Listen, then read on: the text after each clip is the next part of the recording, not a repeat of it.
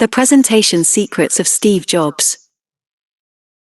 How to be insanely great in front of any audience. Carmine, Gallo columnist, businessweek.com. To my father, Franco, an insanely great man who has lived an extraordinary life. Contents. Acknowledgements. Prologue, How to be insanely great. In front of any audience. Act 1. Create the story. Scene 1. Plan in analog. Scene 2. Answer the one question that matters most. Scene 3. Develop a messianic sense of purpose. Scene 4. Create Twitter-like headlines. Scene 5. Draw a roadmap. Scene 6. Introduce the antagonist. Scene 7. Reveal the conquering hero. Intermission 1. Obey the 10-minute rule. Act 2. Deliver the experience. Scene 8. Channel their inner zen. Scene 9. Dress up your numbers. Scene 10. Use amazingly zippy words. Scene 11. Share the stage. Scene 12. Stage your presentation with props. Scene 13. Reveal a holy shit moment. Intermission 2. Schiller learns from the best. Act 3. Refine and rehearse. Scene 14. Master stage presence. Scene 15. Make it look effortless. Scene 16. Wear the appropriate costume. Scene 17. Toss the script. Scene 18. Have fun. Encore, one more thing. Acknowledgements.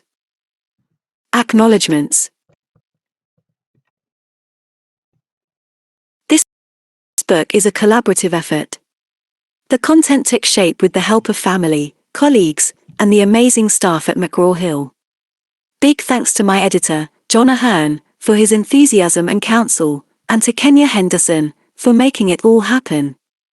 McGraw-Hill design, marketing, and public relations staff are among the best in the book publishing industry.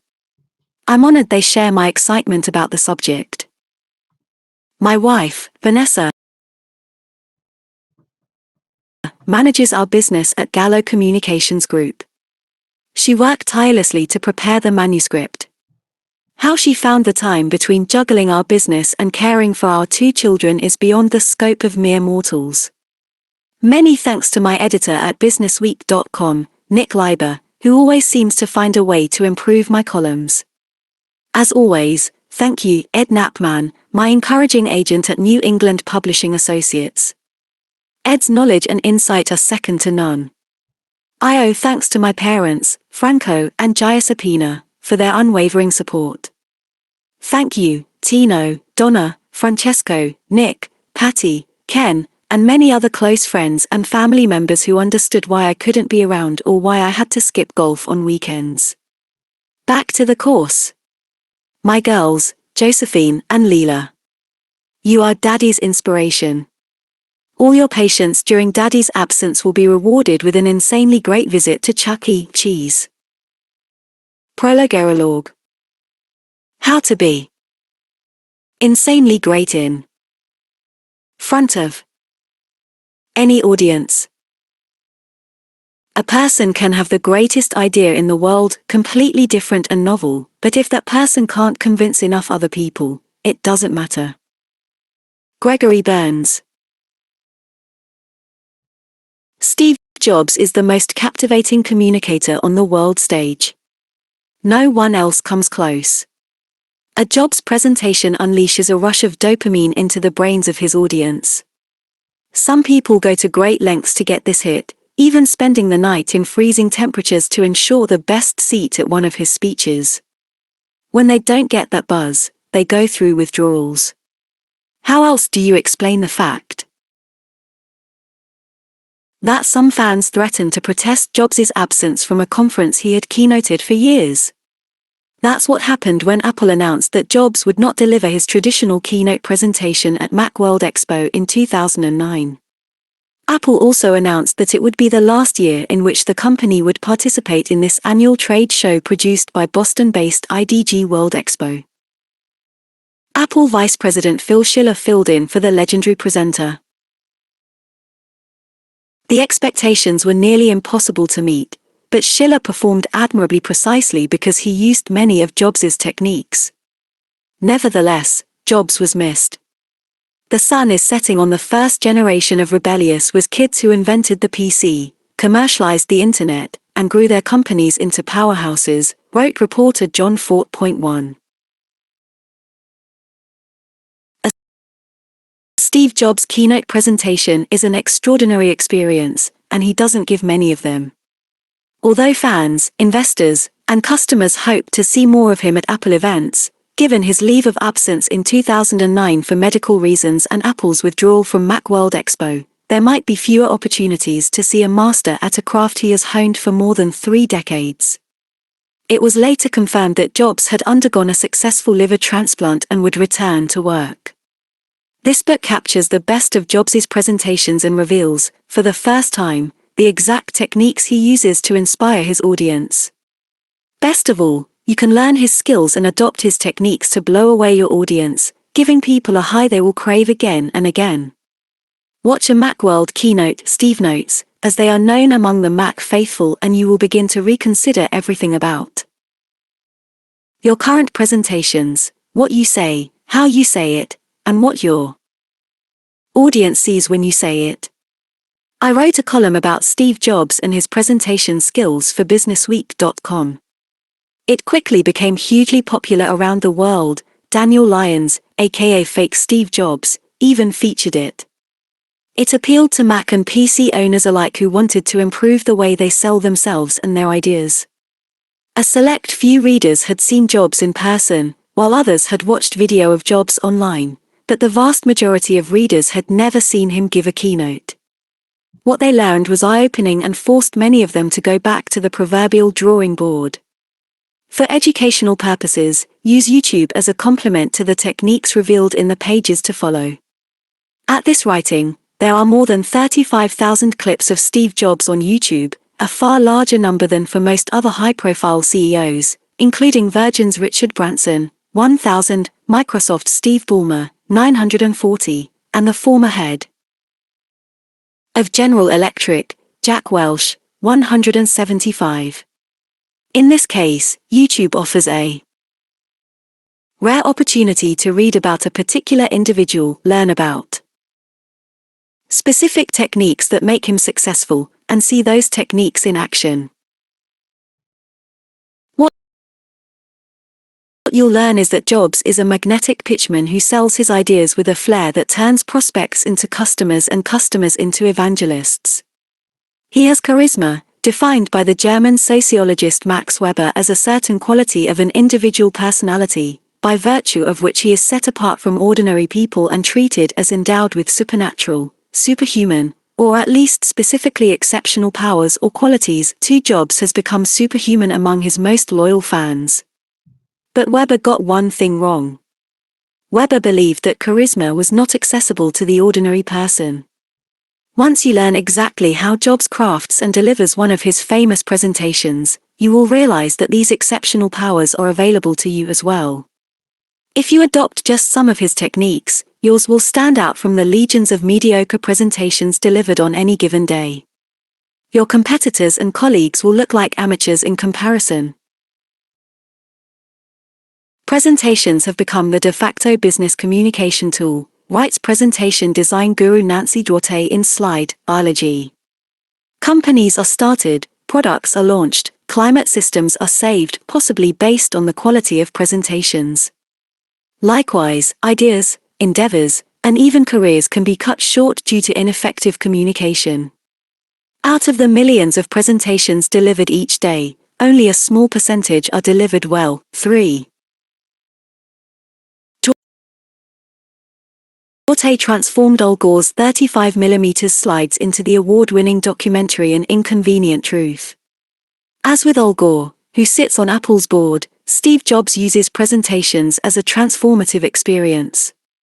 Both men are revolutionizing business communications and have something to teach us, but where Gore has one famous presentation repeated 1,000 times, Jobs has been giving or inspiring presentations since the launch of the Macintosh in 1984.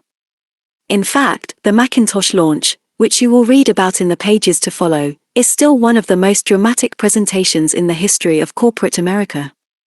I find it amazing that Jobs has actually improved his presentation style in the 25 years since the launch. The 1984 presentation was tough to beat, one of the greatest presentations of our time. Still, Jobs' keynotes at the Macworld Expo in 2007 and 2008 were his best ever. Everything that he had learned about connecting with audiences came together to create truly magnificent moments. Now the bad news. Your presentations are being compared with those of Steve Jobs. He has transformed the typical, dull, technical, plodding slideshow into a theatrical event complete with heroes, villains, a supporting cast, and stunning backdrops. People who witness a Steve Jobs presentation for the first time describe it as an extraordinary experience. In a Los Angeles Times article about Jobs' medical leave, Michael Hiltzik wrote, "No American CEO is more intimately identified with his company's success. Jobs is Apple's visionary and carnival barker." If you want a taste of the latter persona, watch the video of the original iPod launch event in October 2001. Jobs' dramatic command is astonishing.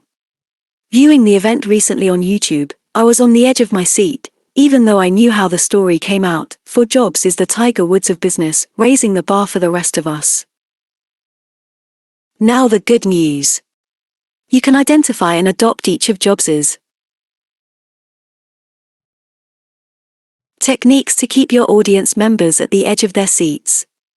Tapping into his qualities will help you create your own magnificent presentations and give you the tools to sell your ideas far more persuasively than you have ever imagined. Consider the presentation secrets of Steve Jobs your roadmap to presentation success. It's as close as you will ever get to having Jobs speak directly in your ear as you present the value behind your service, product, company, or cause. Whether you're a CEO launching a new product, an entrepreneur pitching investors, a sales professional closing a deal, or an educator trying to inspire a class, Jobs has something to teach you. Most business professionals give presentations to deliver information, not jobs. A Steve Jobs presentation is intended to create an experience, a reality distortion field that leaves his audience awed, inspired, and wildly excited. Some of the most common terms used to describe Steve Jobs are seductive, magnetic, captivating, and charismatic. Other terms, typically related to his interpersonal traits, are less flattering. Jobs is a complicated man who creates extraordinary products, cultivates intense loyalty, and also scares the shit out of people. He is a passionate perfectionist and a visionary, two qualities that create a combustible combination when the way things are do not match the way Jobs believes they should be. This book is not intended to tackle everything about Steve Jobs. It is neither a biography of the man nor a history of Apple. This book is not about Jobs the boss, but about Jobs the communicator. And although the book will help you create far more effective presentations, it leaves the art of presentation design to more qualified authors whose life work is dedicated to the field of graphic design. For more references, tips, and video clips of the presentations cited throughout the book, visit carminegallo.com. What the book does offer is the most thorough breakdown of exactly how Jobs crafts and delivers the story behind the Apple brand. You will learn how Jobs does all of the following. 1. Crafts messages. 2. Presents ideas.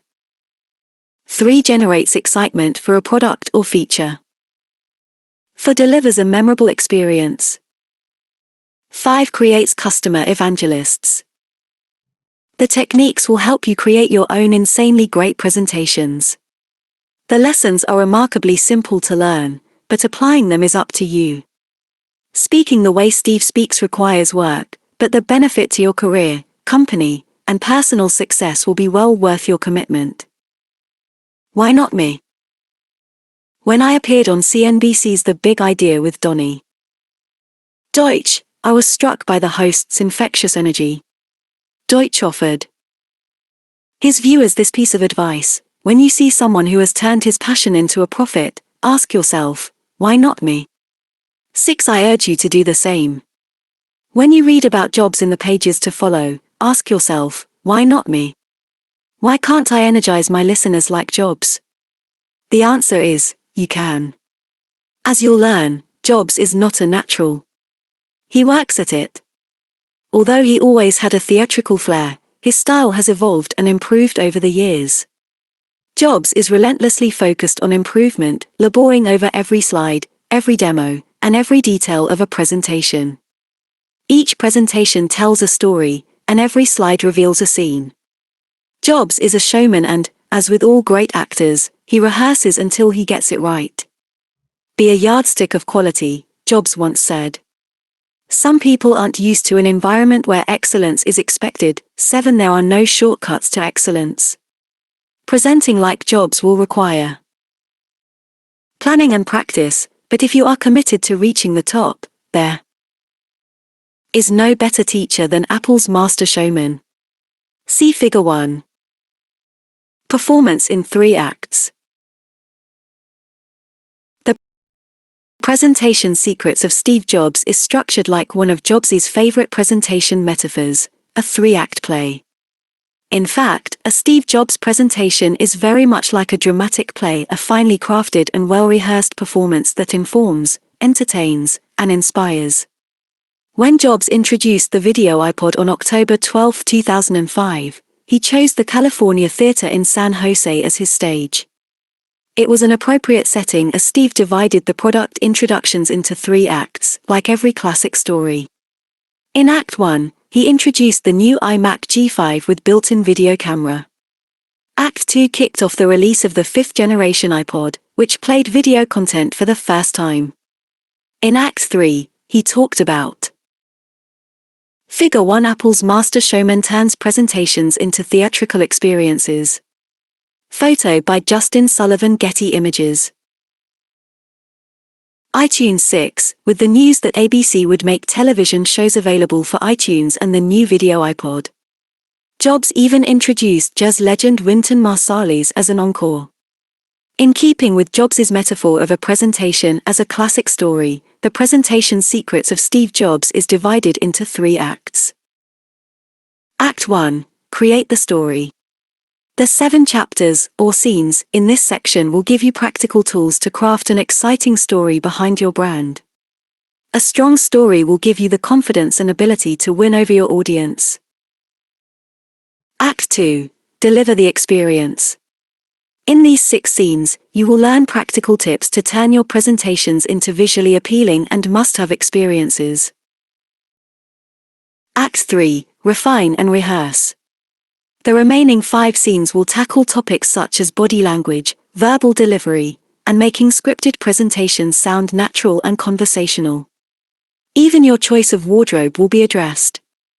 You will learn why mock turtlenecks, jeans, and running shoes are suitable for Jobs but could mean the end of your career. Short intermissions divide the acts. These intermissions contain nuggets of great information culled from the latest findings in cognitive research and presentation design. These findings will help you take your presentations to an entirely new level. What are you really selling? Jobs is the master at taking something that might be considered boring, a hunk of electronic hardware, and enveloping it in a story that made it compellingly dramatic, writes Alan Deutschman in The Second Coming of Steve Jobs. 8. Only a handful of leaders whom I have had the pleasure of meeting have this skill, the ability to turn seemingly boring items into exciting brand stories. Cisco CEO John Chambers is one of them. Chambers does not sell routers and switches that make up the backbone of the internet. What Chambers does sell is human connections that change the way we live, work, play, and learn. The most inspiring communicators share this quality, the ability to create something meaningful out of esoteric or everyday products. Starbucks CEO Howard Schultz does not sell coffee. He sells a third place between work and home. Financial guru Suze Orman does not sell trusts and mutual funds. She sells the dream of financial freedom. In the same way, Jobs does not sell computers. He sells tools to unleash human potential. Throughout this book, ask yourself, what am I really selling? Remember, your widget doesn't inspire. Show me how your widget improves my life, and you've won me over. Do it in a way that entertains me, and you'll have created a true evangelist. Along the way, you'll also discover that Steve Jobs is motivated by a messianic zeal to change the world, to put a dent in the universe. In order for these techniques to work, you must cultivate a profound sense of mission. If you are passionate about your topic, you're 80% closer to developing the magnetism that Jobs has. From the age of 21, when Jobs co-founded Apple with his friend Steve Wozniak, Jobs fell in love with the vision of how personal computing would change society, education, and entertainment. His passion was contagious, infecting everyone in his presence. That passion comes across in every presentation. We all have passions that drive us. The purpose of this book is to help you capture that passion and turn it into a story so mesmerizing that people will want to help you achieve your vision. You see, it's quite possible that your ideas or products vastly improve the lives of your customers, from computers, to automobiles, to financial services, to products that create a cleaner environment, but the greatest product in the world will be useless without a strong brand evangelist to promote it. If you cannot get people to care, your product will never stand a chance of success. Your audience will not care, they will not understand, nor will they be interested. People do not pay attention to boring things. Do not let your ideas die because you failed to present them in a way that sparked the imagination of your listeners. Use Jobs' techniques to reach the hearts and the minds of everyone you hope to influence. As Jobs often says to kick off a presentation, now let's get started. Creating the story, the plot, is the first step to selling your ideas with power, persuasion, and charisma. Succeeding at this step separates mediocre communicators from extraordinary ones. Most people fail to think through their story. Effective communicators plan effectively, develop compelling messages and headlines, make it easy for their listeners to follow the narrative, and introduce a common enemy to build the drama. The 7 chapters, or scenes, in Act 1 will help set the foundation for presentation success. Each scene will be followed by a short summary of specific and tangible lessons you can easily apply today. Let's review the scenes here. Scene 1, Plan in Analog. In this chapter, you will learn how truly great presenters such as Steve Jobs visualize, plan, and create ideas well before they open the presentation software. Scene 2, Answer the one question that matters most. Your listeners are asking themselves one question and one question only: why should I care? Disregard this question, and your audience will dismiss you. Scene 3, Develop a messianic sense of purpose. Steve Jobs was worth more than $100 million by the time he was 125, and it didn't matter to him. Understanding this one fact will help you unlock the secret behind Jobs' extraordinary charisma. Scene 4, Create Twitter-like headlines. The social networking site has changed the way we communicate. Developing headlines that fit into 140-character sentences will help you sell your ideas more persuasively. Scene 5, Draw a roadmap. Steve Jobs makes his argument easy to follow by adopting one of the most powerful principles of persuasion, the Rule of 3. Scene 6, Introduce the antagonist. Every great Steve Jobs presentation introduces a common villain that the audience can turn against. Once he introduces an enemy, the stage is set for the next scene. Scene 7, Reveal the conquering hero. Every great Steve Jobs presentation introduces a hero the audience can rally around. The hero offers a better way of doing something, breaks from the status quo, and inspires people to embrace innovation. Plan in Analog. Marketing is really theater. It's like staging a performance. John Scully. Steve Jobs Jobs has built a reputation in the digital world of bits and bytes, but he creates stories in the very old world tradition of pen and paper. His presentations are theatrical events intended to generate maximum publicity, buzz, and awe. They contain to create the story all of the elements of great plays or movies: conflict, resolution, villains, and heroes. And, in line with all great movie directors, Jobs storyboards the plot before picking up a camera, i.e., opening the presentation software. It's marketing theater unlike any other. Jobs is closely involved in every detail of a presentation, writing descriptive taglines, creating slides, practicing demos, and making sure the lighting is just right. Jobs takes nothing for granted. He does what most top presentation designers recommend: he starts on paper. There's just something about paper and pen and sketching out rough ideas in the analog world in the early stages that seems to lead to more clarity and better, more creative results when we finally get down to representing our ideas digitally, writes Gar Reynolds in Presentation Zen. One design experts, including those who create presentations for Apple, recommend that presenters spend the majority of their time thinking, sketching, and scripting. Nancy Duarte is the genius behind Al Gore's An Inconvenient Truth. Duarte suggests that a presenter spend up to 90 hours to create an hour-long presentation that contains 30 slides. However, only 1/3 of that time should be dedicated to building the slides, says Duarte. The first 27 hours are dedicated to researching the topic, collecting input from experts, organizing ideas, collaborating with colleagues, and sketching the structure of the story. Bullets kill. Think about what happens when you open PowerPoint. A blank format slide appears that contains space for words, a title and subtitle. This presents a problem. There are very few words in a Steve Jobs presentation.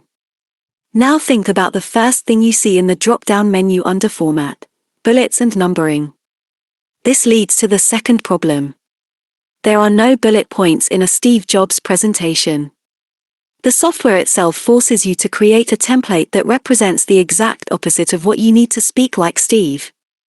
In fact, as you will learn in later scenes, texts and bullets are the least effective.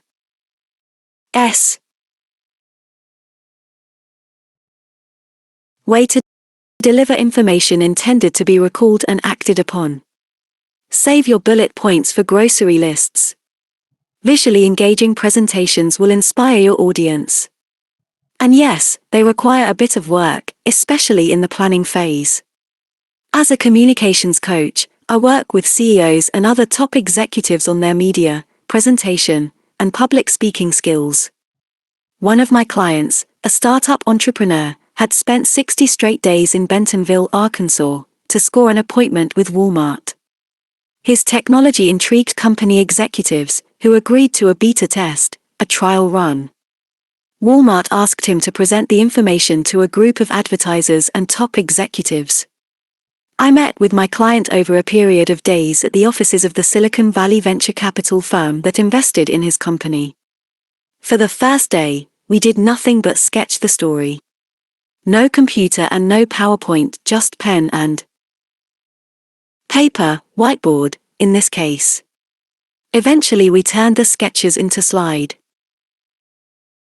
ideas. We needed only 5 slides for a 15-minute presentation. Creating the slides did not take as much time as developing the story. Once we wrote the narrative, designing the slides was easy. Remember, it's the story, not the slides, that will capture the imagination of your audience. The Napkin Test. A picture is the most powerful method for conveying an idea. Instead of booting up your computer, take out a napkin. Some of the most successful business ideas have been sketched on the back of a napkin. One could argue that the napkin has been more important to the world of business ideas than PowerPoint.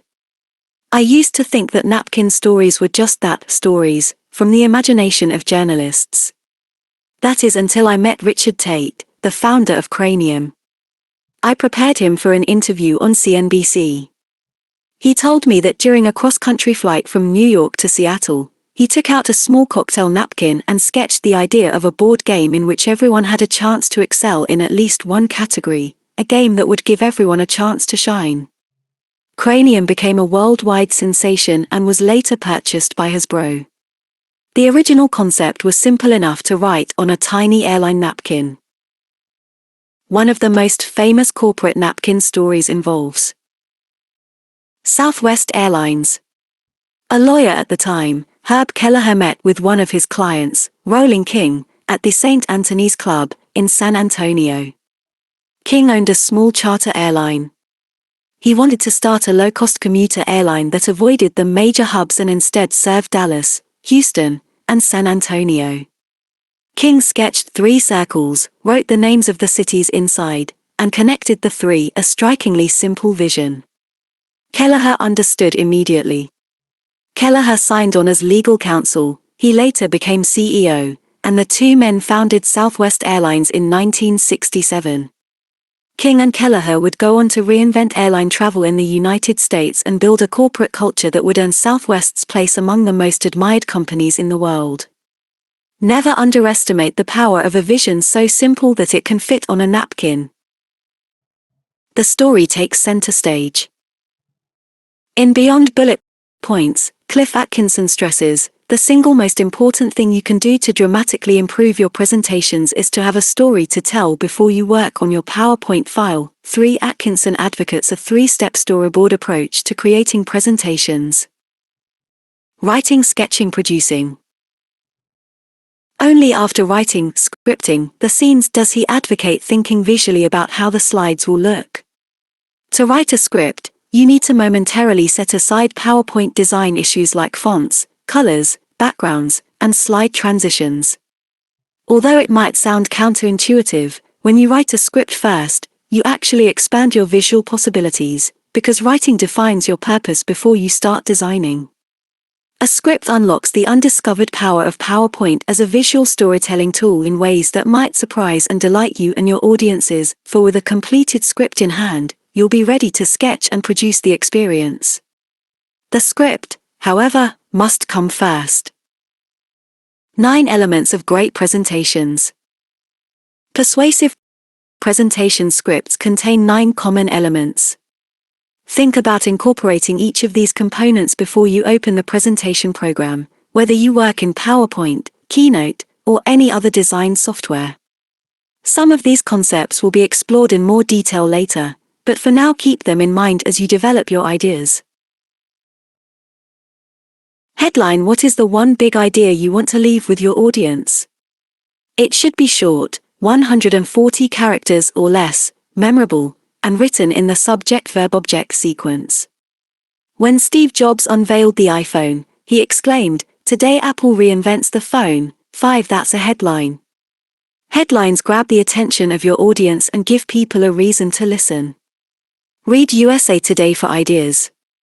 Here are some examples from America's most popular daily newspaper. Apple's skinny MacBook is fat with features. Apple unleashes Leopard operating system. Apple shrinks iPod. Passion statement: Aristotle, the father of public speaking, believed that successful speakers must have pathos, or passion for their subject. Very few communicators express a sense of excitement about their topic. Steve Jobs exudes an almost giddy enthusiasm every time he presents. Former employees and even some journalists have claimed that they found his energy and enthusiasm completely mesmerizing. Spend a few minutes developing a passion statement by filling in the following sentence: I'm excited about this product, company, initiative, feature, etc., because it. Once you have identified the passion statement, don't be bashful, share it. 3 key messages. Now that you have decided on your headline and passion statement, write out the 3 messages you want your audience to receive. They should be easily recalled without the necessity of looking at notes. Although Scene 5 is dedicated to this subject, for now keep in mind that your listeners can recall only 3 or 4 points in short-term memory. Each of the key messages will be followed by supporting points. Metaphors and analogies. As you develop key messages and supporting points, decide on which rhetorical devices will make your narrative more engaging. According to Aristotle, metaphor is the most important thing by far.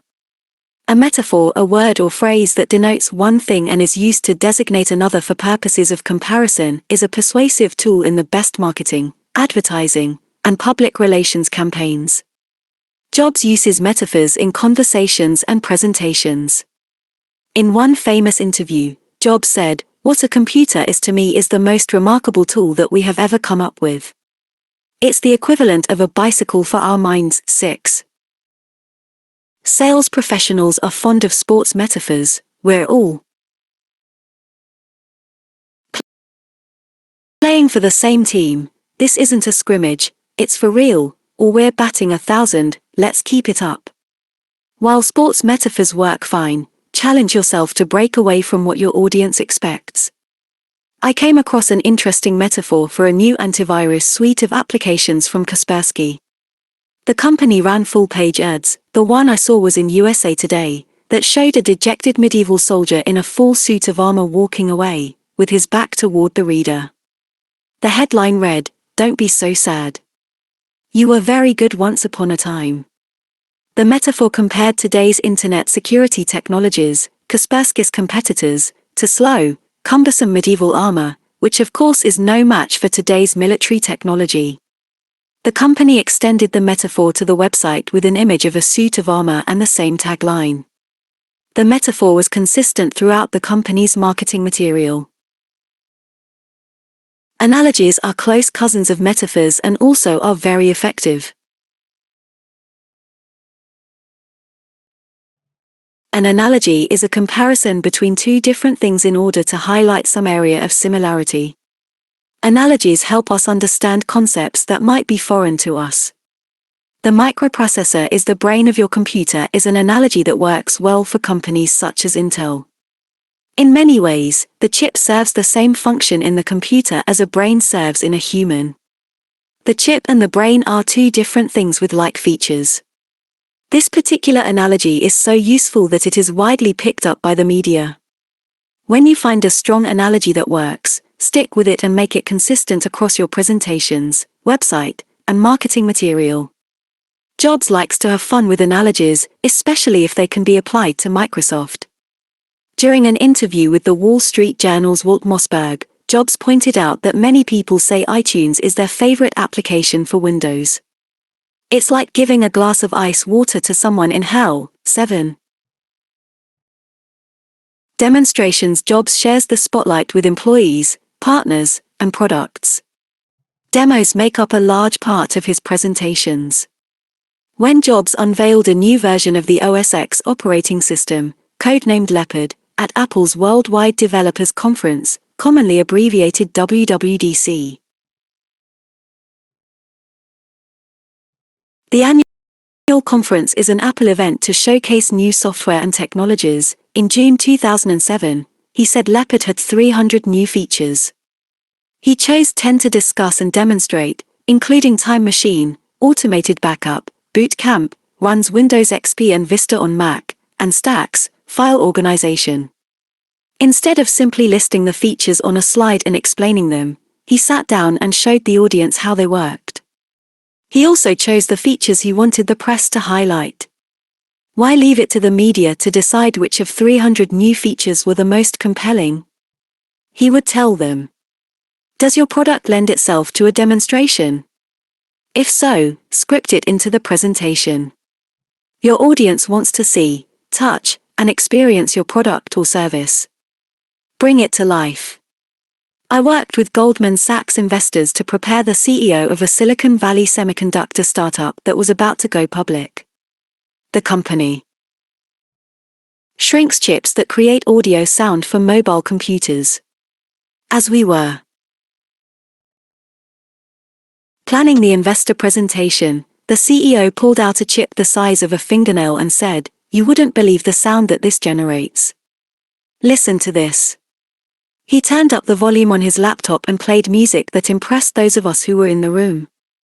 It was a no-brainer to use the same demonstration, with a more dramatic build-up, when the executive pitched the company to investors. The IPO went on to become a huge success. An investor who had underwritten the company later called me and said, "I don't know what you did, but the CEO was a hit. I didn't have the heart to say that I stole the idea from the Steve Jobs playbook." Partners. Jobs shares the stage with key partners as well as his products. In September 2005, Jobs announced that all of Madonna's albums would be available on iTunes. The pop star herself suddenly appeared via webcam and joked with Jobs that she had tried to hold out as long as possible but got tired of not being able to download her own songs. Whether it's an artist or an industry partner like the CEOs of Intel, Fox, or Sony, Jobs often shares the stage with people who contribute to Apple's success. Customer evidence and third-party endorsements. Offering customer evidence or testimonials is an important part of the selling cycle. Few customers want to be pioneers, especially when budgets are tight. Just as recruiters ask for references, your customers want to hear success stories. This is especially critical for small companies. Your sales and marketing collateral might look great in that glossy 4-color brochure, but it will be met with a healthy degree of skepticism. The number one influencer is word of mouth. Successful product launches usually have several customers who were involved in the beta and who can vouch for the product. Incorporate customer evidence into your pitch. Including a quote is simple enough, but try going one step further by recording a short testimonial and embedding the video on your site and in your presentation. Even better, invite a customer to join you in person, or via webcam, at a presentation or an important sales meeting. Do you have third-party reviews of your product? Always use third-party endorsements when available. Word of mouth is one of the most effective marketing tools available, and when your customers see an endorsement from a publication or an individual they respect, it will make them feel more comfortable about their purchasing decisions.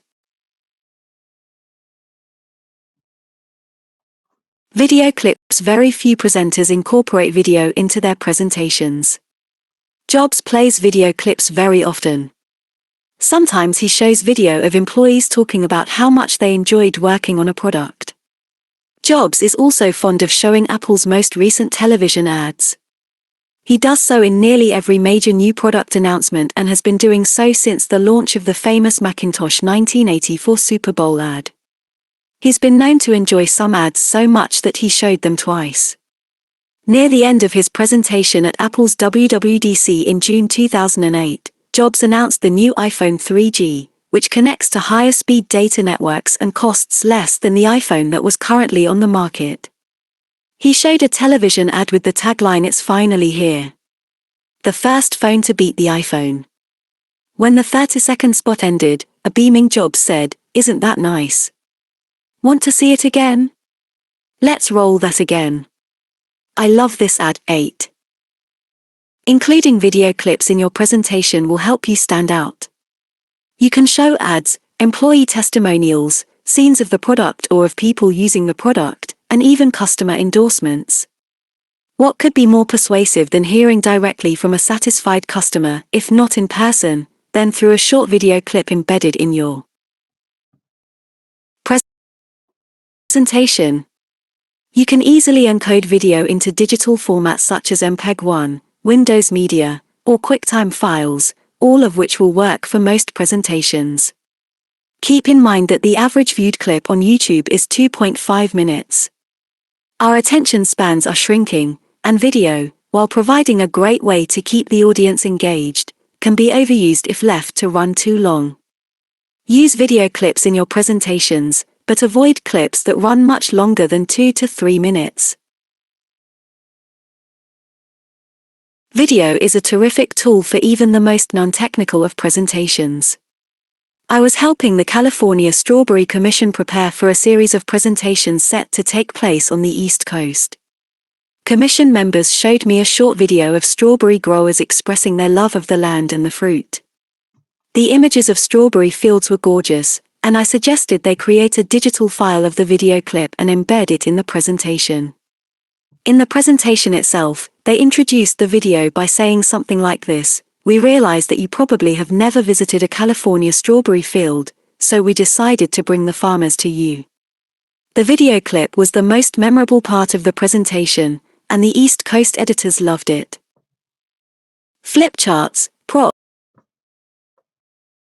and show in detail. There are three types of learners: visual, the majority of people fall into this category; auditory, listeners; and kinesthetic, people who like to feel and touch. Find ways to appeal to everyone. A presentation should comprise more than just slides. Use whiteboards, flip charts, or the high-tech flip chart, a tablet PC. Bring props such as physical products for people to see, use, and touch. In Scene 12, you'll learn much more about reaching the three types of learners. Most communicators get so caught up in the slides. Which font should I use? Should I use bullets or dashes? Should I include a graph here? How about a picture there? These are the wrong questions to be asking in the planning stage. If you have a tangible product, find other ways outside of the slide deck to show it off. On October 14, 2008, Steve introduced a new line of MacBooks carved out of one piece of aluminum, a unibody enclosure. After Jobs discussed the manufacturing process, Apple employees handed out examples of the new frame so audience members could see it and touch it for themselves. Incorporating all of these elements in a presentation will help you tell a story worth listening to. Slides don't tell stories, you do. Slides complement the story. This book is software agnostic. It avoids a direct comparison between PowerPoint and Keynote because the software is not the main character in an effective presentation, the speaker is. Jobs himself started using Apple's Keynote software in 2002, so what are we to make of the extraordinary presentations Jobs gave dating back to 1984? The software is not the answer. The fact that Steve Jobs uses Keynote instead of PowerPoint does not mean your presentation will look more like his if you make the switch. You will, however, win over your audience by spending more time creating the plot than producing the slides. Use a notepad or whiteboard to script your ideas. It will help you visualize the story and simplify its components. When Jobs Aristotle's outline for persuasive arguments. 1. Deliver a story or statement that arouses the audience's interest. 2. Pose a problem or question that has to be solved or answered. 3. Offer a solution to the problem you raised. 4. Describe specific benefits for adopting the course of action. Return to Apple in 1996. Taking over for ousted Gil Amelio, he found a company with more than 40 different products, which confused the customer. In a bold move, he radically simplified the product pipeline. In Inside Steve's Brain, Leander Carney writes that Jobs called senior management into his office. Jobs drew a very simple 2x2 grid on the whiteboard. Across the top he wrote consumer and professional, and down the side, portable and desktop. 9 under Jobs, Apple would offer just 4 computers, 2 notebooks and 2 desktops aimed at consumer and professional users. This is one of many stories in which we learn that Jobs does his best thinking when he's thinking visually. Whether you plan best on a whiteboard, a yellow legal pad, or post-it notes, spend time in analog before jumping to digital. Your ultimate presentation will be far more interesting, engaging, and relevant. Director's Notes. 1. Start planning before you open the presentation software. Sketch ideas on paper or whiteboards. 2. Incorporate some, if not all, of the following 9 elements to make your presentation come alive: headline, passion statement, 3 key messages, analogies, demonstrations, partner showcase, customer evidence, video clips, and props. 3. Speaking like Jobs has little to do with the type of presentation software you use, PowerPoint, Keynote, etc., and everything to do with how you craft and deliver the story. Answer the 1. Question that matters most. You've got to start with the customer experience and work back toward the technology, not the other way around. Steve Jobs, May 25, 1997, Worldwide Developers Conference. In May 1998, Apple launched a splashy new product aimed at shoring up its dwindling share of the computer market, which had sunk to under 4%. When Jobs unveiled the new translucent iMac, he described the reason for building the computer, the target market, and the benefit customers would see from buying the new system. Even though this is a full-blown Macintosh, we are targeting this for the number one use consumers tell us they want a computer for, which is to get on the internet simply and fast. We're also targeting this for education. They want to buy these. It's perfect for most of the things they do in instruction. We went out and looked at all of the consumer products out there. We noticed some things about them pretty much universally. The first is they are very slow. They are all using last year's processor. Secondly, they all have pretty crummy displays on them, likely no networking on them, old generation I/O devices, and what that means is they are 15 lower performance and harder to use, and these things are ugly. So, let me tell you about iMac. Point 1. After describing the weaknesses of current products in the preceding excerpt, Jobs drew a verbal roadmap for his audience, listing the features he would explain in more detail. Learn more about drawing a roadmap in Scene 5. The audience learned that the new iMac was fast, it screams, and that it had a gorgeous 15-inch display, a large amount of built-in memory, and components that would make accessing a network easier for students and home users.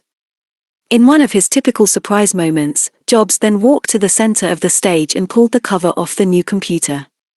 Your audience wants to be informed, educated, and entertained, informed about your product, educated on how it works, and entertained while learning about it. Above all, people want to know the answer to one question: why should I care? Let's take a closer look at that iMac excerpt. Jobs told the audience, what that means is, Jobs connects the dots for his listeners.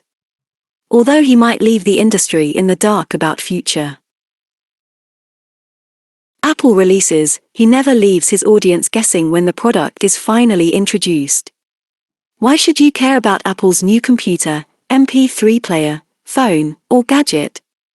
Don't worry. Jobs will tell you. The rumors are true. For years, Apple had a rivalry with Intel, even setting fire to an Intel Bunnyman in a 1996 TV spot. 1 decade later, Apple put its rivalry to rest and announced that Intel processors would power its new Macintosh systems, replacing IBM's PowerPC chips. On June 6, 2005, Jobs announced the switch at Apple's Worldwide Developers Conference in San Francisco. Rumors of the switch had been floating around for months, and many observers expressed concern about the transition. Reporters for eWeek magazine found it difficult to believe Apple would swap the PowerPC for Intel, since the PowerPC had worked well for the brand. Developers were grumbling. Jobs had to convince the audience that the switch was the right thing to do. His presentation was enormously persuasive in changing people's opinions because, using plain and direct language, he answered the one question that mattered most: why should Apple's customers and developers care? Yes, it's true. We are going to begin the transition from PowerPC to Intel processors. Now, why are we going to do this? Didn't we just get through going from OS 9 to OS X? Isn't the business great right now? Because we want to make the best computers for our customers looking forward. Now, I stood up here 2 years ago and promised you this slide shows desktop computer with 3 GHz, and we haven't been able to deliver it to you. I think a lot of you would like a G5 in your PowerBook, and we haven't been able to deliver it. But these aren't even the most important reasons. As we look ahead, though we have some great products now, we can envision some amazing products we want to build for you, and we don't know how to build them with the future PowerPC roadmap. That's why we're going to do this point too. Jobs articulated the argument so convincingly that few people in the audience that day left without a high degree of confidence that the transition had been the right thing for Apple, its developers, and its customers. Why should I care? During the planning phase of your presentation, always remember that it's not about you. It's about them. The listeners in your audience are asking themselves one question: why should I care? Answering that one question right out of the gate will grab people's attention and keep them engaged. I was preparing a CEO for a major analyst presentation and asked how he planned to kick it off. He offered this dry, boring, and confusing introduction: our company is a premier developer of intelligent semiconductor intellectual property solutions that dramatically accelerate complex system-on-a-chip designs while channel your best Steve Jobs impression. In the summer of 2006, Intel released a processor branded Core 2 Duo. The Duo stood for dual core, meaning there were 2 cores, or brains, on each microprocessor. That may not sound exciting, but if you answer the one question that matters, why should I care, it becomes very interesting. Take 2 scenarios. In both scenarios, a customer walks into a computer store and asks the salesperson for information about notebook computers. The sales professional in the first scenario has not read this book and fails to answer the one question that matters. The salesperson in the second scenario is more likely to win the sale, by virtue of channeling his or her inner Steve Jobs and answering the one question on the mind of the customer: why should I care? Scenario 1: Customer: hi, I'm looking for a notebook computer that is light and fast and includes a DVD. Salesperson: you should look for an Intel Core 2 Duo. Customer: okay. I didn't know Intel makes computers. Salesperson: they don't. Customer: can you tell me more? Salesperson: an Intel dual-core processor has 2 performance engines that simultaneously process data at a faster rate. Customer: oh. Maybe I should look somewhere else. Of course the customer in this scenario will look somewhere else. Although the salesperson was technically accurate, the customer had to work far too hard to figure out how the new system would make the person's life better. It took too much brain power, and as you'll learn, the brain is a lazy piece of meat that tries to preserve energy. Make the brain work too hard, and you'll lose your audience. The customer had one question in mind and one question only. The salesperson failed to answer it and seemed indifferent, even arrogant. Let's try it again. This time, the salesperson will do a stellar Steve Jobs impression. Scenario 2. Salesperson: hi, can I help you find something? Customer: sure. I'm looking for a notebook computer. One that is light and fast and includes a DVD. Salesperson: you've come to the right place. We have a huge selection of small notebooks that are blazingly fast. Have you considered a system with an Intel Core 2 Duo? Customer: not really. What's that? Salesperson: think of the microprocessor as the brain of your computer. Now, with these Intel chips, you get 2 brains in one computer. What that means to you is that you can do a lot of fun and productive stuff at the same time.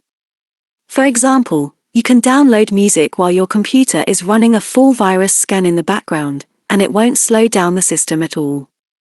Your productivity applications will load much faster, you can work on multiple documents at the same time, your DVDs will play much better, and you get much longer battery life on top of it.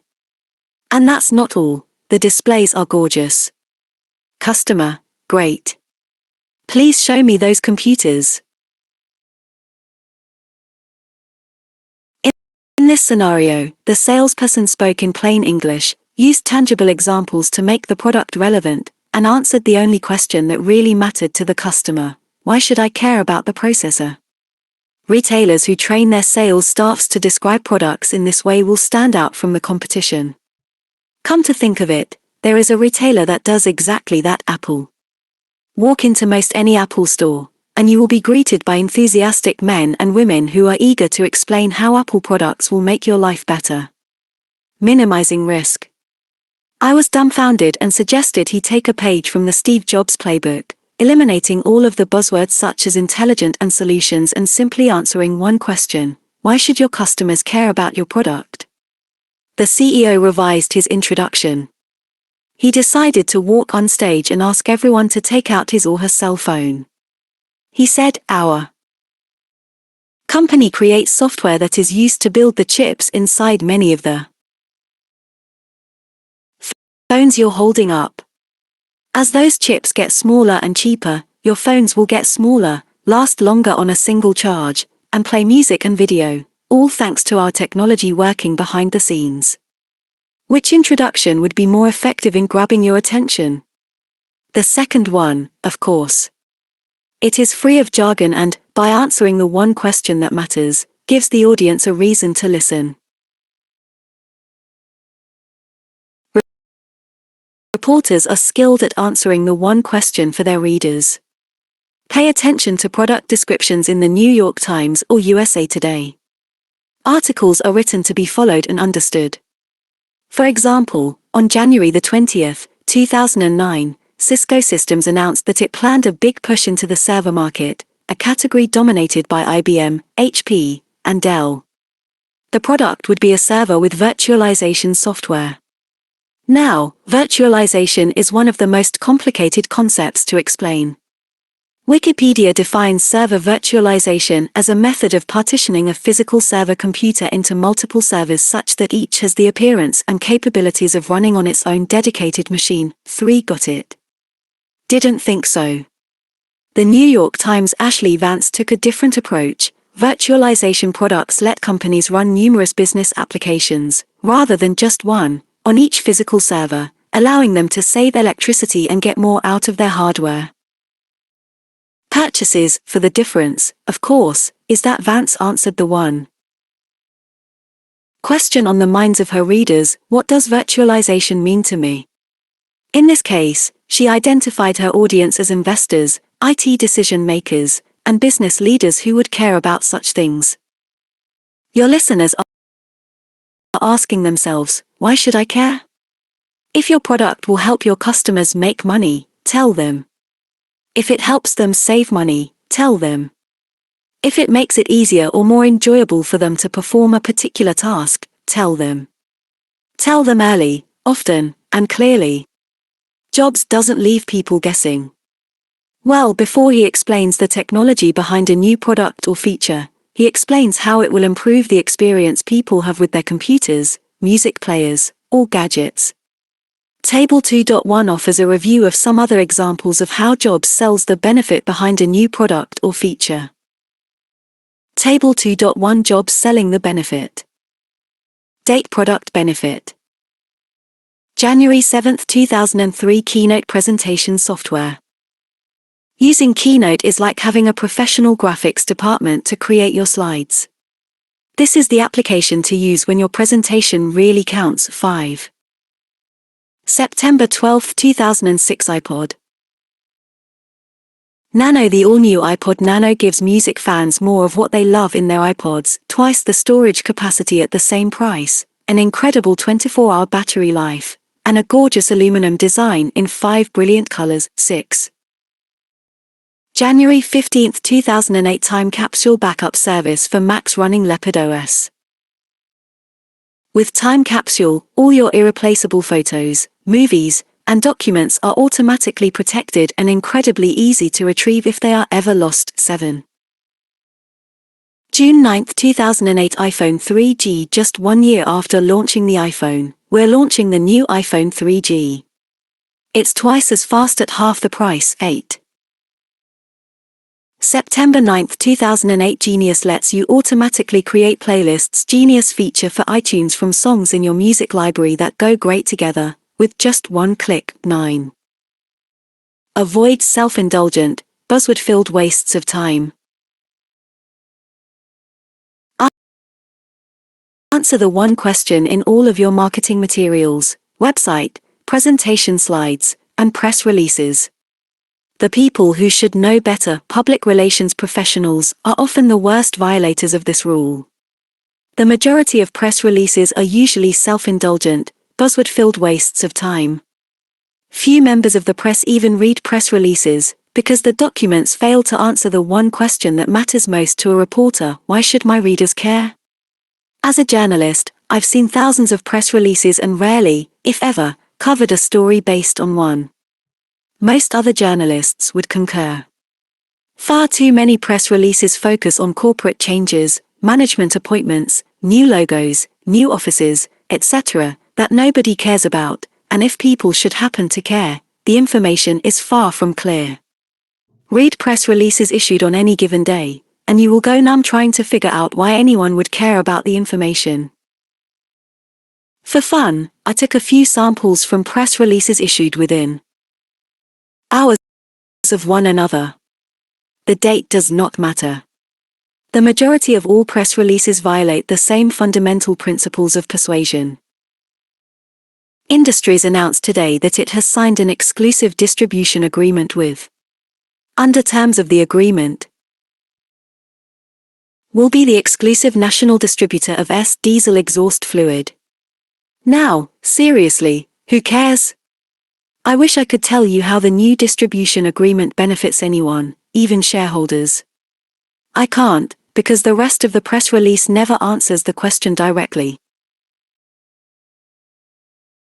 Has been named 2008 Pizza Chain of the Year by Pizza Marketplace. The press release said this honor comes after the chain delivered consistent profits, 6 quarters of same-store sales increases, and a new management team. Now, if the chain offered its customers a special discount to celebrate this honor, it would be newsworthy, but the press release mentions nothing that distinguishes this pizza chain from the thousands of other pizza parlors. This type of release falls under the look at us category, announcements that are largely meaningless to anyone outside the executive suites. Has announced the addition of the annual report on China's steel market in 2008 and the outlook for 2009 report to their offering. Really? I'm sure millions of people around the world were waiting for this new report. Just kidding. This is another example of a wasted opportunity. If this release had started with one new, eye-opening piece of information from the new report, I might have been slightly more interested. However, that would have meant putting the reader first, and, sadly, most PR pros who write press releases intended for journalists have never been trained as journalists themselves. Here's another gem, courtesy of an electric company in Hawaii. Today announced that has been named President and CEO, effective January 1st. 2009, replaces who stepped down as President and CEO in August of this year. We also learned that the new CEO has 32 years of experience in the utilities industry and has lived on the Big Island for 20 years. Isn't that wonderful? Doesn't it give you a warm feeling? Again, this press release represents a lost opportunity to connect with the company's investors and customers. If the release had started with one thing that the new CEO planned to do immediately to improve service, it would have been far more interesting and newsworthy. For the most part, press releases fail miserably at generating interest because they don't answer the one question that matters most to the reader. Do not make the same mistake in your presentation, publicity, and marketing material. Nobody has time to listen to a pitch or presentation that holds no benefit. If you pay close attention to Jobs, you will see that he doesn't sell products, he sells the dream of a better future. When Apple launched the iPhone in early 2007, CNBC reporter Jim Goldman asked Jobs, "Why is the iPhone so important to Apple?" Jobs avoided a discussion of shareholder value or market share.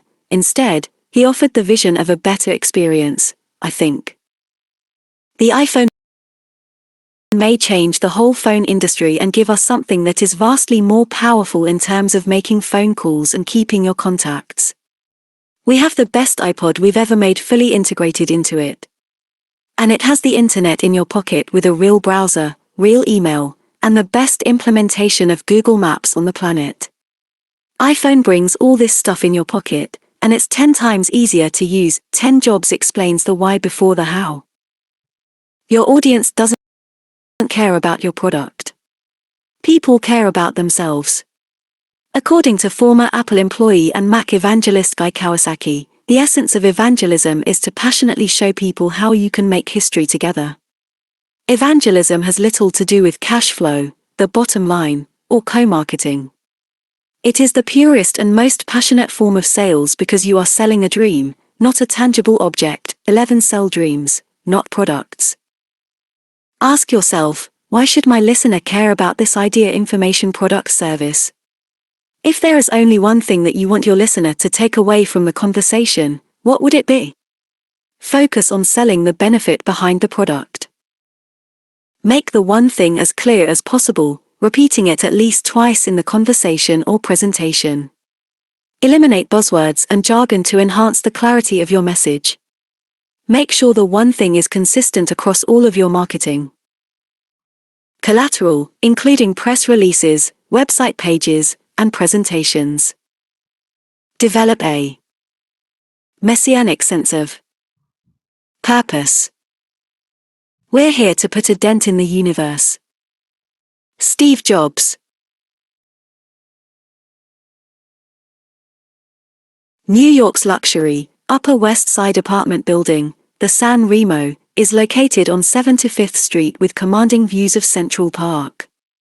Its most famous residents read like a who's who of contemporary culture: Tiger Woods, Demi Moore, Dustin Hoffman, Bono, and, at one time, a young man on a mission, Steve Jobs. In 1983, Jobs was aggressively courting then PepsiCo president John Sculley. Apple desperately wanted to bring in someone with Sculley's marketing and managing experience, but despite Steve's charm, Sculley failed to budge. The position would require that Sculley relocate his family to the West Coast, and it paid less than he wanted. One sentence would change everything. One sentence that would transform Apple, shift the trajectory of Sculley's career, and begin Jobs' amazing path from whiz kid to failure to hero and, finally, to legend. In his book Odyssey, Sculley recounts the conversation that would lead to his decision to take the job. The conversation. 27 also provided one of the most famous quotes in the history of corporate America. According to Sculley, we were on the balcony's west side, facing the Hudson River, when he, Jobs, finally asked me directly, "Are you going to come to Apple?" "Steve," I said, "I really love what you're doing. I'm excited by it. How could anyone not be captivated? But it just doesn't make sense. Steve, I'd love to be an advisor to you, to help you in any way. But I don't think I can come to Apple." Sculley said Jobs' head dropped, he paused and stared at the ground. Jobs then looked up and issued a challenge to Sculley that would haunt him. Jobs said, "Do you want to spend the rest of your life selling sugared water, or do you want a chance to change the world?" One Sculley said it was as if someone delivered a stiff blow to his stomach. The reality distortion field. Sculley had witnessed what Apple's vice president Bud Tribble once described as Jobs' reality distortion field, an ability to convince anyone of practically anything. Many people cannot resist this magnetic pull and are willing to follow Jobs to the promised land, or at least to the next cool iPod. Few people can escape the Jobs charisma, a magnetism steeped in passion for his products. Observers have said that there is something about the way Jobs talks, the enthusiasm that he conveys, that grabs everyone in the room and doesn't let go. Even journalists who should have built up an immunity to such gravitational forces cannot escape the influence. Wired.com editor Leander Carney interviewed Jobs biographer Alan Deutschman, who described a meeting with Jobs. "He uses your first name very often. He looks directly in your eyes with that laser-like stare. He has these movie star eyes that are very hypnotic. But what really gets you is the way he talks. There's something about The rhythm of his speech and the incredible enthusiasm he conveys for whatever it is he's talking about that is just infectious. To do what you love. Deutschmann said the Steve Jobs X factor is the way he talks. But what exactly is it about the way he talks that pulls you in? Jobs speaks with passion, enthusiasm, and energy. Jobs himself tells us where his passion comes from. You've got to find what you love. Your work is going to fill a large part of your life, and the only way to be truly satisfied is to do what you believe is great. Develop a Messianic sense of purpose. 27 Work. And the only way to do great work is to love what you do. If you haven't found it yet, keep looking. Don't settle. 3 We all have a unique purpose. Some people, such as Jobs, identify that purpose from an early age. Others never do, because they are caught up in catching up with the Joneses. One sure way to lose sight of your purpose is to chase money for the sake of chasing money.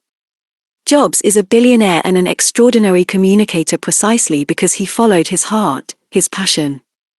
The money, he most certainly knew, would come. Finding your core purpose. What is your core purpose? Once you find it, express it enthusiastically. One of the most profound experiences of my journalism career happened during an interview with Chris Gardner. Actor Will Smith played Gardner in the movie The Pursuit of Happiness. In that craziness, we see genius. I think you always had to be a little different to buy an Apple computer. I think the people who do buy them are the creative spirits in this world. They are the people who are not out just to get a job done, they're out to change the world. We make tools for those kinds of people. We are going to serve the people who have been buying our products since the beginning. A lot of times, people think they're crazy. But in that craziness, we see genius. And those are the people we're making tools for. Point 4 In the 80s, the real-life Gardner pursued an unpaid internship to become a stockbroker. He was homeless at the time, spending nights in the bathroom of an Oakland, California, subway station. To make the situation even harder, Gardner took care of his 2-year-old son. The two slept together on the bathroom floor. Every morning, Gardner would put on the one suit he had, drop his son off at a very questionable daycare, and take his classes. Gardner finished top of his class, became a stockbroker, and earned many millions of dollars. For a Business Week column, I asked him, "Mr. Gardner, how did you find the strength to keep going?" His answer was so profound that I remember it to this day. Find something you love to do so much, you can't wait for the sun to rise to do it all over again. 5 In Built to Last, Successful Habits of Visionary Companies, authors Jim Collins and Jerry Porras studied 18 leading companies. Their conclusion: individuals are inspired by core values and a sense of purpose beyond just making money. 6 From his earliest interviews, it becomes clear that Jobs was more motivated by creating great products than by calculating how much money he would make at building those products. In a PBS documentary, Triumph of the Nerds, Jobs said, "I was worth over $1 million when I was 23, and over $10 million when I was 24, and over $100 million when I was 25, and it wasn't that important, because I never did it for the money." 7 I never did it for the money. This phrase holds the secret between becoming an extraordinary presenter and one mired in mediocrity for the rest of your life. Jobs once said that being the richest man in the cemetery didn't matter to him, rather, going to bed at night saying we've done something wonderful, that's what matters to me. 8 Great presenters are passionate, because they follow their hearts. Their conversations become platforms to share that passion. Malcolm Gladwell shares a fascinating observation in Outliers. He argues that most of the leaders who are responsible for the personal computing revolution were born in 1955. That's the magic year, he says. According to Gladwell, the chronology makes sense because the first mini-computer, the Altair, was introduced in 1975, marking one of the most important developments in the history of personal computers. He states, "If you were more than a few years out of college in 1975, then you belonged to the old paradigm. You had just bought a house. You're married. A baby is on the way. You're in no position to give up a good job and pension for some pie-in-the-sky $397 computer kit. 9. Likewise, if you were too young, you would not be mature enough to participate in the revolution. Gladwell speculates that the ideal age of tech industry titans was around 20 or 21, those born in 1954 or 1955. Steve Jobs was born on February 24, 1955. He was born at the right time and in the right neighborhood to take advantage of the moment. Gladwell points out that Jobs is one of an amazing number of technology leaders born in 1954 and 1955, including Bill Gates, Paul Allen, Steve Ballmer, Eric Schmidt, Scott McNealy, and others. Gladwell's conclusion is that these men became successful precisely because computers were not big moneymakers at the time. They were cool, and these men loved to tinker. The message, claims Gladwell, is, to achieve success, do what you find interesting. Do what you love, and follow your core purpose. As Jobs has said, your heart knows where it wants to be. The luckiest guys on the planet. On May 30, 2007, Steve Jobs and Bill Gates shared the stage in a rare joint appearance at the technology conference D. All Things. Lust for it. In a New York Times article after the launch of the Macbook Air, John Markoff wrote about witnessing Steve's enthusiasm in person. Markoff spent 30 minutes with Jobs after the conference and noted that Jobs' passion for personal computing came across even more so than it did when he was performing on stage. Jobs excitedly told Markoff, "I'm going to be the first one in line to buy one of these. I've been lusting after this." 10. Digital. Wall Street Journal columnists Walt Mossberg and Kara Swisher covered a variety of topics with the two tech titans. In response to a question about Bill Gates' second act as a philanthropist, Jobs credited Gates for making the world a better place because Gates' goal wasn't to be the richest guy in the cemetery. You know, I'm sure Bill was like me in this way. I mean, I grew up fairly middle class, lower middle class, and I never really cared much about money. And Apple was so successful early on in life that I was very lucky that I didn't have to care about money then. And so I've been able to focus on work and then later on, my family. And I sort of look at us as two of the luckiest guys on the planet because we found what we love to do, we were at the right place at the right time, and we've gotten to go to work every day with superb bright people for 30 years and do what we love doing. And so it's hard to be happier than that. And so I don't think about legacy much. I just think about being able to get up every day and go in and hang around these great people and hopefully create something that other people will love as much as we do. And if we can do that, that's great. Point 11. Nowhere in that quote do you hear Jobs speak of wealth, stock options, or private planes. Those things are nice, but they don't motivate Jobs. His drive comes from doing what he loves, designing great products that people enjoy. Rally people to a better future. Donald Trump once remarked, "If you don't have passion, you have no energy, and if you don't have energy, you have nothing." It all starts with passion. Passion stirs the emotions of your listeners when you use it to paint a picture of a more meaningful world, a world that your customers or employees can play a part in creating. Marcus Buckingham interviewed thousands of employees who excelled at their jobs during his 17 years at the Gallup organization. After interviewing thousands of peak performers, he arrived at what he considers the single best definition of leadership.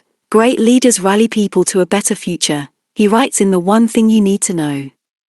13. According to Buckingham, a leader carries a vivid image in his or her head of what a future could be.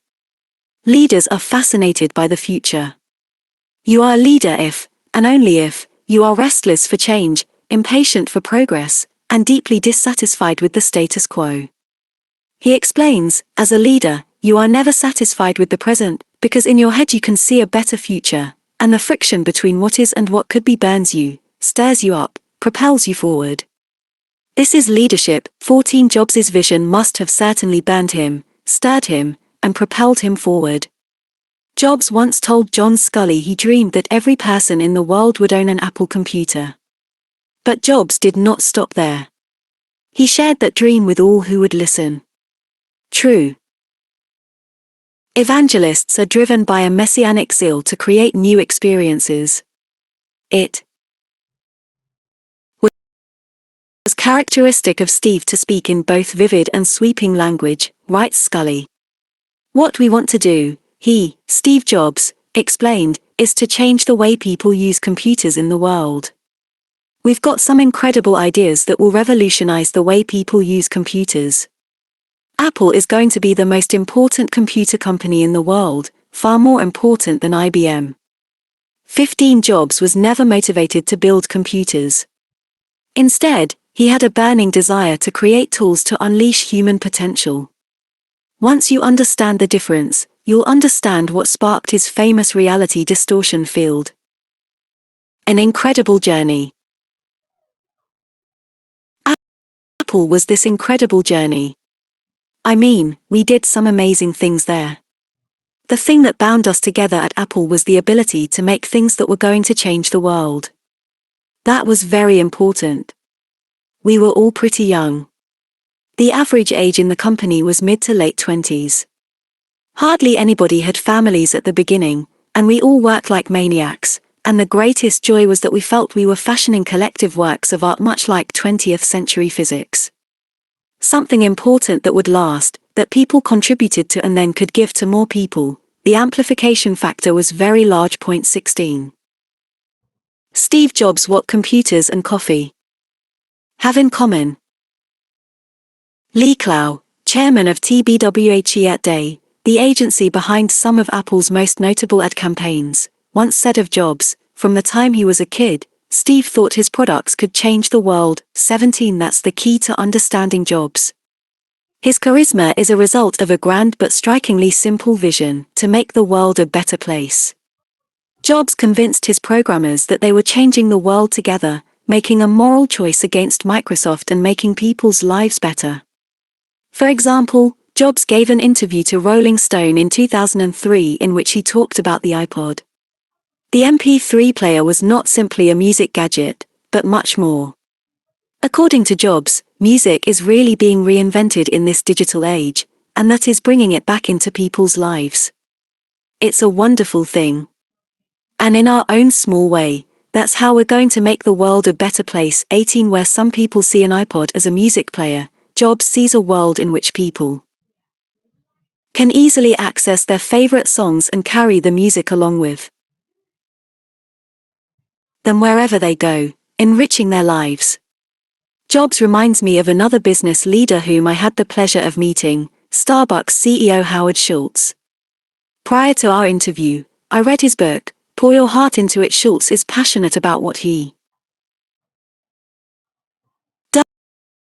does. In fact, the word passion appears on nearly every page. But it soon became clear that he is not as passionate about coffee as he is about the people, the baristas who make the Starbucks experience what it is. You see, Schultz's core vision was not to make a great cup of coffee. It was much bigger.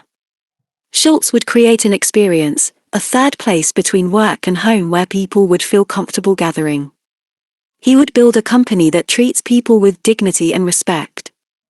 Those happy employees would, in turn, provide a level of customer service that would be seen as a gold standard in the industry.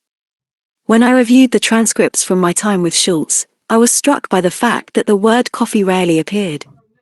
Schultz's vision had little to do with coffee and everything to do with the experience Starbucks offers. Some managers are uncomfortable with expressing emotion about their dreams, but it's the passion and emotion that will attract and motivate others. Wright Collins and Porus. 19. Communicators such as Steve Jobs and Howard Schultz are passionate about how their products improve the lives of their customers. They're not afraid to express it. Coffee, computers, iPods, it doesn't matter. What matters is that they are motivated by a vision to change the world, to leave a dent in the universe. This book is filled with techniques to help you sell your ideas more successfully, but no technique can make up for a lack of passion for your service, product, company, or cause. The secret is to identify what it is you're truly passionate about. More often than not, it's not the widget, but how the widget will improve the lives of your customers. Here is an excerpt from an interview Jobs gave Wired magazine in 1996. Design is a funny word. Some people think design means how it looks. But of course, if you dig deeper, it's really how it works. The design of the Mac wasn't what it looked like, although that was part of it.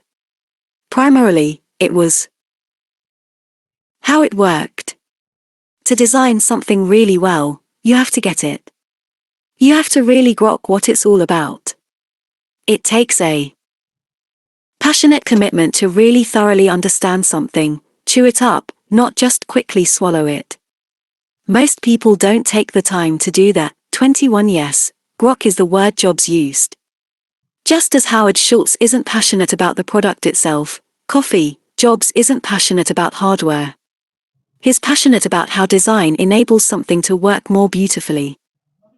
Think different. Los Angeles ad agency TBWHE Day created an Apple television and print advertising campaign that turned into one of the most famous campaigns in corporate history. Think Different debuted on September 28, 1997, and became an instant classic. As black and white images of famous iconoclasts filled the screen, Albert Einstein, Martin Luther King, Richard Branson, John Lennon, Amelia Earhart, Muhammad Ali, Lucille Ball, Bob Dylan, and others, actor Richard Dreyfuss voiced the narration. Here's to the crazy ones. The misfits. The rebels.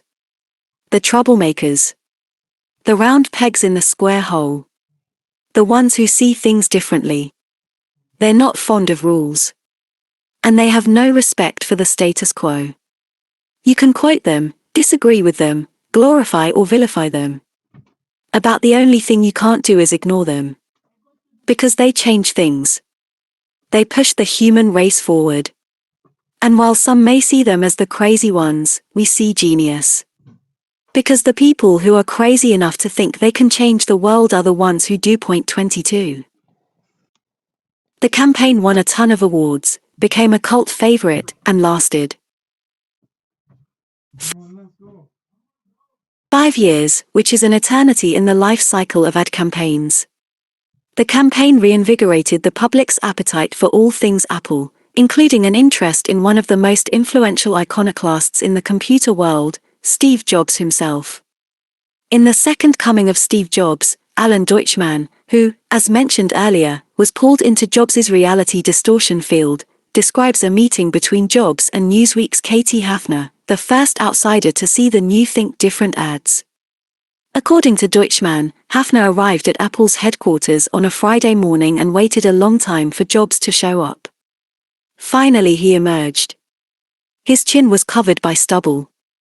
He was exhausted from having stayed up all night editing footage for the Think Different television spot. The creative directors at Chiat Day would send him video clips over a satellite connection, and he would say yes or no. Now. The montage was finally complete. Steve sat with Katie and they watched the commercial. Steve was crying. That's what I love about him, Katie recalls. It wasn't trumped up. Steve was genuinely moved by that stupid ad. 23. Those ads touched Jobs deeply because they reflected everything that pushed Jobs to innovate, excel, and succeed. He saw himself in the faces of those famous people who advanced the human race and changed the world. As a journalist, I learned that everyone has a story to tell. I realize we are not all creating computers that will change the way people live, work, play, and learn. Notwithstanding, the fact is that most of us are selling a product or working on a project that has some benefit to the lives of our customers. Whether you work in agriculture, automobiles, technology, finance, or any number of other industries, you have a magnificent story to tell. Dig deep to identify that which you are most passionate about. Once you do, share that enthusiasm with your listeners. People want to be moved and inspired, and they want to believe in something. Make them believe in you. There's an old Wayne Gretzky quote that I love. Steve Jobs once said, "I skate to where the puck is going to be, not where it has been." We've always tried to do that at Apple. Since the very, very beginning. And we always will. 24. Director's Notes. Dig deep to identify your true passion. Ask yourself, what am I really selling? Here's a hint, it's not the widget, but what the widget can do to improve the lives of your customers. What you're selling is the dream of a better life. Once you identify your true passion, share it with gusto. Develop a personal passion statement. In one sentence, tell your prospects why you are genuinely excited about working with them. Your passion statement will be remembered long after your company's mission statement is forgotten. If you want to be an inspiring speaker but you are not doing what you love, consider a change. After interviewing thousands of successful leaders, I can tell you that, while it's possible to be financially successful in a job you hate, you will never be considered an inspiring communicator. Passion and messianic zeal to make the world a better place makes all the difference. Create Twitter-like headlines. Today Apple reinvents the phone. Steve Jobs, Macworld 2007. Clearly in the air today, one with that opening welcome to Macworld 2008. There is something line. Steve Jobs set the theme for what would ultimately be the big announcement of his keynote presentation, the introduction of an ultra-thin notebook computer. No other portable computer could compare to this 3-pound, 0.16-inch thin dream book, as some observers called it. Steve Jobs knew that everyone would be searching for just the right words to describe it, so he did it for them. Macbook Air. The world's thinnest notebook. The Macbook Air is Apple's ultra-thin notebook computer. The best way to describe it is as, well, the world's thinnest notebook. Search for world's thinnest notebook on Google, and the search engine will return about 30,000 citations, most of which were written after the announcement. Jobs takes the guesswork out of a new product by creating a one-line description or headline that best reflects the product. The headlines work so well that the media will often run with them word for word. You see, reporters, and your audience, are looking for a category in which to place your product and a way of describing the product in one sentence. Take the work out of it and write the headline yourself. 140 characters or less.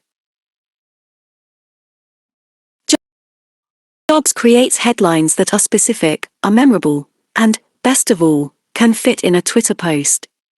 Twitter is a fast-growing social networking site that could best be described as your life between email and blogs. Millions of users tweet about the daily happenings in their lives and can choose to follow the happenings of others. Twitter is changing the nature of business communication in a fundamental way. It forces people to write concisely. The maximum post or tweet is 140 characters. Characters include letters, spaces, and punctuation. For example, Jobs' description of the MacBook Air takes 30 characters, including the period, the world's thinnest notebook. Jobs has a one-line description for nearly every product, and it is carefully created in the planning stage well before the presentation, press releases, and marketing material are finished. Most important, the headline is consistent. On January 15, 2008, the day of the MacBook Air announcement, the headline was repeated in every channel of communication, presentations, website, interviews, advertisements, billboards, and posters. In Table 4.1, you see how Apple and Jobs consistently delivered the vision behind MacBook Air. Most presenters cannot describe their company, product, or service in one sentence. Understandably, it becomes nearly setting the stage for the marketing blitz. The minute Jobs delivers a headline on stage, the Apple publicity and marketing teams kick into full gear. Posters are dropped down. Inside the Macworld Expo, billboards go up, the front page of the Apple website reveals the product and headline, and ads reflect the headline in newspapers and magazines, as well as on television and radio. Whether it's 1,000 songs in your pocket or the world's thinnest notebook, the headline is repeated consistently in all of Apple's marketing channels. Table 4.1 Jobs' consistent headlines for MacBook Air. Headline source. What is MacBook Air? In a sentence, it's the world's thinnest notebook too. Keynote presentation. The world's thinnest notebook, 3 words on Jobs' slide. This is the MacBook Air. It's the thinnest notebook in the world, for promoting the new notebook in a CNBC interview immediately after his keynote presentation. We decided to build the world's thinnest notebook, 5 a second reference to MacBook Air in the same CNBC interview. MacBook Air. The world's thinnest notebook. Tagline that accompanied the full-screen photograph of the new product on Apple's homepage.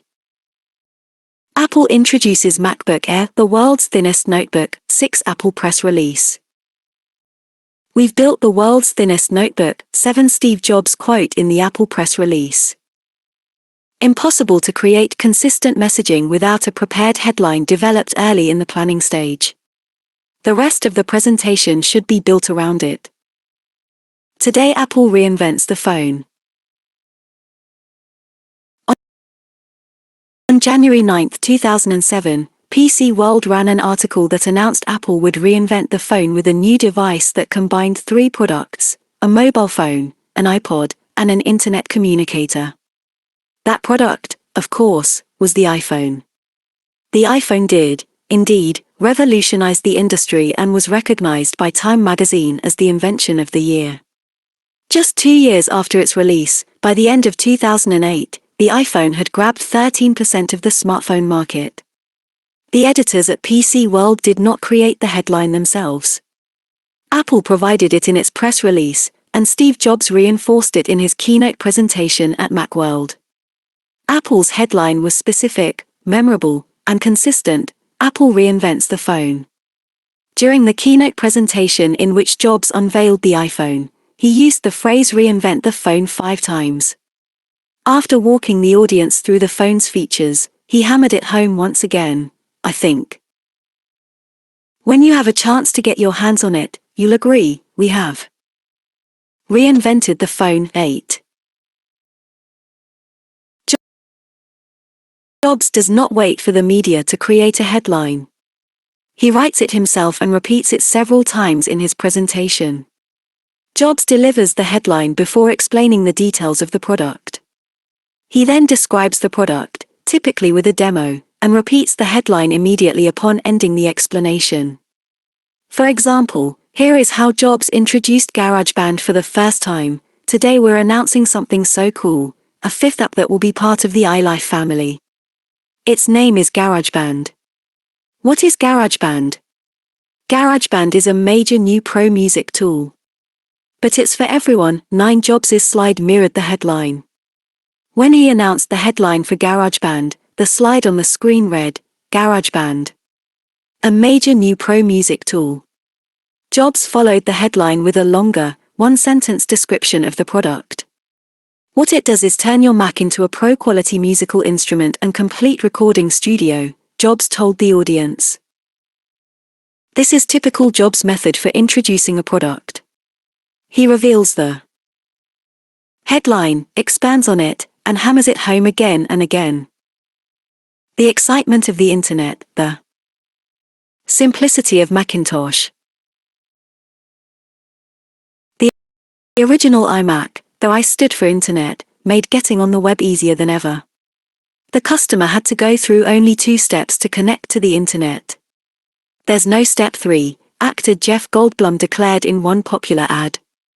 The introduction captured the imagination of the computer industry in 1998 and was one of the most influential computer announcements of the decade. According to Macworld.com, the iMac redeemed Steve Jobs, who had returned to Apple in 1997, and it saved Apple itself at a time when the media had pronounced the company all but dead.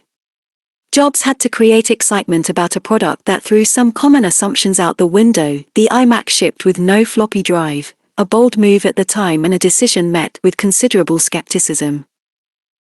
iMac combines the excitement of the internet with the simplicity of Macintosh, Jobs said as he introduced the computer. The slide on the screen behind Jobs read simply, iMac. The excitement of the internet. The simplicity of Macintosh. Jobs then explained whom the computer was created to attract: consumers and students who wanted to get on the internet simply and fast. 10. The headline Steve Jobs creates work effectively because they are written from the perspective of the user. They answer the question, why should I care? See Scene 2. Why should you care about the iMac? Because it lets you experience the excitement of the internet with the simplicity of Macintosh. 1,000 songs in your pocket. Apple is responsible for one of the greatest product headlines of all time. According to author Leander Carney, Jobs himself settled on the description for the original iPod. On October 23, 2001, Jobs could have said, "Today we're introducing a new, ultra-portable MP3 player with a 6.5-ounce design and a 5 GB hard drive, complete with Apple's legendary ease of use." Of course, Jobs did not say it quite that way. He simply said, iPod. 1,000 songs in your pocket. 11. No one could describe it better in more concise language. 1,000 songs that could fit in your pocket. What else is there to say? One sentence tells the story and also answers the question, why should I care? Many reporters covering the event used the description in the headline to their articles. Matthew Fordall's headline in the Associated Press on the day of the announcement read, Apple's new iPod player puts 1,000 songs in your pocket. 12. Apple's headline was memorable because it meets 3 criteria. It is concise, 27 characters, it is specific, 1,000 songs, and it offers a personal benefit: you can carry the songs in your pocket. Following are some other examples of Apple headlines that meet all 3 criteria. Although some of these are slightly longer than 10 words, they can fit in a Twitter post. The new iTunes Store. All songs are DRM-free. Changes to iTunes Music Store, January 2009. The industry's greenest notebooks. New MacBook family of computers, introduced in October 2008. The world's most popular music player made even better. Introduction of the 4th generation Ipod Nano, September 2008, iPhone 3G. Twice as fast at half the price. Introduction of iPhone 3G, July 2008, it gives Mac users more reasons to love their Mac and PC users more reasons to switch. Introduction of iLife 08, announced July 2007. Apple reinvents the phone. Introduction of iPhone, January 2007, the speed and screen of a professional desktop system in the world's best notebook design. Introduction of the 17-inch MacBook Pro, April 2006. The fastest browser on the Mac, and many will feel it's the best browser ever created. Unveiling of Safari, January 2003. Keynote beats PowerPoint in the Battle of the Headlines. Microsoft's PowerPoint has one big advantage over Apple's Keynote presentation software: it's everywhere. Microsoft commands 90% of the computing market, and among the 10% of computer users on a Macintosh, many still use headlines that changed the world. When the Google guys, Sergey Brin and Larry Page, walked into Sequoia Capital to seek funding for their new search engine technology, they described their company in one sentence: Google provides access to the world's information in one click. That's 63 characters, 10 words. An early investor in Google told me that with those 10 words, the investors immediately understood the implications of Google's technology. Since that day, entrepreneurs who walk into Sequoia Capital have been asked for their one-liner, a headline that describes the product in a single sentence. As one investor told me, if you cannot describe what you do in 10 words or less, I'm not investing, I'm not buying, I'm not interested. Period. Following are some more examples of world-changing headlines that are 10 words or less. Cisco changes the way we live, work, play, and learn. Cisco CEO John Chambers, who repeats this line in interviews and presentations, Starbucks creates a third place between work and home. Starbucks CEO Howard Schultz, describing his idea to early investors. We see a PC on every desk, in every home. Microsoft co-founder Bill Gates, expressing his vision to Steve Ballmer, who, shortly after joining the company, was second-guessing his decision. Ballmer, currently Microsoft's CEO, said Gates's vision convinced him to stick it out. With a personal net worth of $15 billion, Ballmer is glad he did. PowerPoint software designed for Macs. While the actual numbers of presentations conducted on PowerPoint versus Keynote are not publicly available, it's safe to say that the number of Keynote presentations given daily is minuscule in comparison with PowerPoint. Although most presentation designers who are familiar with both formats prefer to work in the more elegant Keynote system, those same designers will tell you that the majority of their client work is done in PowerPoint.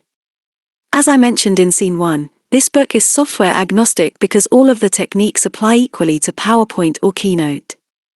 That said, Keynote is still the application that Steve Jobs prefers, and the Twitter-like headline he created to introduce the software was certainly an attention grabber. This is another brand new application that we are announcing here today, and it is called Keynote, Jobs told the audience at Macworld 2003. Then, Keynote is a presentation app for when your presentation really counts. Slide reads, when your presentation really counts. And Keynote was built for me. Slide reads, built for me. I needed an application to build the kind of slideshow that I wanted to show you at these Macworld keynotes, very graphics intensive. We built this for me, now I want to share it with you.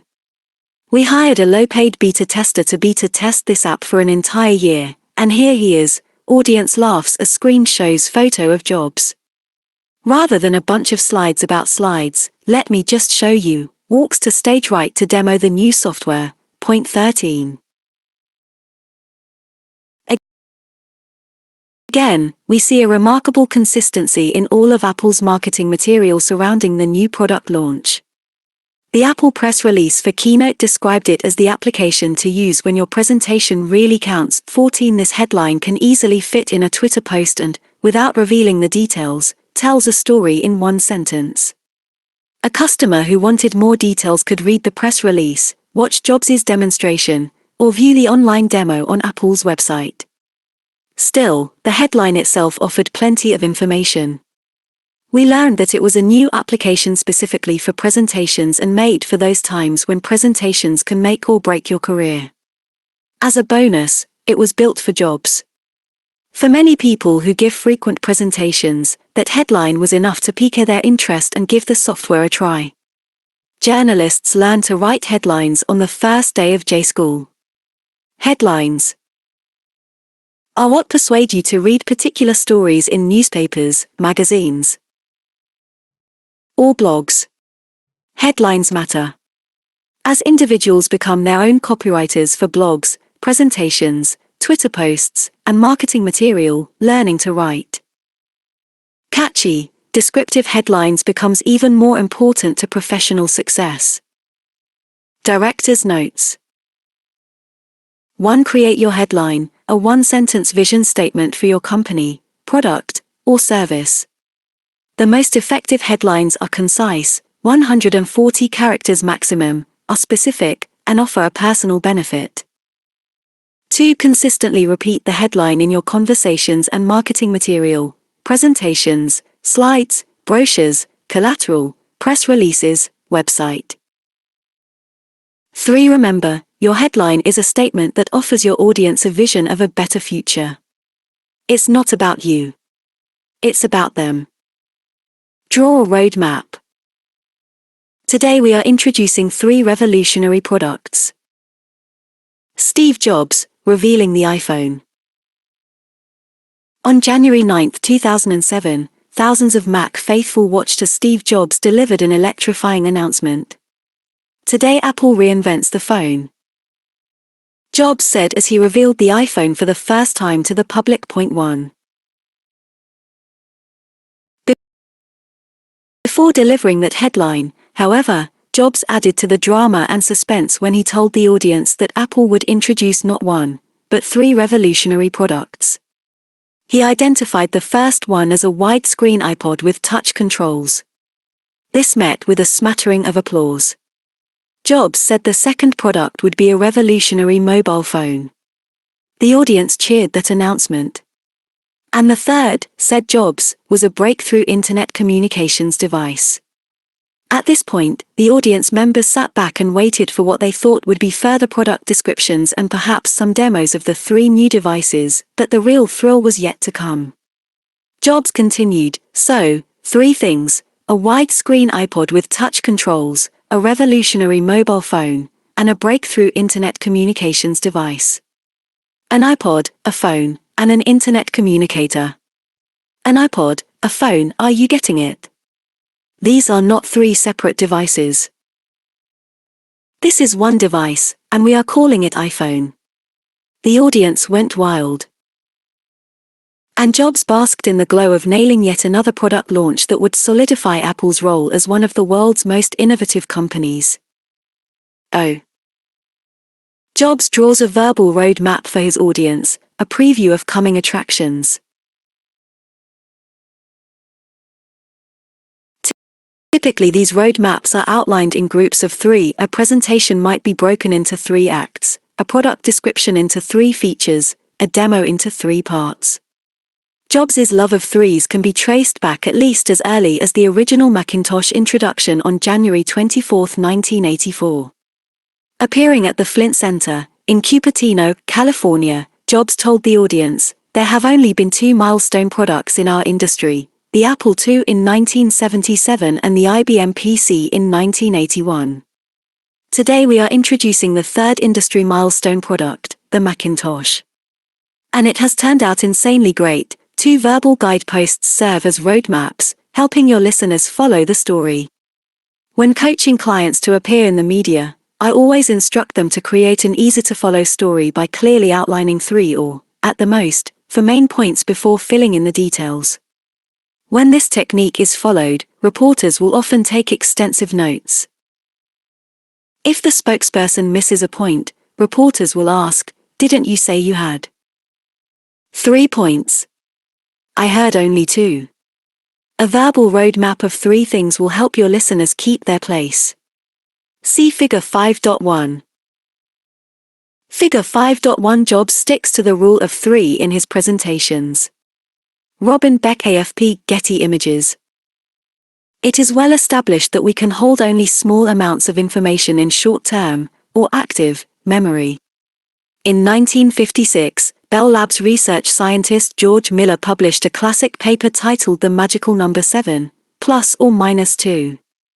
Miller cited studies that showed we have a hard time retaining more than 7 to 9 digits in short-term memory.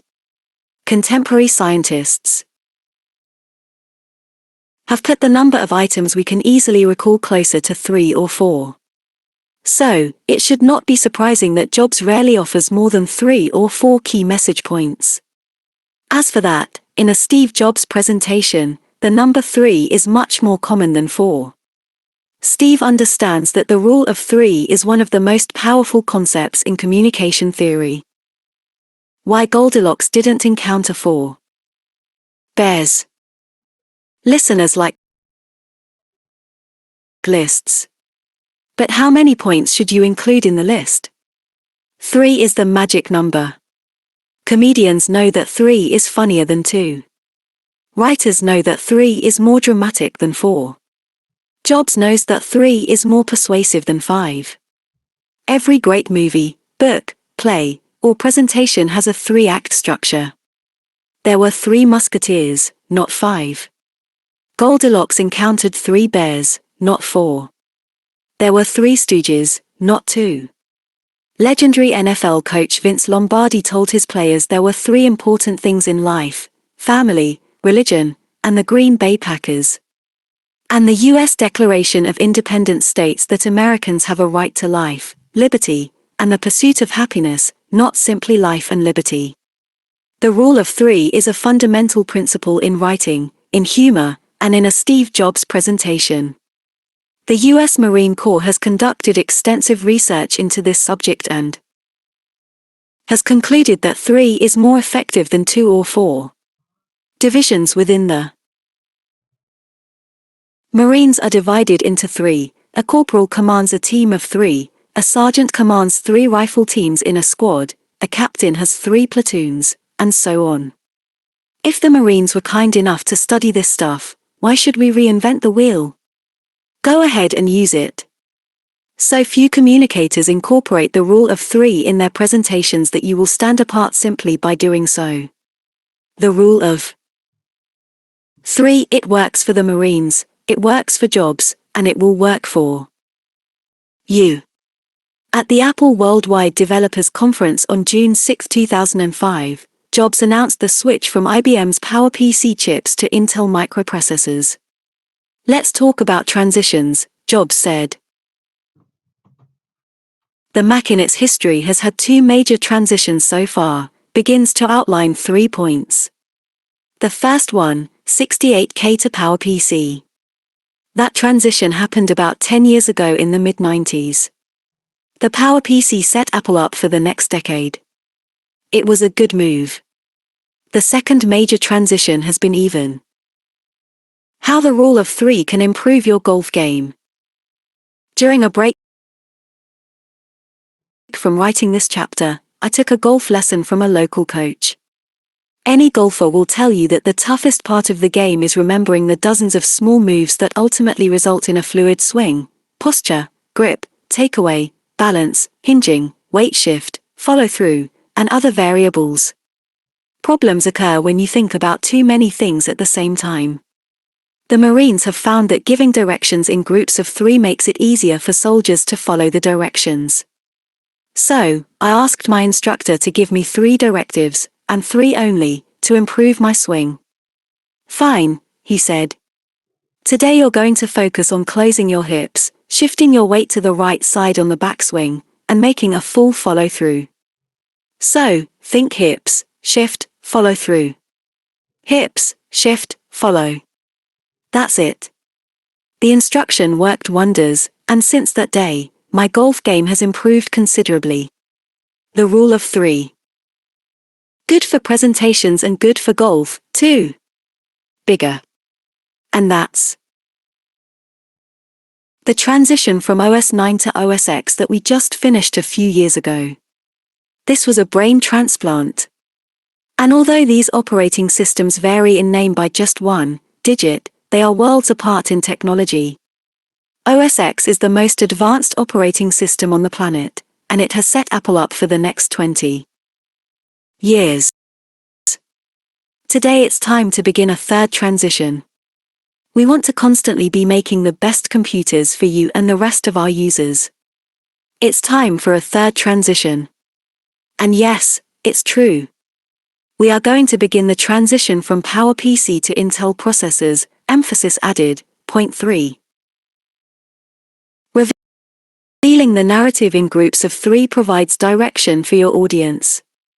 It shows people where you've been and where you're going. In the preceding excerpt, Jobs sets the theme of transitions, and we assume there will be at least a third transition because, as Jobs explains, the Mac has already had 2 of them. He also builds the drama with each point. The first transition was a good move. The second was even bigger. By extension, the third must be bigger still. Apple's 3-legged stool. At the Apple Worldwide Developers Conference in September 2008, Jobs displayed a slide of a stool with 3 legs. As you know, there's 3 parts to Apple now, he said. The first part, of course, is the Mac. The second part is our music businesses, the iPod and iTunes. And the third part is now the iPhone. Jobs introduced the executives who would speak about the Mac and the iPod business. Jobs would take the iPhone portion himself. As he launched into the iPhone discussion, Jobs once again provided a roadmap for his listeners, this time, a roadmap in 4 parts. In a few weeks, it's going to be the iPhone's first birthday. We shipped our first iPhone on June 29th. It was an amazing introduction, the most amazing one we've ever had. iPhone has had tremendous critical acclaim. It's the phone that has changed phones forever. But we have mountains to climb to reach the next level. What are these challenges? The first, the USA Today method. Journalists are trained to distill complex ideas into specific points, or takeaways. Read USA Today, America's most popular newspaper, and you will find that most articles condense main points into groups of 3. When Intel rolled out a faster chip called Centrino 2, Michelle Kessler covered it for the newspaper. Kessler outlined 3 specific benefits and explained why each was important, why they matter. Battery life. The best laptop in the world isn't worth much when its battery dies.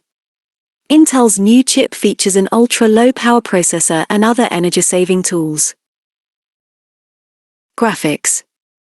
Laptops traditionally use low-end graphics chips. But now 26% have powerful standalone graphics chips, and more people watch movies, play games, and use graphics-intensive programs. Wireless Internet. Intel's new chip line features the latest version of Wi-Fi, known as 802.11n.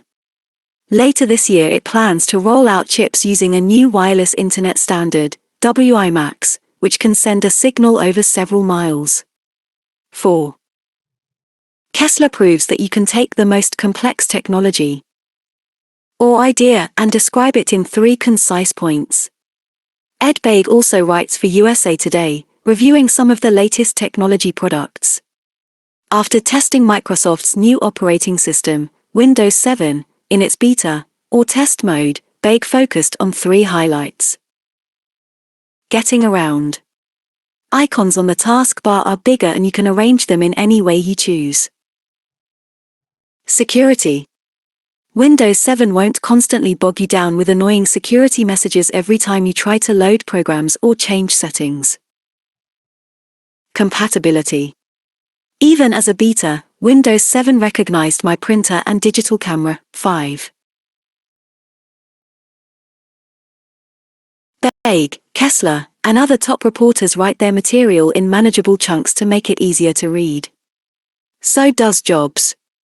He writes the content of his presentation just as a USA Today reporter would review a product: headline, introduction, 3 points, conclusion. 3G networking, faster networking. Second, enterprise support. Third, third-party application support. And fourth, we need to sell iPhone in more countries. After providing that verbal preview of the 4 points he would discuss in more detail, Jobs returned to the first point. So, as we arrive at iPhone's first birthday, we're going to take it to the next level, and today we're introducing the iPhone 3G 6. This is a remarkably consistent technique in Jobs' presentations. He outlines 3 or 4 points, returns to the first point, explains each one in more depth, and then summarizes each point. This is a simple recipe for ensuring your audience will retain the information you are sharing. Jobs and Ballmer share a love of threes. In January 2009, Microsoft CEO Steve Ballmer opened the Consumer Electronics Show in Las Vegas. It was his first keynote speech at the conference, replacing Bill Gates, who had moved on to his philanthropic pursuits. Over 15 years, it had become a tradition for Microsoft to open the conference, and Gates had delivered nearly every keynote. As a presenter, Ballmer was much different from Gates. He exuded passion, energy, and excitement. He stripped his talk of esoteric jargon and technical buzzwords. Ballmer also understood the value of the rule of 3 in providing a verbal roadmap for his listeners. How the rule of 3 helped Dupont face an economic meltdown. In his book Leadership in the Era of Economic Uncertainty, management guru Ram Charan wrote about the global giant Dupont and how it aggressively responded to the economic meltdown in 2008. Chief Executive Chad Holliday met with the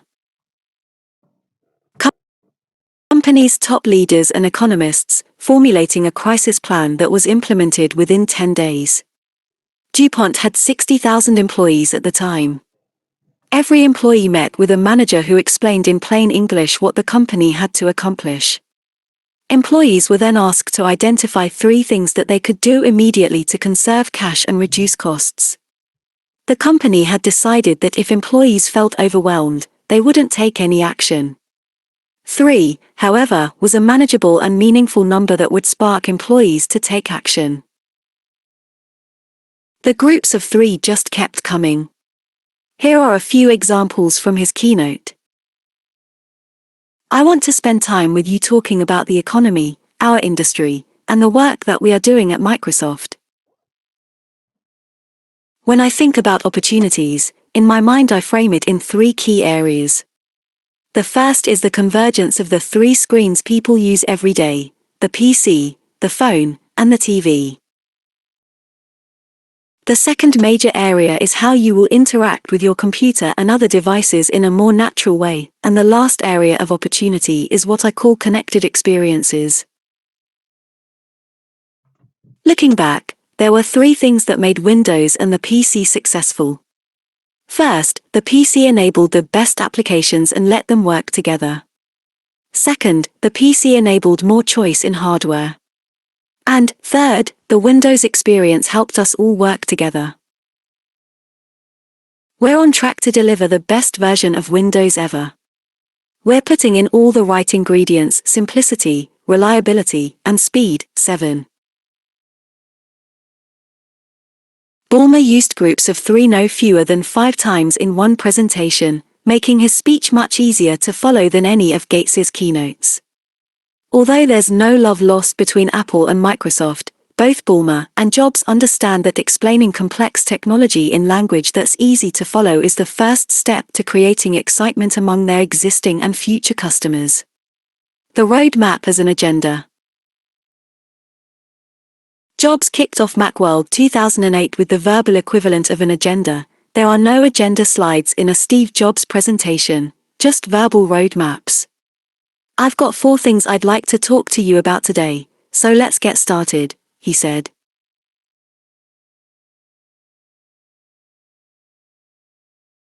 The first one is Leopard.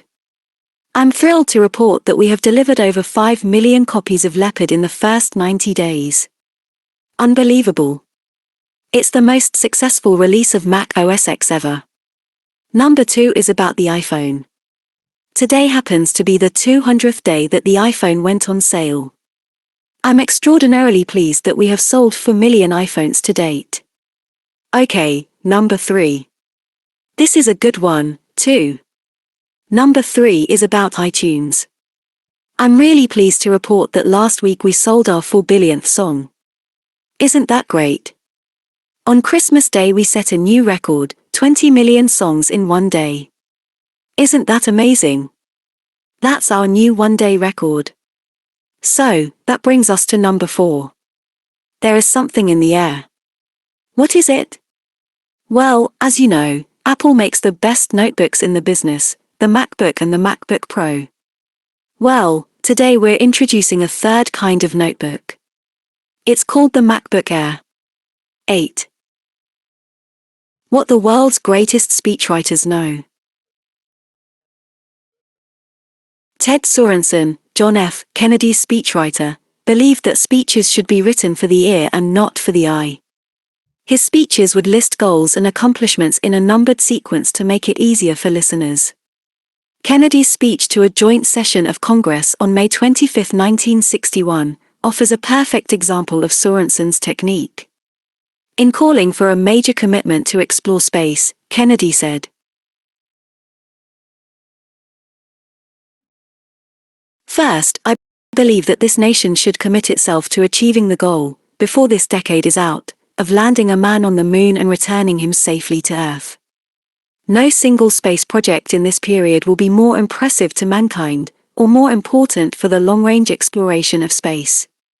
Secondly, an additional $23 million, together with the $7 million already available, will accelerate development of the rover nuclear rocket. Third, an additional $50 million will make the most of our present leadership, by accelerating the use of space satellites for worldwide communications. Fourth, an additional $75 million will help give us at the earliest possible time a satellite system for worldwide weather observation. Let it be clear that I am asking the Congress and the country to accept a firm commitment to a new course of action, a course which will last for many years and carry heavy costs. If we are to go only halfway, or reduce our sights in the face of difficulty, in my judgment it would be better not to go at all. 9. US President Barack Obama, a fan of Kennedy's speeches, adopted some of Sorensen's rules to make his own speeches more impactful. Here are some samples from Obama's speeches that follow. The Rule of Three, beginning with the speech that put him on the map, his keynote address at the 2004 Democratic National Convention. I believe that we can give our middle class relief and provide working families with a road to opportunity. I believe we can provide jobs to the jobless, homes to the homeless, and reclaim young people in cities across America from violence and despair. I believe that we have a righteous wind at our backs and that as we stand on the crossroads of history, we can make the right choices and meet the challenges that face us. 10. As illustrated in this excerpt, Obama not only breaks up his speeches into paragraphs of 3 sentences but also often delivers 3 points within sentences. When Obama took the oath of office to become America's 44th president on Tuesday, January 20, 2009, he delivered a historical address to some 2 million people who gathered to watch the speech in person and millions more on television around the world. Obama made frequent use of threes in the speech. I stand here today humbled by the task before us, grateful for the trust you have bestowed, mindful of the sacrifices borne by our ancestors. Homes have been lost, jobs shed, businesses shuttered. Our healthcare is too costly, our schools fail too many, and each day brings further evidence that the ways we use energy strengthen our adversaries and threaten our planet.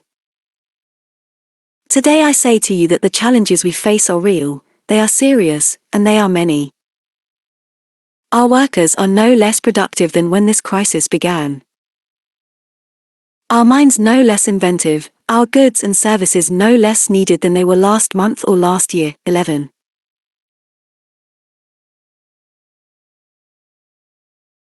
Every time Jobs announced a numeral, his slide contained just one image, the number itself, 1, 2, 3, and 4.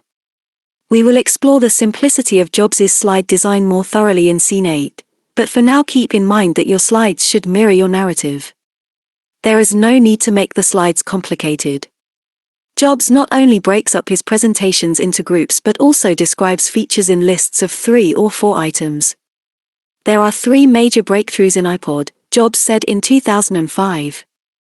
The first one is, it's ultra-portable, 5 gigabytes, 1,000 songs in your pocket. Second, we've built in Firewire. Jobs explained how Firewire enabled a download of an entire CD in 5 to 10 seconds, versus 5 to 10 minutes via a USB connection.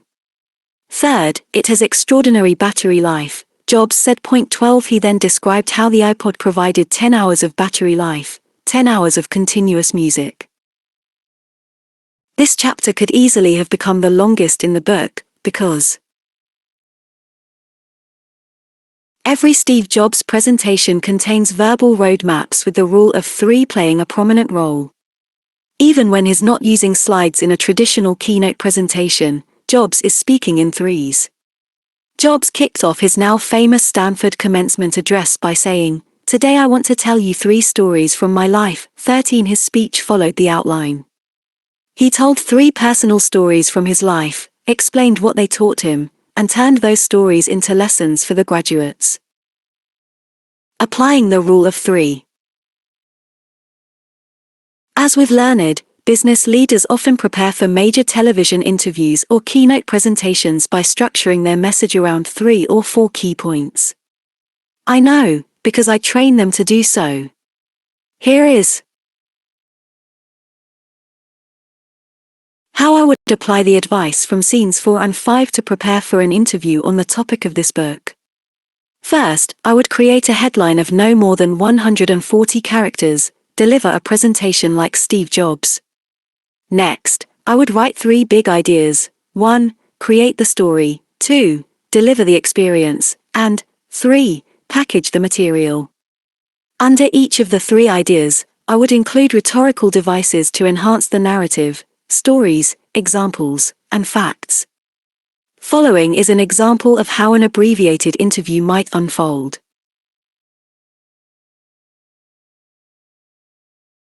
Reporter: Carmine, tell us more about this book. Carmine, The Presentation Secrets of Steve Jobs reveals, for the first time, how to deliver a presentation like Steve Jobs. The Apple CEO is considered one of the most electrifying speakers in the world today. This book walks you through the very steps he uses to sell his ideas. Best of all, anyone can learn these techniques to improve his or her very next presentation. Reporter: Okay, so where would we start? Carmine, you can deliver a presentation like Steve Jobs. Repeat the headline at least twice in a conversation, if you follow these 3 steps. First, create the story. Second, deliver the experience. And third, package the material.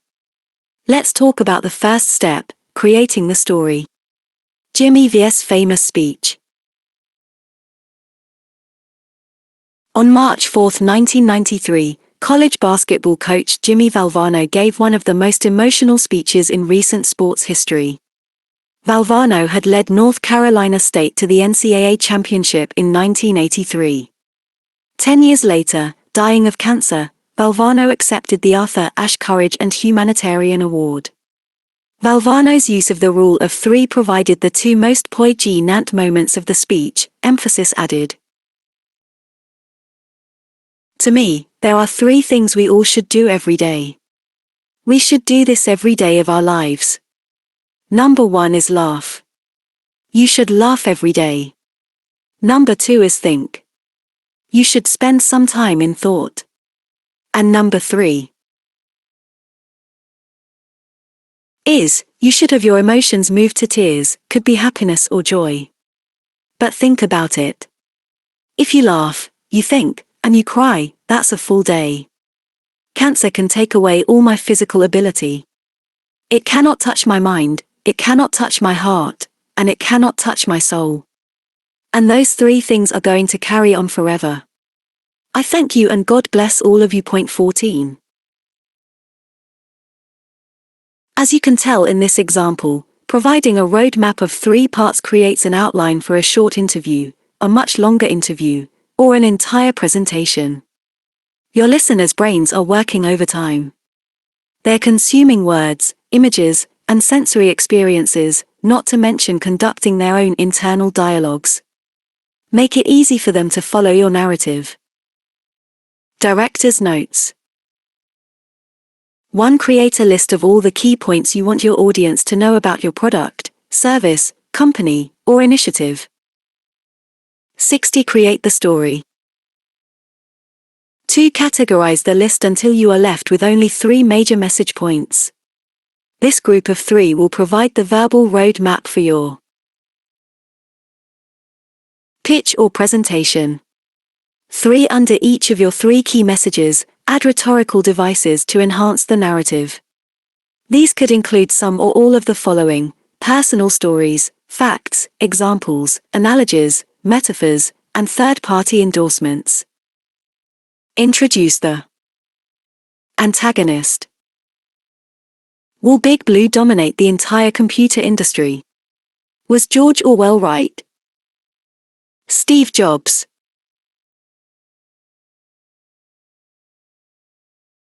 In every classic story, the hero fights the villain. The same storytelling outline applies to world-class presentations.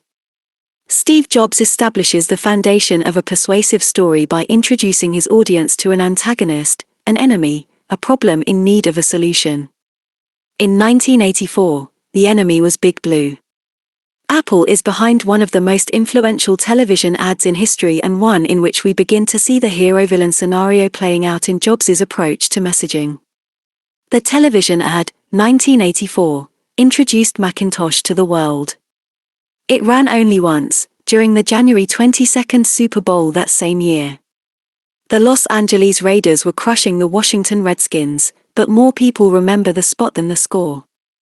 Ridley Scott, of Alien fame, directed the Apple ad, which begins with shaven-headed drones listening to their leader, Big Brother, on a giant screen. An athletic blonde, dressed in skimpy 80s-style workout clothes, is running with a sledgehammer. Chased by helmeted stormtroopers, the girl throws the hammer into the screen, which explodes in a blinding light as the drones sit with their mouths wide open. The spot ends with a Samba announcer saying, on January 24, Apple Computer will introduce Macintosh and you'll see why 1984 won't be like 1984. 1. Apple's board members had unanimously disliked the commercial and were reluctant to run it. Jobs, of course, supported it, because he understood the emotional power behind the classic story structure of the hero and villain. He realized every protagonist needs an enemy. In the case of the historic 1984 television ad, IBM represented the villain.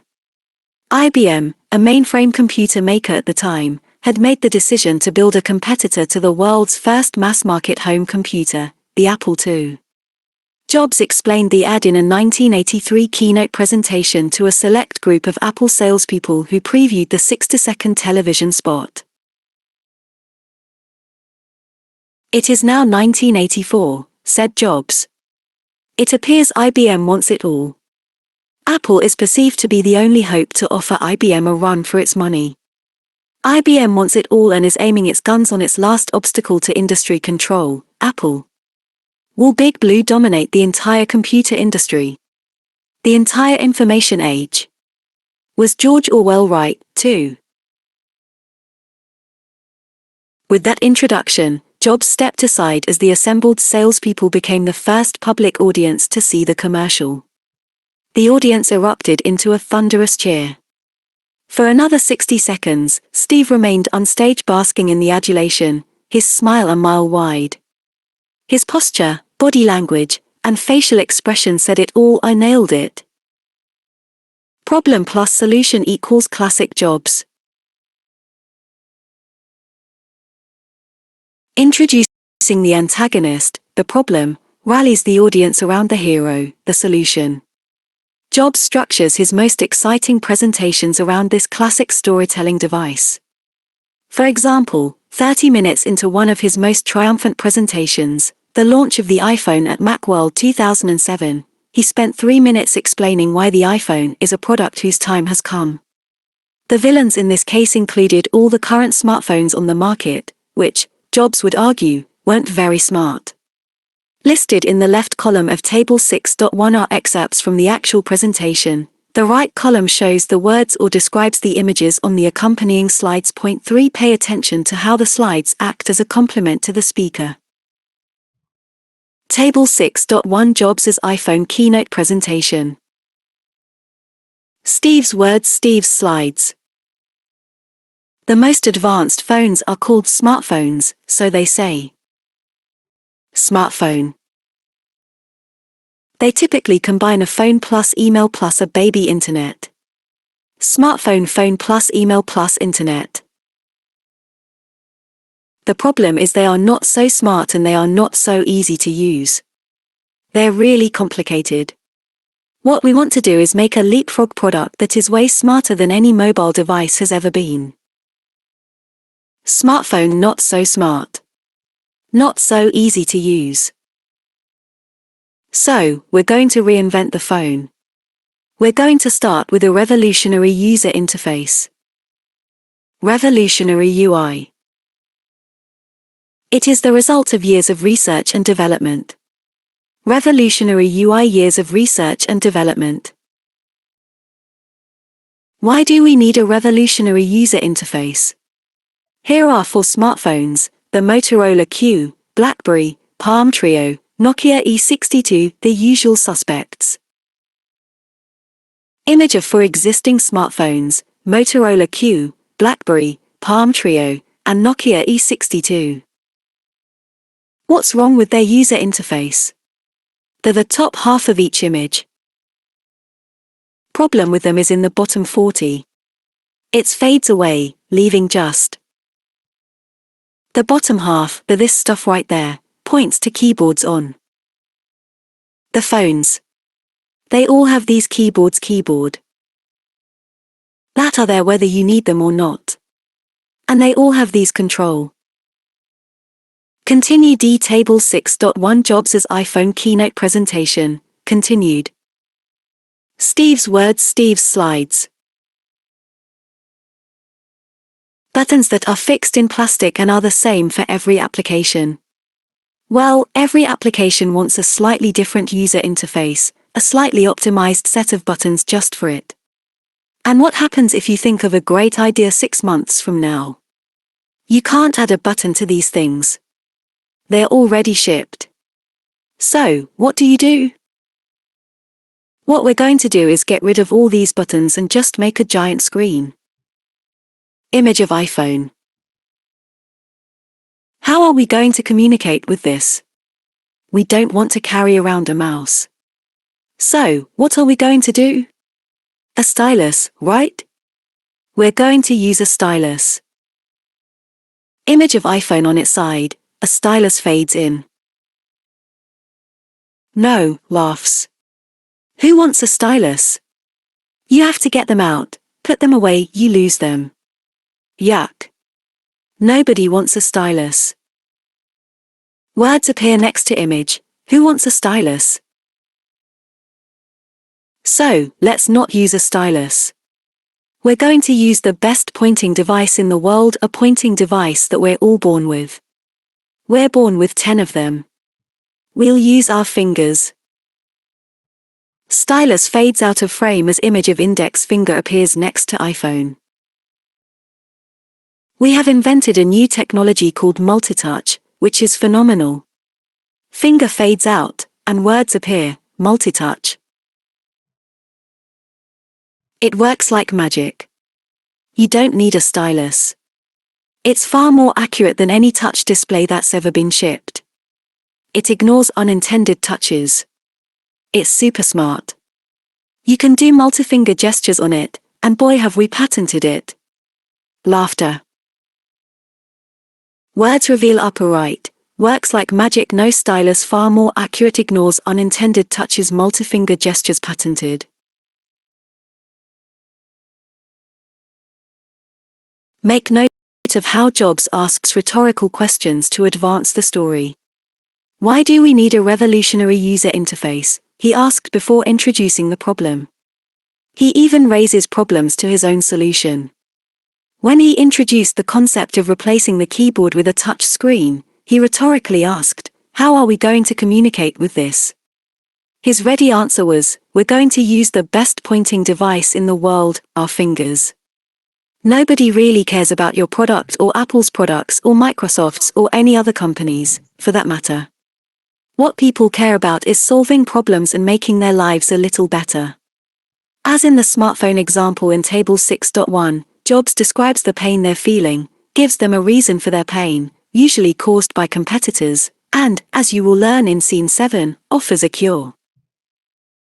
Making his case to CNBC. Why in the world would Apple want to jump into the handset market with so much competition and so many players? Asked CNBC's Jim Goldman in one of the few interviews Jobs granted immediately after the iPhone announcement. Jobs answered the question by posing a problem in need of a solution. We used all the handsets out there, and boy is it frustrating. It's a category that needs to be reinvented. Handsets need to be more powerful and much easier to use. We thought we could contribute something. We don't mind if there are other companies making products. The fact is there were 1 billion handsets sold in 2006. If we just got 1% market share, that's 10 million units. We've reinvented the phone and completely changed the expectations for what you can carry in your pocket. What message is this sending to your competitors? Asked Goldman. We're a product company. We love great products. In order to explain what our product is, we have to contrast it to what products are out there right now and what people use, said Jobs. Point for this last sentence reveals Jobs' approach to crafting a persuasive story. Explanations of new products or services require context, or relevance to a problem in your customer's life that is causing that person pain. Once the pain is established, your listener will be much more receptive to a product or service that will alleviate that pain. The Apple religion. In his book Biology, marketing guru Martin Lindstrom equates Apple's message with the same powerful ideas that propel widespread religions. Both appeal to a common vision and a specific enemy. Most religions have a clear vision, writes Lindstrom. By that I mean they are unambiguous in their missions, whether it's to achieve a certain state of grace or achieve a spiritual goal. And, of course, most companies have unambiguous missions as well. Steve Jobs' vision dates back to the mid-1980s when he said, "Man is the creator of change in this world. As such he should be above systems and structures, and not subordinate to them." 20 years and a few million iPods later, the company still pursues this vision, 5 according to Lindstrom, who spent years studying the common traits of lasting brands. Religions, and brands such as Apple have another quality in common, the idea of conquering a shared enemy. Having an identifiable enemy gives us the chance not only to articulate and showcase our faith, but also to unite ourselves with our fellow believers. This us versus them strategy attracts fans, incites controversy, creates loyalty, and gets us thinking and arguing and, of course, buying. 6. Will it eat me? Establishing the antagonist early is critical to persuasion, because our brains needs a bucket, a category in which to place a new idea. Think about it this way, your brain craves meaning before details. According to scientist John Medina, our brains were formed to see the big picture. Medina says that when primitive man saw a saber-toothed tiger, he asked himself, "Will it eat me?" and not "How many teeth does it have?" The antagonist gives your audience the big picture. Don't start with the details. Start with the key ideas and, in a hierarchical fashion, form the details around these larger notions, writes Medina in his book Brain Rules. 7. In presentations, start with the big picture, the problem, before filling in the details, your solution. Apple unveiled the Safari web browser during Macworld 2003, designating it the fastest browser on the Mac. Safari would join several other browsers vying for attention in the face of Microsoft's juggernaut Internet Explorer. At his persuasive best, Jobs set up the problem introducing the antagonist simply by asking a rhetorical question, "Why do we need our own browser?" 8. Before demonstrating the new features, filling in the details, he needed to establish a reason for the product's existence. Jobs told the audience that there were 2 areas in which competitors such as Internet Explorer, Netscape, and others fell short: speed and innovation. In terms of speed, Jobs said Safari would load pages 3 times faster than Internet Explorer on the Mac. In the area of innovation, Jobs discussed the limitations of current browsers, including the fact that Google search was not provided in the main toolbar and that organizing bookmarks left a lot to be desired. What we found in our research is that people don't use bookmarks. They don't use favorites very much because this stuff is complicated and nobody has figured out how to use it, Jobs said. Safari would fix the problems by incorporating Google search into the main toolbar and adding features that would allow users to more easily navigate back to previous sites or favorite web pages. One simple sentence is all you need to introduce the antagonist. Why do you need this? This one question allows Jobs to review the current state of the industry, whether it be browsers, operating systems, digital music, or any other facet, and to set the stage for the next step in his presentation, offering the solution. The $3,000 a minute pitch. During 1 week in September, dozens of entrepreneurs pitched their startups to influential groups of media, experts, and investors at 2 separate venues, TechCrunch 50 in San Francisco and Demo in San Diego. For startup founders, these high-stakes presentations mean the difference between success and obsolescence. TechCrunch. Organizers believe that 8 minutes is the ideal amount of time in which to communicate an idea. If you cannot express your idea in 8 minutes, the thinking that goes, you need to refine your idea. Demo gives its presenters even less time, 6 minutes. Demo also charges an $18,500 fee to present, or $3,000 per minute. If you had to pay $3,000 a minute to pitch your idea, how would you approach it? The consensus among venture capitalists who attend the presentations is that most entrepreneurs fail to create an intriguing storyline because they jump right into their product without explaining the problem. One investor told me, "You need to create a new space in my brain to hold the information you're about to deliver. It turns me off when entrepreneurs offer a solution without setting up the problem. They have a pot of coffee, their idea, without a cup to pour it in." Your listeners' brains have only so much room to absorb new information. It's as if most presenters try to squeeze 2 megabytes of data into a pipe that carries 128 kilobytes. It's simply too much. A company called Travel Muse had one of the most outstanding pitches in Demo 2008. Founder Kevin Fleiss opened his pitch this way: "The largest and most mature online retail segment is travel, totaling more than $90 billion in the United States alone, establishes category. We all know how to book a trip online. But booking is the last 5% of the process, begins to introduce problem. The 95% that comes before booking, deciding where to go, building a plan, is where all the heavy lifting happens. At Travel Muse we make planning easy by seamlessly integrating content with trip planning tools to provide a complete experience, offers solution. 9 By introducing the category and the problem before introducing the solution, Fleiss created the cup to pour the coffee into. Investors are buying a stake in ideas. As such, they want to know what pervasive problem the company's product addresses. A solution in search of a problem carries far less appeal. Once the problem and solution are established, investors feel comfortable moving on to questions regarding the size of the market, the competition, and the business model. The ultimate elevator pitch. The problem need not take long to establish. Jobs generally takes just a few minutes to introduce the antagonist. You can do so in as little as 30 seconds. Simply create a 1-sentence answer for the following 4 questions. 1. What do you do? 2. What problem do you solve?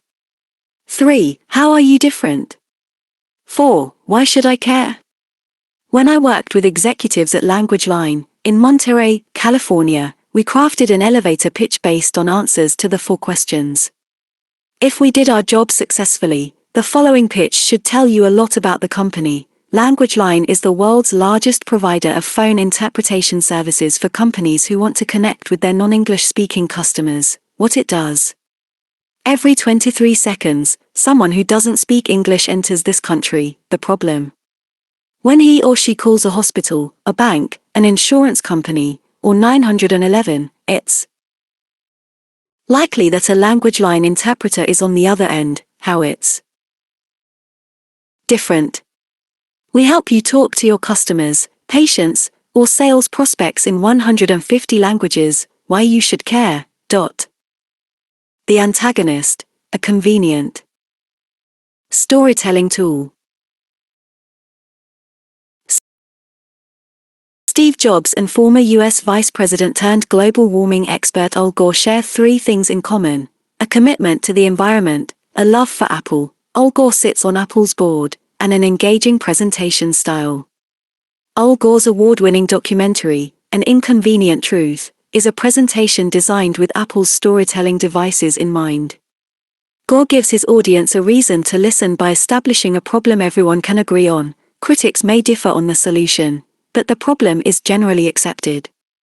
Gore begins his presentation, his story, by setting the stage for his argument. In a series of colorful images of Earth taken from various space missions, he not only gets audiences to appreciate the beauty of our planet but also introduces the problem. Gore opens with a famous photograph called Earthrise, the first look at Earth from the Moon's surface.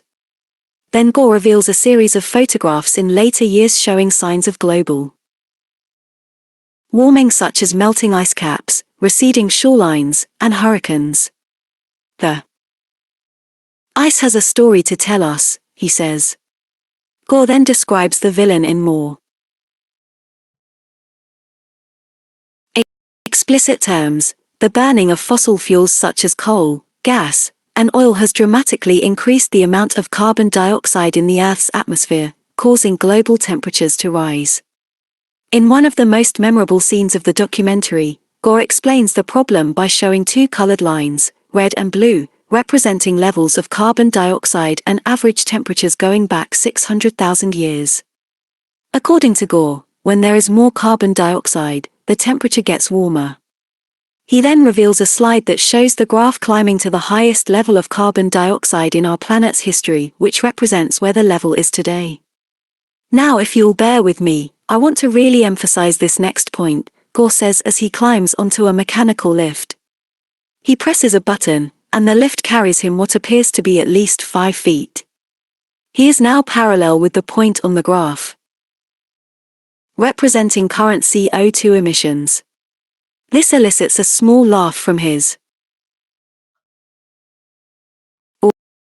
audience. It's funny but insightful at the same time. In less than 50 years, he goes on to say, it's going to continue to go up. When some of these children who are here are my age, here's where it's going to be. At this point, Gore presses the button again, and the lift carries him higher for about 10 seconds. As he's tracking the graph upward, he turns to the audience and says, "You've heard of off the charts? Well, here's where we're going to be in less than 50 years. 10. It's funny, memorable, and powerful at the same time. Gore takes facts, figures, and statistics and brings them to life. Gore uses many of the same presentation and rhetorical techniques that we see in a Steve Jobs presentation. Among them are the introduction of the enemy, or the antagonist. Both men introduce an antagonist early, rallying the audience around a common purpose. In a Jobs presentation, once the villain is clearly established, it's time to open the curtain to reveal the character who will save the day, the conquering hero. Director's notes. 1. Introduce the antagonist early in your presentation. Always establish the problem before revealing your solution. You can do so by painting a vivid picture of your customer's pain point. Set up the problem by asking, why do we need this? 2. Spend some time describing the problem in detail. Make it tangible. Build the pain. 3. Create an elevator pitch for your product using the 4-step method described in this chapter. Pay particular attention to question number 2, what problem do you solve? Remember, nobody cares about your product. People care about solving their problems. Reveal the conquering hero. The only problem with Microsoft is they just have no taste. And I don't mean that in a small way. I mean that in a big way. Steve Jobs. Steve Jobs is a master at creating villains. The more treacherous, the better. Once Jobs introduces the antagonist of the moment, the limitation to current products, he introduces the hero, revealing the solution that will make your life easier and more enjoyable. In other words, an Apple product arrives in time to save the day. IBM played the antagonist in the 1984 television ad, as discussed in Scene 6. Jobs revealed the ad for the first time to a group of internal salespeople at an event in the fall of 1983. Before showing the ad, Jobs spent several minutes painting Big Blue into a character bent on world domination. It helped that IBM was known as Big Blue at the time. The similar ring to Big Brother was not lost on Jobs. Jobs made Big Blue look more menacing than Hannibal Lecter. It is 1958. IBM passes up the chance to buy a new, fledgling company that has invented a new technology called xerography. 2 years later, Xerox is born, and IBM has been kicking itself ever since. It is 10 years later. The late 60s. Digital Equipment, December, and others invent the mini-computer. IBM dismisses the mini-computer as too small to do serious computing and therefore unimportant to their business. December grows to become a multi-$100 million corporation, while IBM finally enters the mini-computer market. It is now 10 years later. The late 70s. In 1977, Apple, a young, fledgling company on the West Coast, invents the Apple II, the first personal computer as we know it today, introduces the Hero. IBM dismisses the personal computer as too small to do serious computing and unimportant to their business, the villain overlooking the hero's qualities. The early 80s. In 1981, Apple II has become the world's most popular computer, and Apple has grown into a $300 million company, becoming the fastest-growing corporation in American business history. With over 50 competitors vying for a share, IBM enters the personal computer market in November 1981, with the IBM PC. 1983, Apple and IBM emerge as the industry's strongest competitors, each selling over $1 billion in personal computers in 1983. David has now matched Goliath. The shakeout is in full swing. The first major firm goes bankrupt, with others teetering on the brink. It is now 1984. It appears IBM wants it all. The Hero is about to spring into action. Apple is perceived to be the only hope to offer IBM a run for its money. Dealers initially welcoming IBM with open arms now fear an IBM-dominated and controlled future. They are increasingly and desperately turning back to Apple as the only force that will ensure their future freedom. 1. The audience broke out into wild cheers as Jobs created a classic showdown. Jobs played his best James Bond. Just as the villain is about to destroy the world, Bond or Jobs enters the scene and calmly saves the day. Ian Fleming would be proud. The Hero's Mission. The hero's mission in a Steve Jobs presentation is not necessarily to slay the bad guy, but to make our lives better. The introduction of the iPod on October 23, 2001, demonstrates this subtle but important difference. It helps to understand the state of the digital music industry at the time. People were carrying portable CD players that looked monstrous compared with today's tiny iPods. The few existing digital music players were big and clunky or simply not that useful due to a small storage capacity that allowed only a few dozen songs. Some products, such as the Nomad Jukebox, were based on a 2.5-inch hard drive and, while portable, were heavy and were painfully slow to transfer songs from a PC. Battery life was so short that the devices were pretty much useless. Recognizing a problem in need of a solution, Jobs entered as the conquering hero. Why music? Jobs asked rhetorically. We love music. And it's always good to do something you love. More importantly, music is a part of everyone's life. Music has been around forever. It will always be around. This is not a speculative market. And because it's a part of everyone's life, it's a very large target market all around the world. But interestingly enough, in this whole new digital music revolution, there is no market leader. No one has found a recipe for digital music. We found the recipe. Once Jobs whetted the audience's appetite by announcing that Apple had found the recipe, he had set the stage. His next step would be to introduce the Antagonist. He did so by taking his audience on a tour of the current landscape of portable music players. Jobs explained that if you wanted to listen to music on the go, you could buy a CD player that held 10 to 15 songs, a flash player, an MP3 player, or a hard drive device such as the jukebox. Let's look at each one, Jobs said. A CD player costs about $75 and holds about 10 to 15 songs on a CD. That's about $5 a song. You can buy a flash player for $150.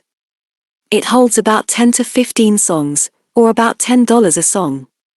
You can go buy an MP3 CD player that costs $150, and you can burn up to 150 songs, so you get down to $1 a song.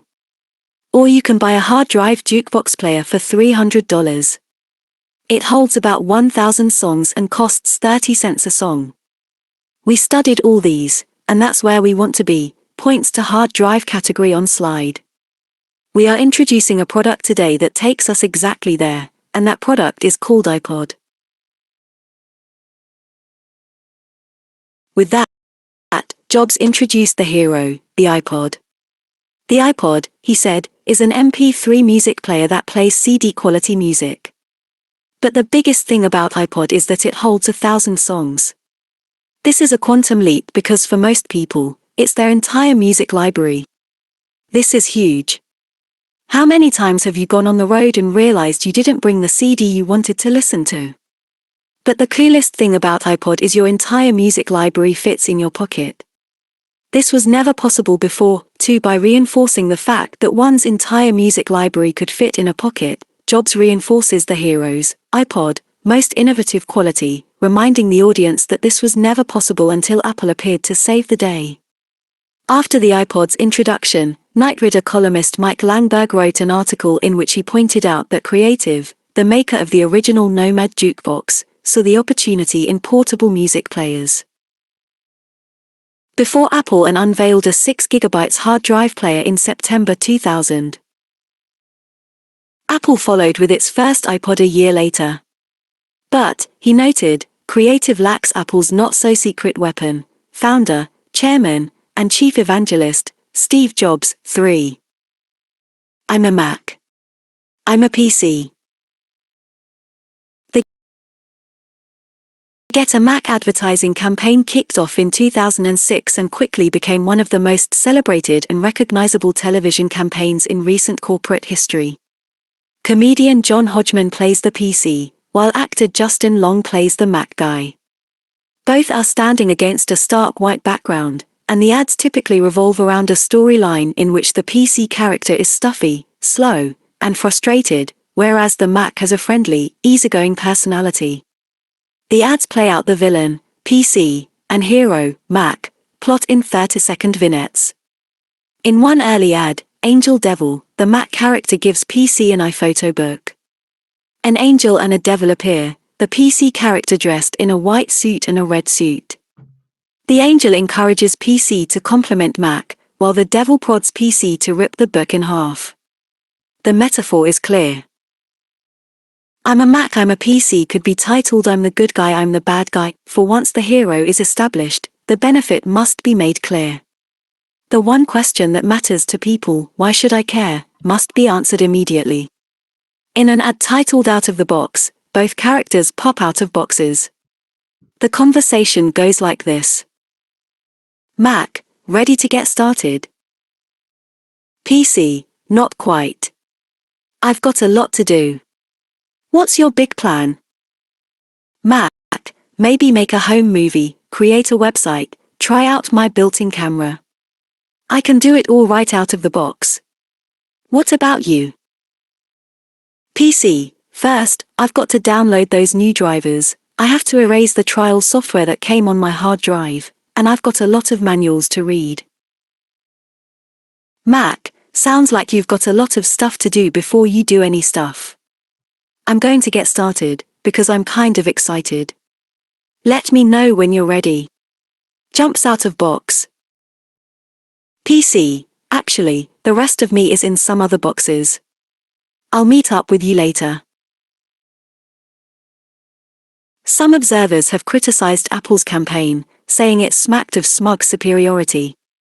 Whether you like the ads or hate them, there is no question they are effective, if only to keep people talking about Apple. In fact, the ads were so successful that Microsoft countered with an ad campaign of its own showing famous and not so famous people in all walks of life proudly proclaiming, "I'm a PC." But Apple had landed the first punch, painting the PC as nerdy and Apple as the cool kid you really want to be like. The Microsoft ads are fun to watch but lack the emotional punch of Apple's ads. For one reason, there's no villain. Problem and solution in 30 seconds. With more than 10,000 applications available for the iPhone, the App Store has been a resounding success for Apple. The company features some individual apps in television and print ads for the iPhone and iPod Touch. The television ads are effective because in 30 seconds they paint a picture of a problem and offer a solution.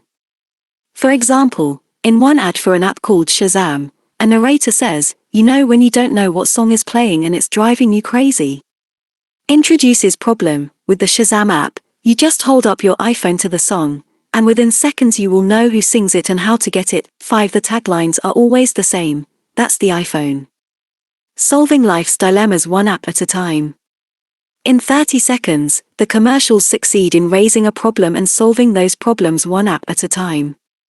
The ads prove that establishing problems and offering solutions need not be time-consuming. Don't spend too much time getting to the punchline. Jobs doesn't sell computers, he sells an experience.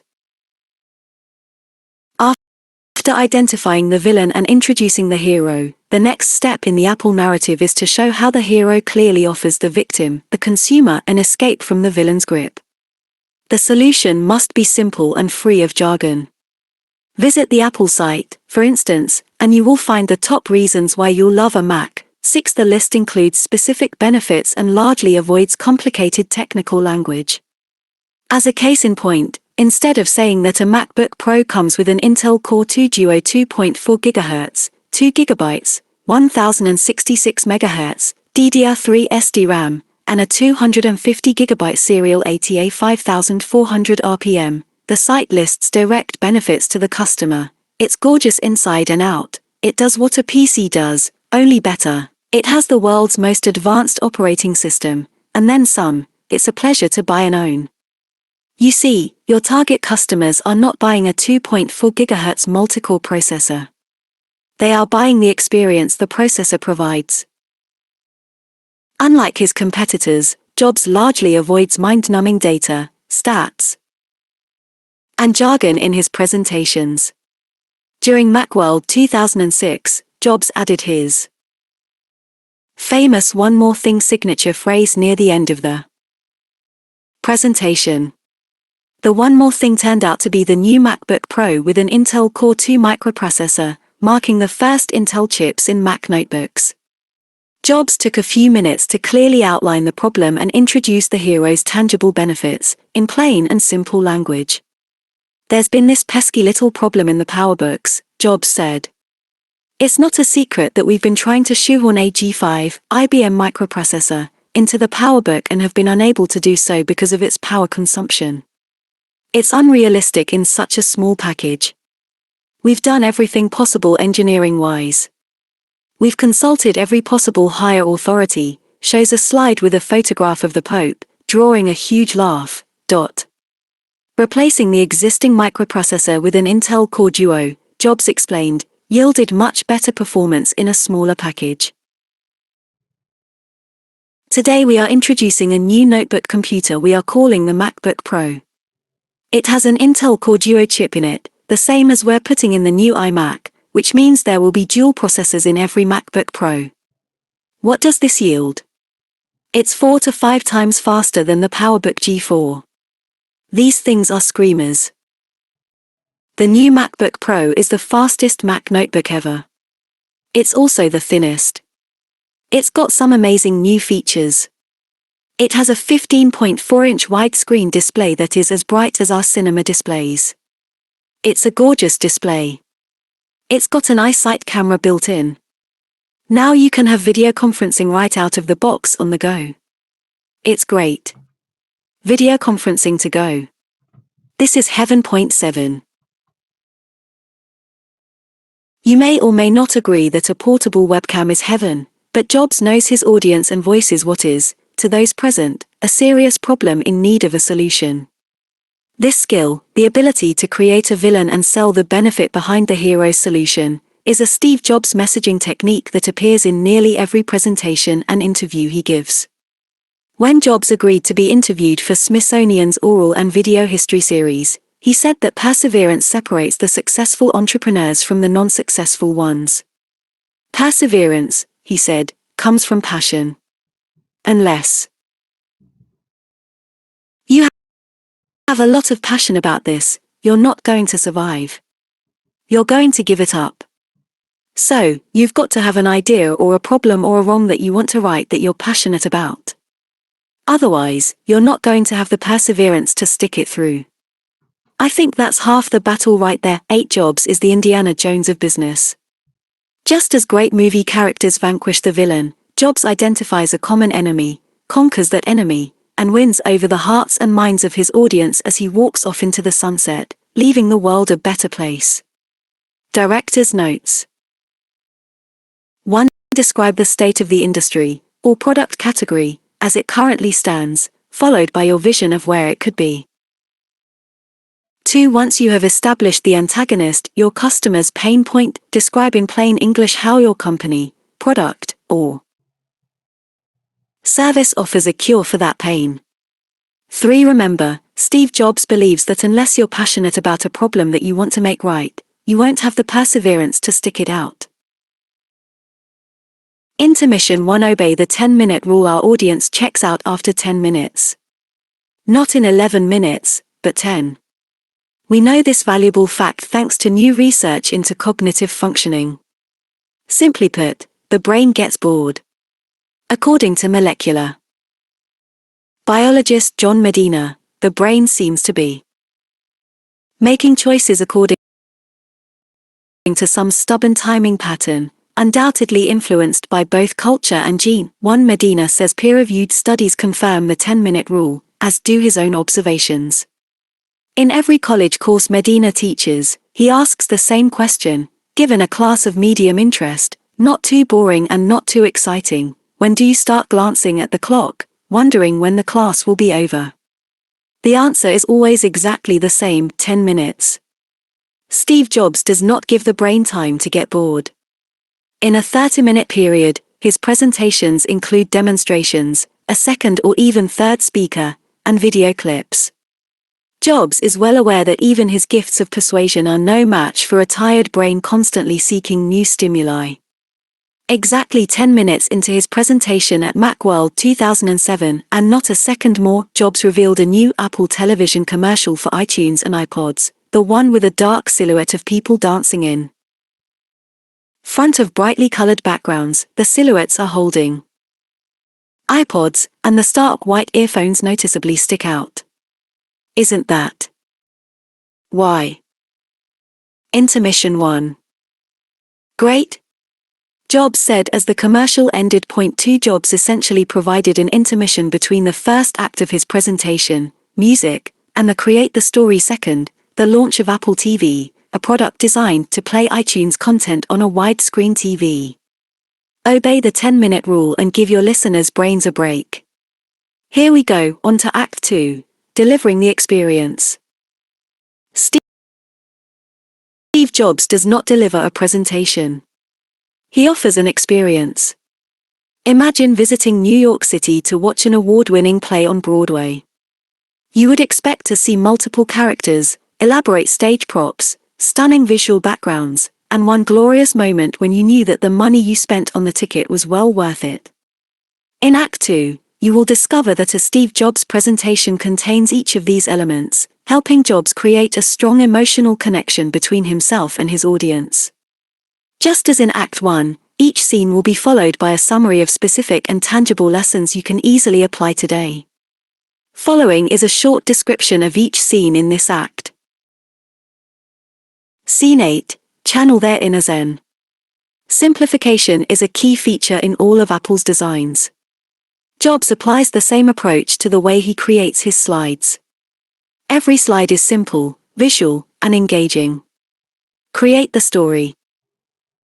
Scene 9. Dress up your numbers.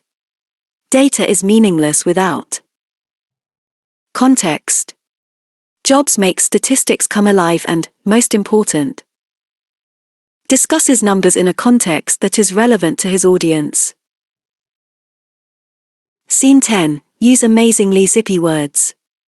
The mere mortals who experience an unbelievable Steve Jobs presentation find it cool, amazing, and awesome.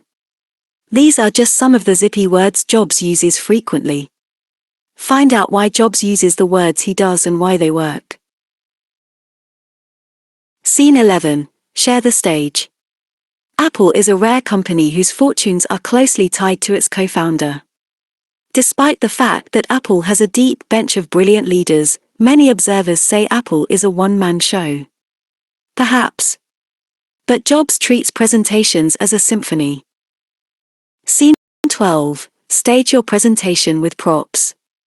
Demonstrations play a very important supporting role in every Jobs presentation. Learn how to deliver demos with pizzazz. Scene 13. Reveal a holy shit moment. From his earliest presentations, Jobs had a flair for the dramatic. Just when you think you have seen all there is to see or heard all there is to hear, Jobs springs a surprise. The moment is planned and scripted for maximum impact. Channel their inner zen. Simplicity is the ultimate sophistication. Steve Jobs, quoting Leonardo da Vinci. Deliver the experience. Simplicity is one of the most important concepts in all Apple designs, from computers, to music players, to phones, and even to the retail store experience. As technology becomes more complex, Apple's core strength of knowing how to make very sophisticated technology comprehensible to mere mortals is in ever greater demand. One Jobs told a New York Times columnist writing a piece about the iPod in 2003. Apple's design guru, Johnny Ive, was interviewed for the same New York Times article and noted that Jobs wanted to keep the original iPod free of clutter and complexity. What the team removed from the device was just as important as what they kept in. What's interesting is that out of that simplicity, and almost that unashamed sense of simplicity, and expressing it, came a very different product. But difference wasn't the goal. It's actually very easy to create a different thing. What was exciting is starting to realize that its difference was really a consequence of this quest to make it a very simple thing, too. Ive said. According to Ive, complexity would have meant the iPod's demise. Jobs makes products easy to use by eliminating features and clutter. This process of simplification translates to the way Jobs designs his slides as well. It's laziness on the presenter's part to put everything on one slide, writes Nancy Duarte. Point 3. Where most presenters add as many words as possible to a slide, Jobs removes and removes and removes. A Steve Jobs presentation is strikingly simple, visual, and devoid of bullet points. That's right, no bullet points. Ever. Of course, this raises the question, would a PowerPoint presentation without bullets still be a PowerPoint presentation? The answer is yes, and a much more interesting one. New research into cognitive functioning, how the brain works, proves that bullet points are the least effective way to deliver important information. Neuroscientists are finding that what passes as a typical presentation is usually the worst way to engage your audience. The brain is fundamentally a lazy piece of meat, writes Dr. Gregory Burns in Iconoclast. In other words, the brain doesn't like to waste energy. It has evolved to be as efficient as possible. Presentation. Software such as PowerPoint makes it far too easy to overload the brain, causing it to work way too hard. Open PowerPoint, and the standard Slide template has room for a title and subtitles, or bullets. If you are like most presenters, you write a title to the slide and add a bullet, a sub-bullet, and often a sub-sub-bullet. The result looks like the sample slide in Figure 8.1. Figure 8.1, a typical, boring PowerPoint template. This slide format gives me the willies. It should scare the heck out of you, too. Designer Gar Reynolds calls these creations slidements, an attempt to merge documents with slides. People think they are being efficient and simplifying things, according to Reynolds. A kind of kill two birds with one stone approach. Unfortunately, the only thing killed is effective communication. 5 Reynolds argues that PowerPoint, used effectively, can complement and enhance a presentation. He is not in favor of ditching PowerPoint. He is, however, in favor of ditching the use of ubiquitous bulleted list templates found in both PowerPoint and Keynote. And it's long past time that we realized that putting the same information on a slide in text form that is coming out of our mouths usually does not help. In fact, it hurts our message. 6 Creating Steve Jobs-like slides will make you stand out in a big way, if only because so few people create slides the way he does. Your audience will be shocked and pleased, quite simply because nobody else does it. Before we look at how he does it, though, let's explore why he does it. Steve practices Zen Buddhism. According to biographers Jeffrey Young and William Simon, Jobs began studying Zen in 1976. A Zen Buddhist monk even officiated at his wedding to Lauren Powell in 1991. A central principle of Zen is a concept called kanso, or simplicity. According to Reynolds, the Japanese Zen arts teach us that it is possible to express great beauty and convey powerful messages through simplification. 8 Simplicity and the elimination. No more pencils. We've been trained since youth to replace paying attention with taking notes. That's a shame. Your actions should demand attention. Hint: bullets demand note-taking. The minute you put bullets on the screen you are announcing, write this down, but don't really pay attention to it now. People don't take notes when they go to the opera. 9 of clutter is a design component that Jobs incorporates into his products and slides. In fact, most everything about his approach to life is all out Zen. In 1982, photographer Diana Walker took a portrait of Jobs in the living room of his house. The room was huge, with a fireplace and ceiling to floor windows. Jobs sat on a small rug on a wooden floor. A lamp stood next to Jobs. Behind him were a record player and several albums, some of which were strewn on the floor. Now, Jobs could surely have afforded some furniture. He was, after all, worth more than $100 million when the photograph was taken. Jobs brings the same minimalist aesthetic to Apple's products. One of the most important parts of Apple's design process is simplification, writes Leander Carney in Inside Steve's Brain. 10. Jobs, says Carney, is never interested in technology for technology's sake. He never loads up on bells and whistles, cramming features into a product because they're easy to add. Just the opposite. Jobs pares back the complexity of his products until they are as simple and as easy to use as possible. 11. When Apple first started in the 1970s, the company's ads had to stimulate demand for computers among ordinary consumers who, frankly, didn't quite see the need for these new devices. According to Carney, the ads were written in simple, easy-to-understand language with none of the technical jargon that dominates competitors' ads, who, after all, were trying to appeal to a completely different market, hobbyists. 12 Jobs has kept his messages simple ever since. The influential German painter Hans Hofmann once said, "The ability to simplify means to eliminate the unnecessary so that the necessary may speak." By removing clutter, extraneous information, from his products and presentations, Jobs achieves the ultimate goal: ease of use and clarity. Macworld 2008, The Art of Simplicity.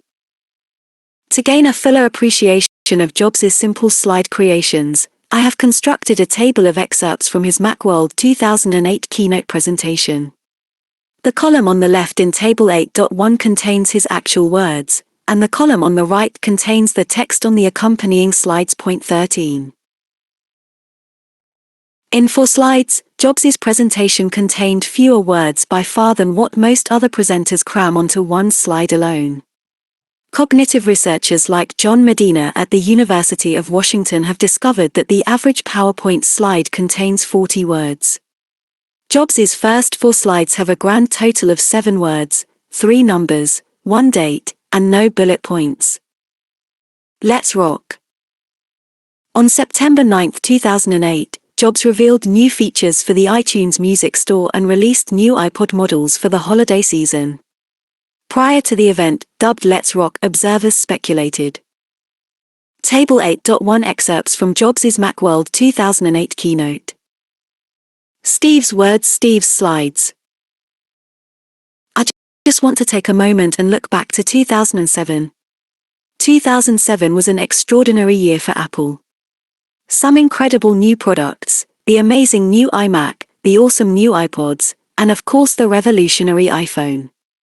On top of that, Leopard and all of the other great software we shipped in 2007. 2007. It was an extraordinary year for Apple, and I want to just take a moment to say thank you. We have had tremendous support by all of our customers, and we really, really appreciate it. So, thank you for an extraordinary 2007. Thank you. I've got 4 things I'd like to talk to you about today, so let's get started. The first one is Leopard. 1. I'm thrilled to report that we have delivered over 5 million copies of Leopard in the first 90 days. Unbelievable.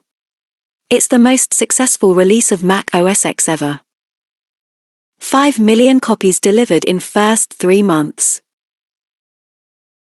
That Jobs might be in ill health, given his gaunt appearance. In January 2009, Apple revealed that Jobs was losing weight due to a hormone imbalance and would take a leave of absence for treatment.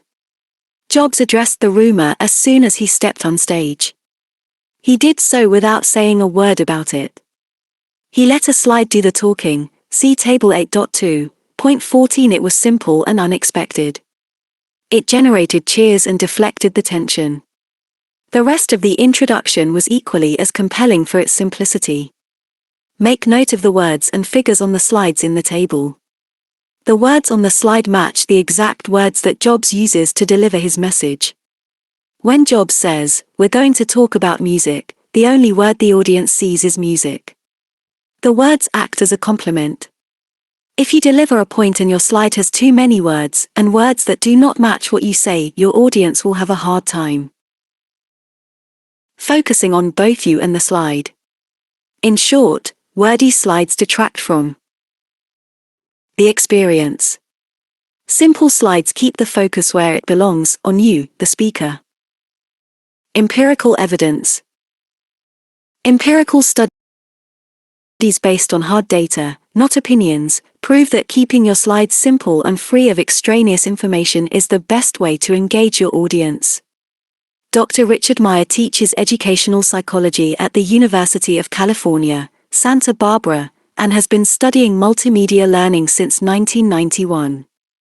His theories are based on solid, empirical studies published in peer-reviewed journals. In a study titled A Cognitive Theory of Multimedia Learning, Meyer outlined fundamental principles of multimedia design based on what scientists know about cognitive functioning. Steve Jobs' slides adhere to each of Meyer's principles. Multimedia representation principle. It is better to present an explanation in words and pictures than solely in words, writes Meyer. Point 15. According to Meyer, learners can. Table 8.2 excerpts from Jobs' 2008 Let's Rock presentation. Steve's words, Steve's slides. Good morning. Thank you for coming. This the reports of my death morning. We have some really exciting stuff to our greatly exaggerated share with you. Before we do, I just wanted to mention this, gestures towards screen, Enough said. So, let's get on with the real topic of this morning, which is music. We're going to talk about music today, and we've got a lot of fun, new offerings. Music.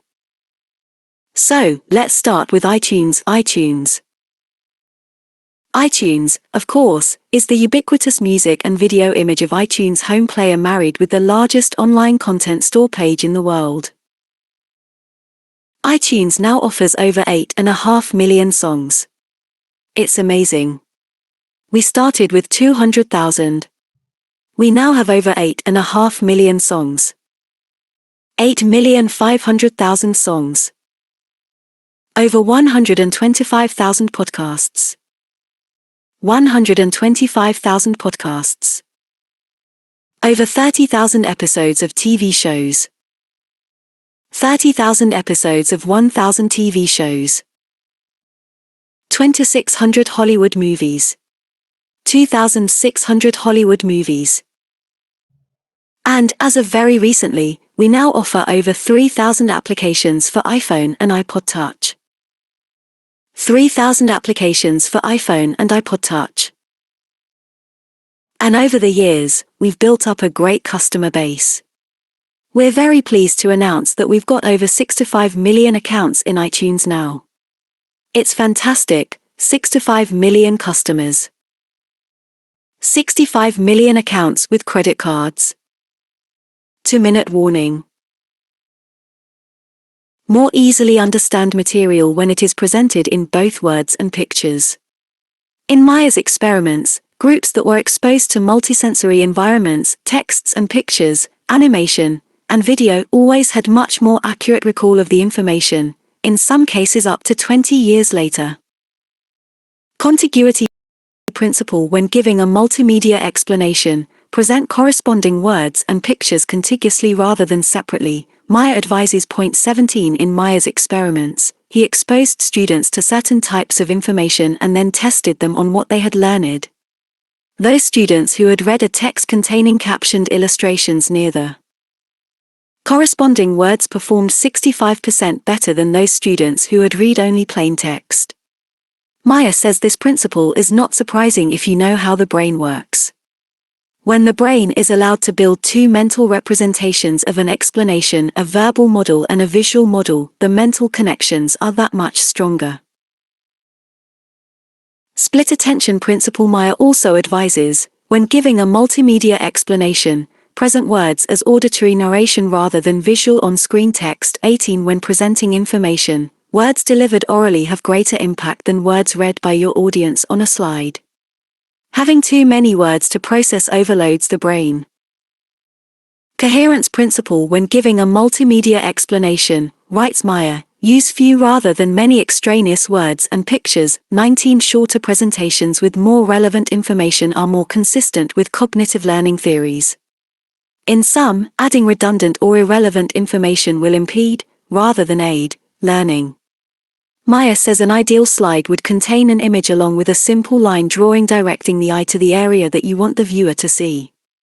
This is called signaling, and it is based on the scientific premise that your audience should not have to waste cognitive resources trying to find their place on the screen. Now, keep this in mind as we return to the Let's Rock event. About 6 minutes into the presentation, Jobs described a new feature available on iTunes, Genius, see Table 8.3. Point 20 What could be easier to follow than simple line arrows pointing to the relevant area of a slide? Line drawings, few words, and a rich library of colorful images and photographs make up the majority of Jobs' slides. Simplicity, the elimination of clutter, is the theme that ties them all together. The Mac presentation. Critics once derided USA Today as Mac paper for its short, easy-to-read stories. They're not laughing now. USA Today boasts the largest circulation of any newspaper in the United States. Readers love the colorful and bold graphics, charts, and photographs. After USA Today launched in 1982, Many daily newspapers had no choice but to follow with shorter stories, splashes of color, and more photographs. USA Today became famous for its snapshots, standalone charts carried on the lower left of the main sections, i.e., news, sports, money, life. They are easy-to-read statistical graphics that present information on various issues and trends in a visually appealing way. These graphics are among the best learning tools to create more visual slides. Study them. You'll see Richard Meyer's theory in action. Statistics share the slide with images, making the information more memorable. For an index of USA Today snapshots, visit usatoday.com/snapshot-news-snapindex.htm. Table 8.3 More excerpts from Jobs' 2008. Steve's words. Steve's slides. We're introducing a new feature called Genius. Genius is pretty cool. What Genius does is automatically allow you to make playlists from songs in your music library that go great together, with just one click. It helps you rediscover music from your own music library and make great playlists that you probably wouldn't think of making any other way, and it really works well with just one click. So, that's what Genius is. Here's what it looks like. Let's say you're listening to a song, in my case, a Bob Dylan song. Genius. Automatically make playlists from songs in your library that go great together with just one click. Image of an iTunes library screenshot with a song highlighted. Recommendations from the iTunes store of music you might want to buy. Simple cloud line drawing with Genius logo inside. Image of iTunes music library, arrow appears moving up from iTunes to cloud. Many images of iTunes music libraries appear alongside original. Arrow up from original image to cloud, followed by more than a dozen arrows from other images. Animated circle appears and surrounds small Genius logo at bottom right of screen. Steve's words. Steve's slides. And as that happens, Genius just gets smarter, and smarter, and smarter. Genius logo in cloud replaced with word smarter. Everybody benefits. When we send back down Genius results to you, they are tailored to your music library. Arrow appears moving downward from cloud to iTunes library image. So, automatically make playlists from songs in your library that go great together, with just one click. That's what Genius is about. Moves to demo. White space. According to Gar Reynolds, there is a clear Zen aesthetic to Jobs' slides. In Jobs' slides, you can see evidence of restraint, simplicity, and powerful yet subtle use of empty space. 21 top designers such as Reynolds say the biggest mistake business professionals make is filling up every centimeter of the slide. Nancy Duarte describes white space as giving your slides visual breathing room. Visible elements of a slide often receive the most focus. But you need to pay equal attention to how much space you leave open. It's okay to have clear space. Clutter is a failure of design. 22 Duarte says it's laziness on the part of the presenter to put everything on one slide. Dense information and clutter requires too much effort for your audience. Simplicity is powerful. Empty space implies elegance, quality, and clarity. To see examples of how designers use space, visit some slide design contest winners. At slideshair.net, slideshair.net/contest/results-2008.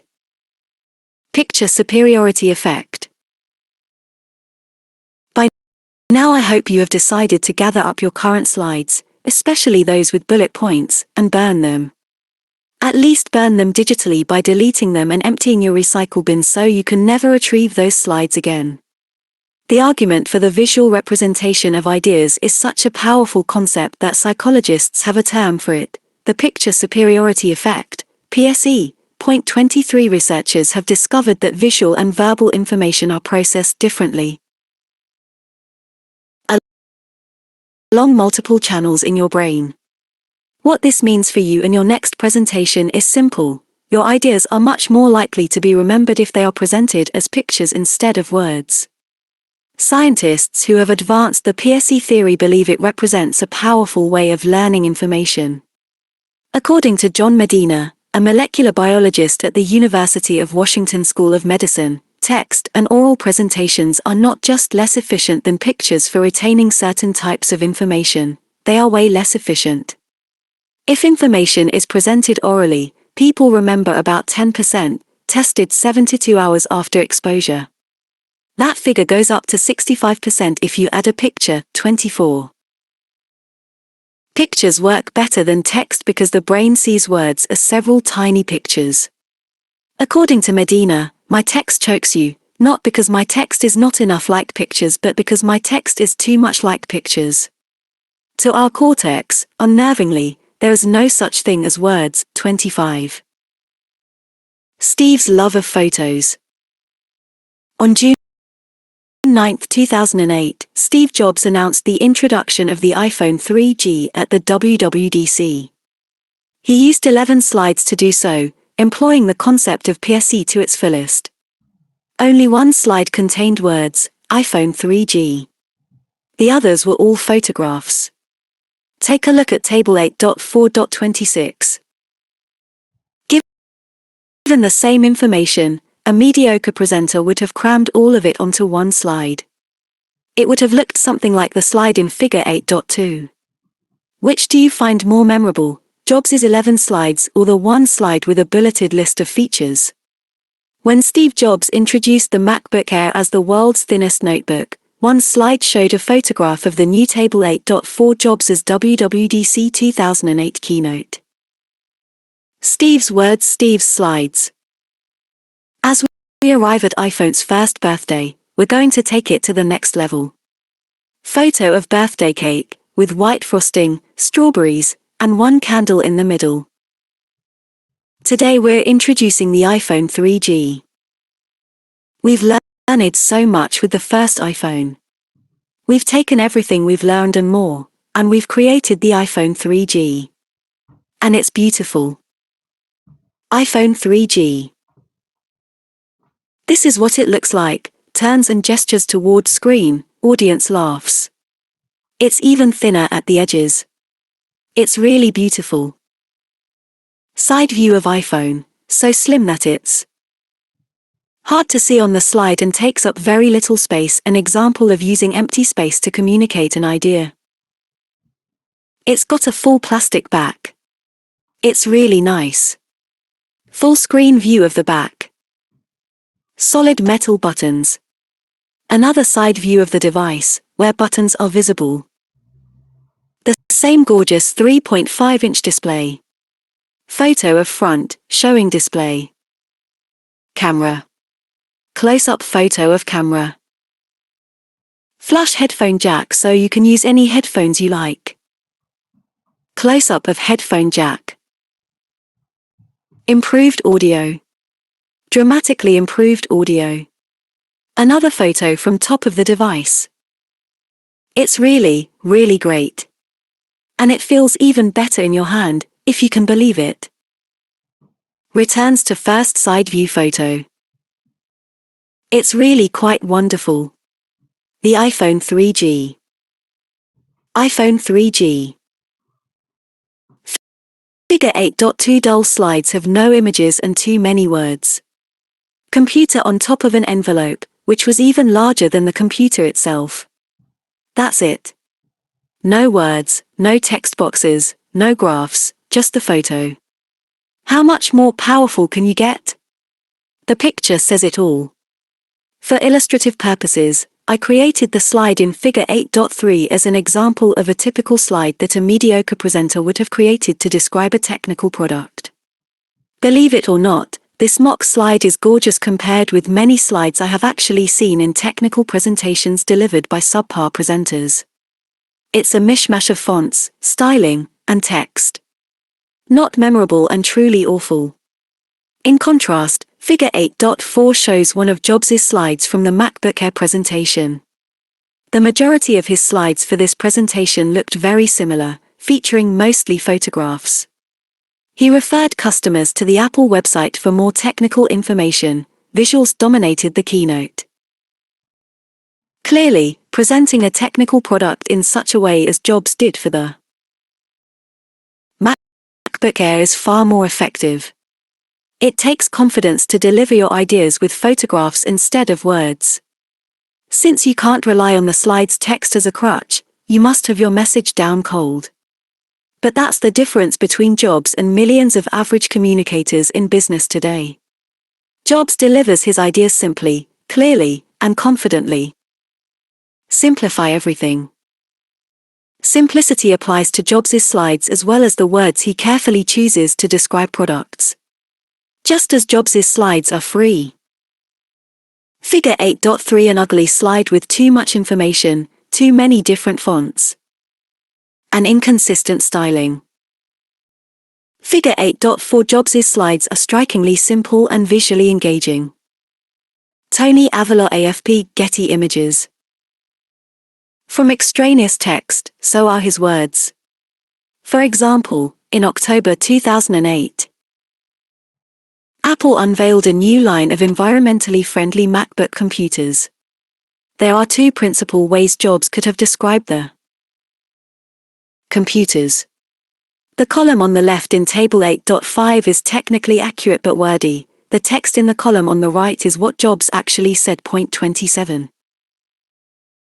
Jobs replaces lengthy sentences with descriptions that could fit in a Twitter post. See Scene 4. Simple sentences are simply easier to recall. Table 8.6 shows other examples of how Jobs could have described a new product, compared with what he actually said. Plain English campaign. If you need help writing crisp, clear sentences, the Plain English campaign can help. Since 1979, this UK-based organization has been leading the fight to get governments and corporations to simplify their communications. The site is updated weekly with examples of the most complex, unintelligible business language submitted by readers around the world. The organizers define plain English as writing that the intended audience can read. Table 8.5 Describing the environmentally. What Steve could have said. What Steve actually said. The new MacBook family meets the most. They are the industry's stringent Energy Star standards and contains greenest notebooks, no brominated flame retardants. It uses only PVC-free internal cables and components and features energy-efficient LED backlit displays that are mercury-free. Friendly MacBook. Einstein's theory of simplicity. Table 8.6 Possible versus actual descriptions. Jobs' presentations. What Steve could have said. What Steve actually said. MacBook Air measures 0.16 inch at its thinnest point, with a maximum height of 0.76 inch. It's the world's thinnest notebook. Time Capsule is an appliance combining an 802.11n base station with a server-grade hard disk that automatically backs up everything on one or more Macs running Leopard, the latest release of the Mac OS X operating system. With Time Capsule, plug it in, click a few buttons, and voila, all the Macs in your house are backed up automatically. Mac OS X features memory protection, preemptive multitasking, and symmetric multiprocessing. It includes Apple's new Quartz 2D graphics engine based on the Mac OS X is the most technically advanced personal computer operating system ever. Internet standard portable document format. Understand and act upon the first time they read or hear it. The website has free guides on how to write in plain English as well as marvelous before and after examples, such as the ones in Table 8.7.28. Nearly everything you say in any memo, email, or presentation can be edited for conciseness and simplicity. Remember that simplicity applies not just to the words on the slides but also to the words that come out of your mouth. Author and advertising expert Paul Arden says that people go to a presentation to see you, not to read your words. He offers this tip: instead of giving people the benefit of your wit and wisdom, words, try painting them a picture. The more strikingly visual your presentation is, the more people will remember it. 29 Leonardo da Vinci stated, "Simplicity is the ultimate sophistication." One of the most celebrated painters in history, he understood the real power of simplicity, as does Steve Jobs. When you discover this concept for yourself, your ideas will become far more persuasive than you could ever imagine. Table 8.7 Before and After Examples from the Plain English Campaign. Before/After. If there are any points on which you require if you have any explanation or further particulars, we shall be glad. Questions, please call to furnish such additional details as may be required by telephone. High-quality learning environments are a necessary. Children need good precondition for facilitation and enhancement of the schools to learn properly. Ongoing learning process. It is important that you shall read the notes, advice and information detailed opposite, then complete the form overleaf, all sections, prior to its immediate return to the council by way of the envelope provided. Please read the notes before you fill in the form. Then send it back to us as soon as possible in the envelope provided. Director's notes. Avoid bullet points. Always. Well, almost always. Bullet points are perfectly acceptable on pages intended to be read by your audience, like books, documents, and emails. In fact, they break up the text quite nicely. Bullet points on presentation slides should be avoided. Pictures are superior. 106 Channel their inner zen. Focus on one theme per slide, and complement that theme with a photograph or image. Learn to create visually aesthetic slides. Above all, keep in mind that you do not have to be an artist to build slides rich in imagery. Visit CarmineGallo.com for a list of resources. Dress up your numbers. We have sold 4 million iPhones to date. If you divide 4 million by 200 days, that's 20,000 iPhones every day on average. Steve Jobs. On October 23, 2001, Apple launched a digital music player that would revolutionize the entire music industry, the iPod. At $399, however, it was an expensive gadget. The iPod stored songs on a 5 GB drive, but the number itself, 5 GB, meant very little to the average music lover. In his keynote presentation, Jobs made that number more meaningful by saying that 5 GB provided enough storage for 1,000 songs. While that sounds more impressive, it still did not provide a compelling value, since competitors were offering devices containing more storage at a lower price. But wait, Jobs assured his audience, there's more. Jobs said the new iPod weighed 6.5 ounces and was so small that it could fit in your pocket. When Jobs pulled one out of his own pocket, it immediately clicked with the audience. The iPod's slogan said it all, 1,000 songs in your pocket, 1. Rarely do numbers resonate with people until those numbers are placed in a context that people can understand, and the best way to help them understand is to make those numbers relevant to something with which they are already familiar. 5 GB may mean nothing to you, but 1,000 songs in your pocket opens up an entirely new way for you to enjoy music. Jobs dresses up numbers to make them more interesting.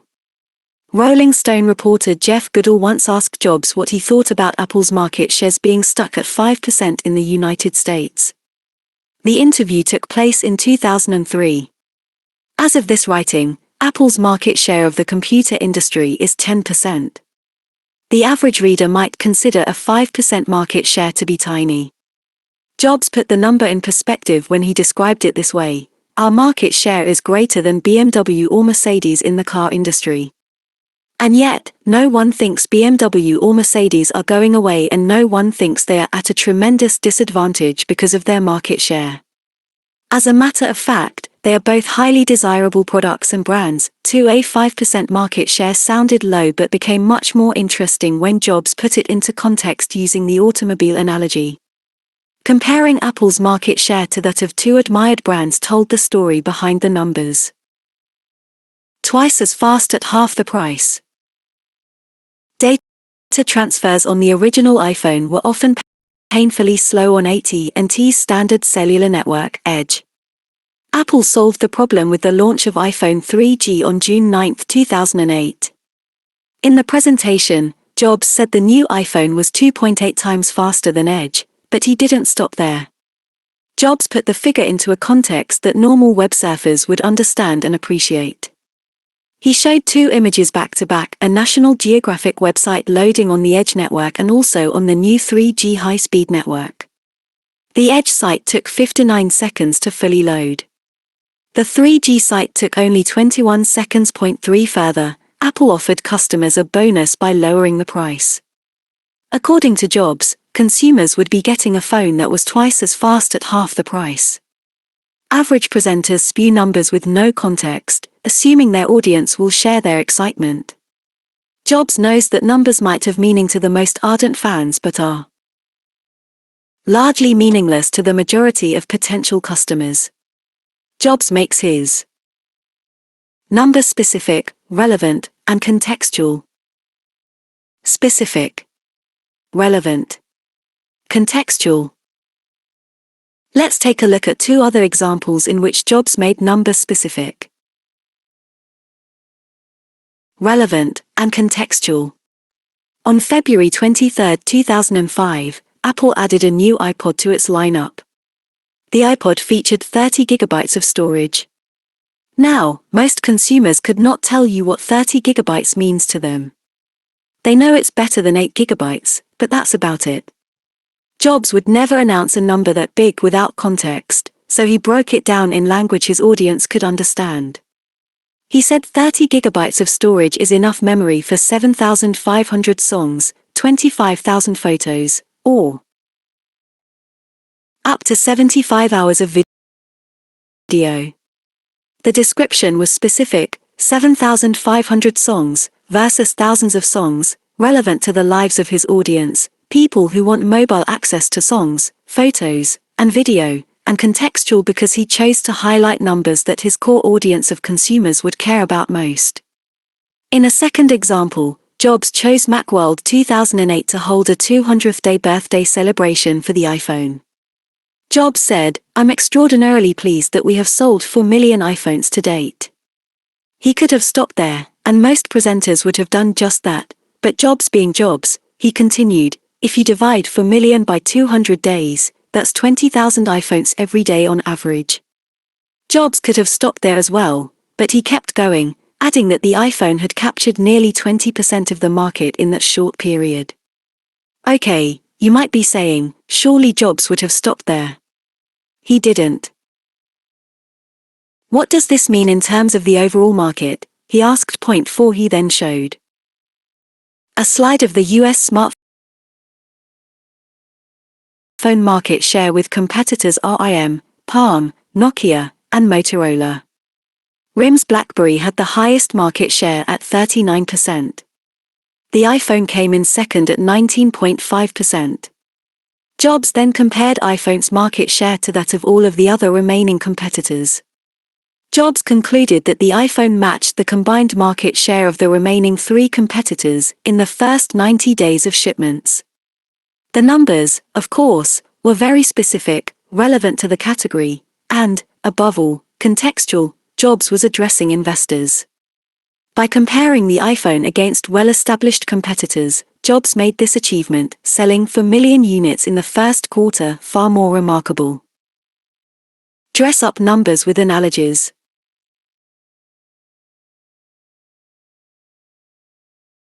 When I worked with SanDisk executives to prepare them for a major announcement at the 2008 Consumer Electronics Show in Las Vegas, we took a page from the Steve Jobs playbook. The maker of flash memory cards was introducing a card small enough to fit into a cell phone's micro SD slot. That's very tiny. Even bigger news was that it held 12 gigabytes of storage in that small form factor. Now, only gadget geeks would find 12 gigabytes exciting. So, we had to dress up the numbers a la Steve Jobs. Our final announcement went something like this: today we're announcing the first 12 gigabytes memory card for cell phones. It has 50 billion transistors.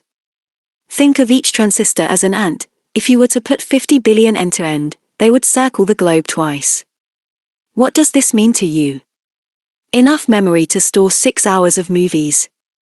enough memory to listen to music while traveling to the moon and back. The number 12 gigabytes is largely uninteresting unless you truly understand the implications of the achievement and what it means to you. When SanDisk compared 50 billion transistors to the number of ants that could circle the globe, the company was using an analogy to jazz up the numbers. Analogies point out similar features between two separate things. Sometimes, analogies are the best way to put numbers into a context that people can understand. The more complex the idea, the more important it is to use rhetorical devices such as analogies to facilitate understanding. For example, on November 17, 2008, Intel released a powerful new microprocessor named the Core i7. The new chip represented a significant leap in technology, packing 730 million transistors on a single piece of silicon. Engineers described the technology as breathtaking. But that's because they're engineers. How could the average consumer and investors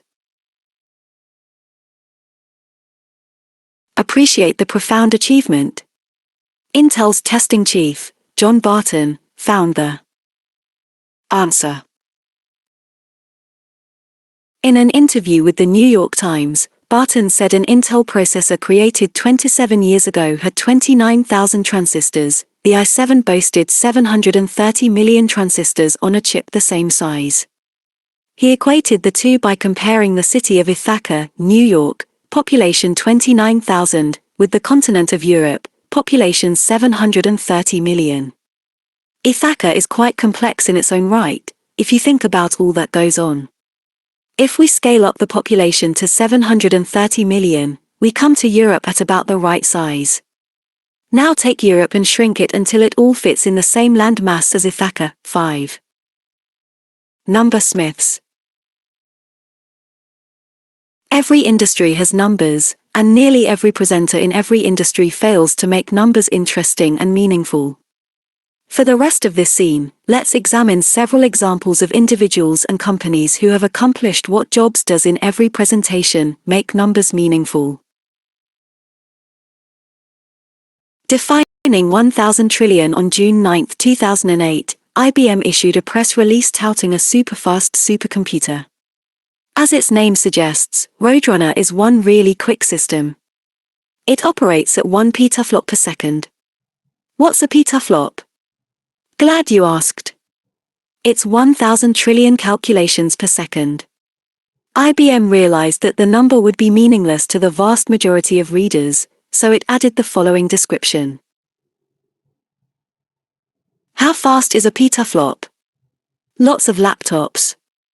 That's roughly equivalent to the combined computing power of 100,000 of today's fastest laptop computers. You would need a stack of laptops 1.5 miles high to equal Roadrunner's performance. It would take the entire population of the Earth, about 6 billion, each of us working a handheld calculator at the rate of 1 second per calculation, more than 46 years to do what Roadrunner can do in one day. If it were possible for cars to improve their gas mileage over the past decade at the same rate that supercomputers have improved their cost and efficiency, we'd be getting 200,000 miles to the gallon today. 6. The comparisons were compelling and caught the attention of the media. Conduct a Google search for IBM plus Roadrunner plus 1.5 miles and the search returns nearly 20,000 links to articles that use IBM's comparison word for word from the press release. The analogy works.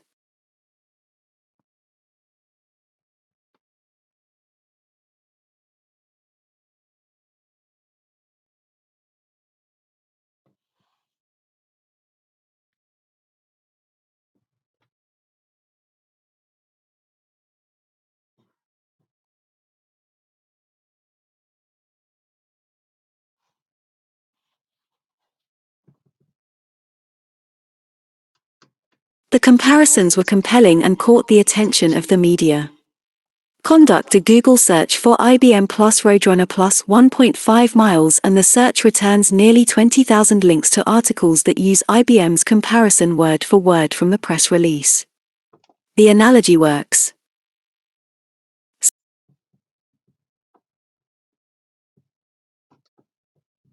The bigger the number, the more important it is to place the number into a context that makes sense to your audience.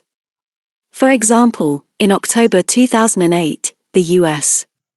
government bailed out banks and financial institutions to the tune of $700 billion.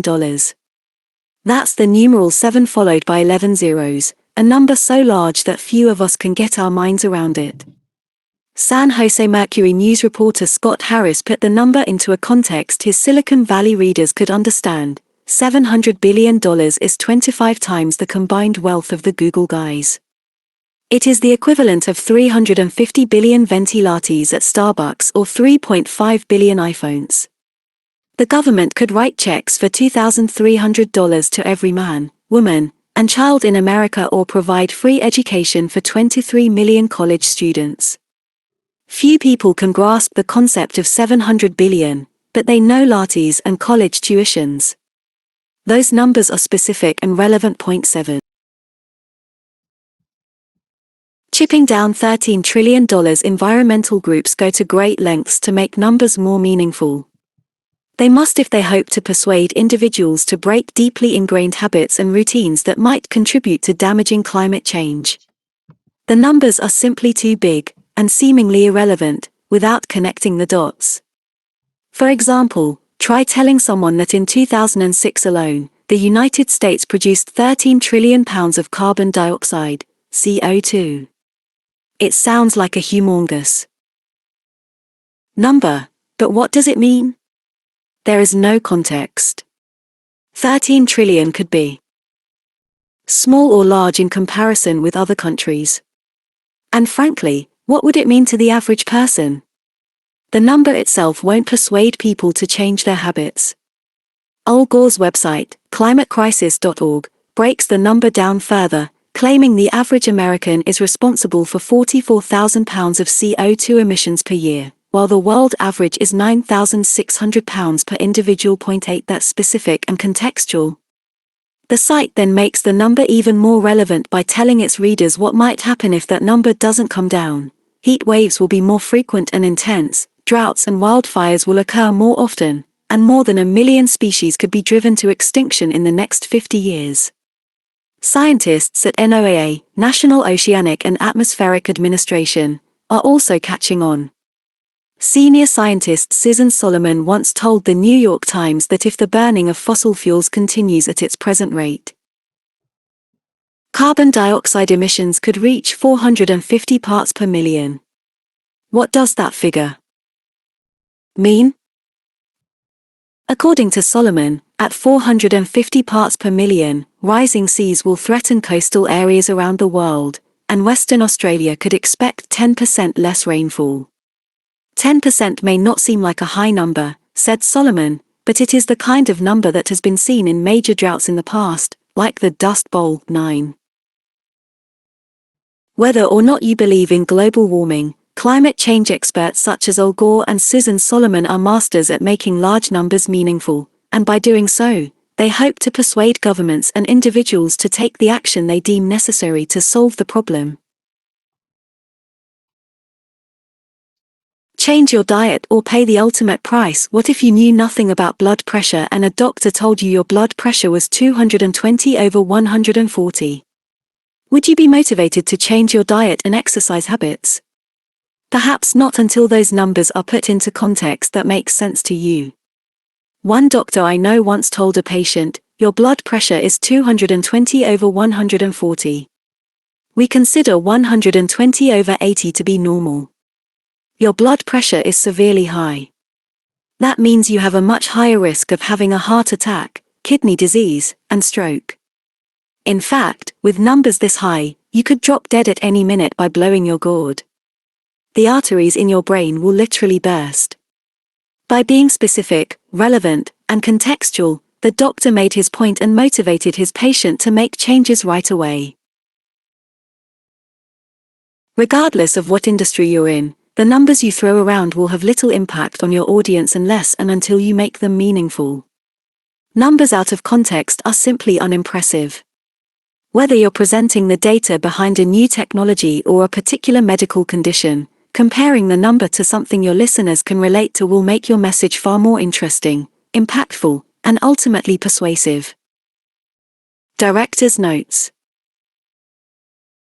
Use data to support the key theme of your presentation. As you do, consider carefully the figures you want to present. Don't overwhelm your audience with too many numbers. Make your data specific, relevant, and contextual. In other words, put the numbers into a context that is relevant to the lives of your listeners. Use rhetorical devices such as analogies to dress up your numbers. Scene 10. Scene 10. Use amazingly. Zippy words. Plug it in. Were. Done. Steve Jobs, describing the song transfer feature of the first iPod, Fortune, November 2001. Steve Jobs introduced an upgrade to the iPhone at Apple's Worldwide Developers Conference on June 9, 2008. The iPhone 3G was twice as fast as the original model, supporting the speedier third-generation AT&T data network. A 3G network has a potential transfer speed of 3 megabits per second, versus 144 kilobits per second on a slower, 2G, second-generation, network. Simply put, 3G is better for accessing the internet and downloading large multimedia files on a mobile phone. Jobs made it even simpler. It's amazingly zippy, he said. Point 1. Jobs speaks in simple, clear, and direct language, free of the jargon and complexity so common in business communications. Jobs is one of the few business leaders who could confidently call a product amazingly zippy. In an interview for Fortune magazine, he was asked to describe the interface of Apple's new OS X operating system. "We made the buttons on the screen look so good, you'll want to lick them," he said. Point 2. Even if you think Jobs is grandstanding from time to time, his choice of words puts a smile on your face. He chooses words that are fun, tangible, and uncommon in most professional business presentations. Jobs, Gates, and the plain English test. Seattle Post-Intelligencer tech reporter Todd Bishop wrote a clever piece at the urging of his readers. He ran the transcripts from 4 presentations in 2007 and 2008, Steve Jobs' Macworld keynotes and Bill Gates' Consumer Electronics Show presentations, through a software tool that analyzes language. In general, the lower the numerical score, the more understandable the language. Bishop used an online software tool provided by usingenglish.com. 3. The tool analyzes language based on 4 criteria. 1. Average number of words per sentence. 2. Lexical density, how easy or difficult a text is to read. Text with lower density is more easily understood. In this case, a lower percentage is better. 3. Hard words, average number of words in a sentence that contain more than 3 syllables. In this case, a higher percentage is worse because it implies that are more hard words in the text that are generally less understood by the average reader. 4. Fog index, the number of years of education a reader theoretically would require to understand the text. For example, the New York Times has a fog rating of 11 or 12, while some academic documents have a fog rating of 18. The fog index simply means that short sentences written in plain English receive a better score than sentences written in complicated language. It should be no surprise that Jobs did noticeably better than Gates when their language was put to the test. Table 10.1 compares the results for both 2007 and 2008.4. In each case, Jobs performs significantly better than Gates when it comes to using terms and language people can easily understand. Jobs' words are simpler, his phrases are less abstract, and he uses fewer words per sentence. Table 10.1 Language complexity, Steve Jobs versus Bill Gates. Bill Gates, International. Steve Jobs, consumer presenter event Macworld Electronics Show. Jobs' 2007 Macworld Keynote and Gates' 2007 CES Keynote. Average words sentence 10.5 21.6. Lexical density 16.5% 21%. Hard words 2.9%, 5.11%. Fog Index 5.5, 10.7. Jobs' 2008 Macworld Keynote and Gates' 2008 CES Keynote. Average words sentence 13.79, 18.23. Lexical density 15.76%, 24.52%. Hard words 3.18%, 5.2%. Fog Index 6.799, 9.37. Table 10.2 compares some exact phrases from the 2007 presentations. Excerpts from Bill Gates's remarks are in the right column. Point 5. The left column contains excerpts from Steve Jobs. Point 6. Where Gates is obtuse, Jobs is clear. Where Gates is abstract, Jobs is tangible. Where Gates is complex, Jobs is simple. Now, I can hear you saying, Bill Gates might not speak as simply as Jobs, but he's the richest guy in the world, so he must have done something right. You're correct. He did. Gates invented Windows, the operating system installed in 90% of the world's computers. You, however, did not. Your audience will not let you get away with language they'll accept. Table 10.2 verbiage. Ian Gates's 2007 CES Keynote versus Jobs's 2007 Macworld Keynote. Steve Jobs, 2007 Macworld Consumer Electronics Show. Bill, you know, it was just a year ago that I was up here and announced that we were going to switch to Intel processors. It was a huge heart transplant to Intel microprocessors. And I said that we would do it over the coming 12 months. We did it in 7 months, and it's been the smoothest and most successful transition that we've ever seen in the history of our industry. Now I'd like to tell you a few things about iTunes that are pretty exciting. We are selling over 5 million songs a day now. Isn't that unbelievable? That's 58 songs every second of every minute of every hour of every day. We've got awesome TV shows on iTunes. As a matter of fact, we have over 350 TV shows that you can buy episodes from on iTunes.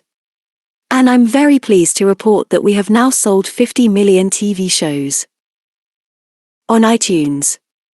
Isn't that incredible? The processors are now opening the memory capability up to 64-bit, and that's a transition we're making without a lot of incompatibility, without paying a lot of extra money. Software, the old 32-bit software, can run, but if you need to get more space, it's just there. The process we've been through over this year, there was a beta 2, got out to over 2 million people. The release candidate, which was our last chance for feedback, got out to over 5 million. We had a lot of in-depth things where we went in and sat and interviewed people using Windows Vista in family situations. We did that in 7 different countries.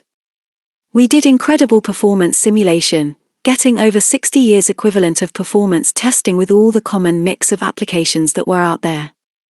Microsoft Office has got a new user interface, it's got new ways of connecting up to Office Live Services and SharePoint, but the discoverability of the richness is advanced dramatically by that user interface. Gates, 2007 International. From Gates. If your presentations are confusing, convoluted, and full of jargon, you will miss an opportunity to engage and excite your listeners. Strive for understanding. Avoid lexical density. You might have noticed that many of Jobs' favorite words are the type of words most people use in everyday water-cooler conversation: amazing, incredible, gorgeous. Most presenters change their language for a pitch or presentation. Jobs speaks the same way on stage as he does off stage. He has confidence in his brand and has fun with the words he chooses. Some critics might say his language borders on hyperbole, but Jobs echoes the sentiments shared by millions of his customers. Of course, you should use words that authentically represent your service, brand, or product.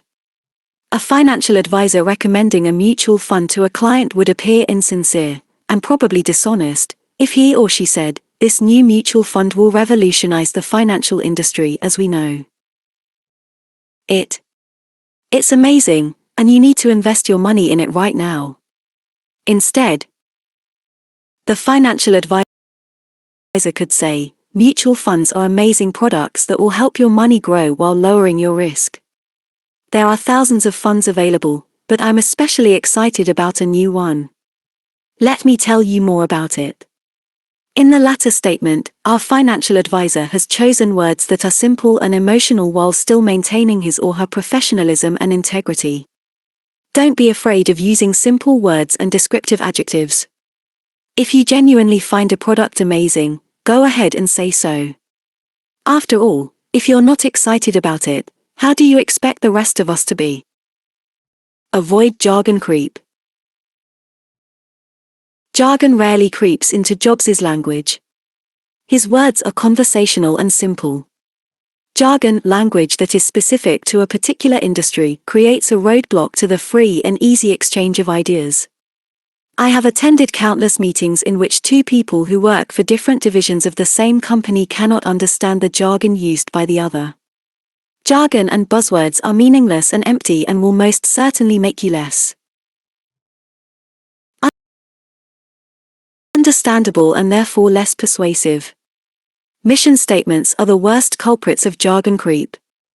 Mission statements typically are long, convoluted, jargon-laden paragraphs created in multiple committee meetings and destined to be forgotten.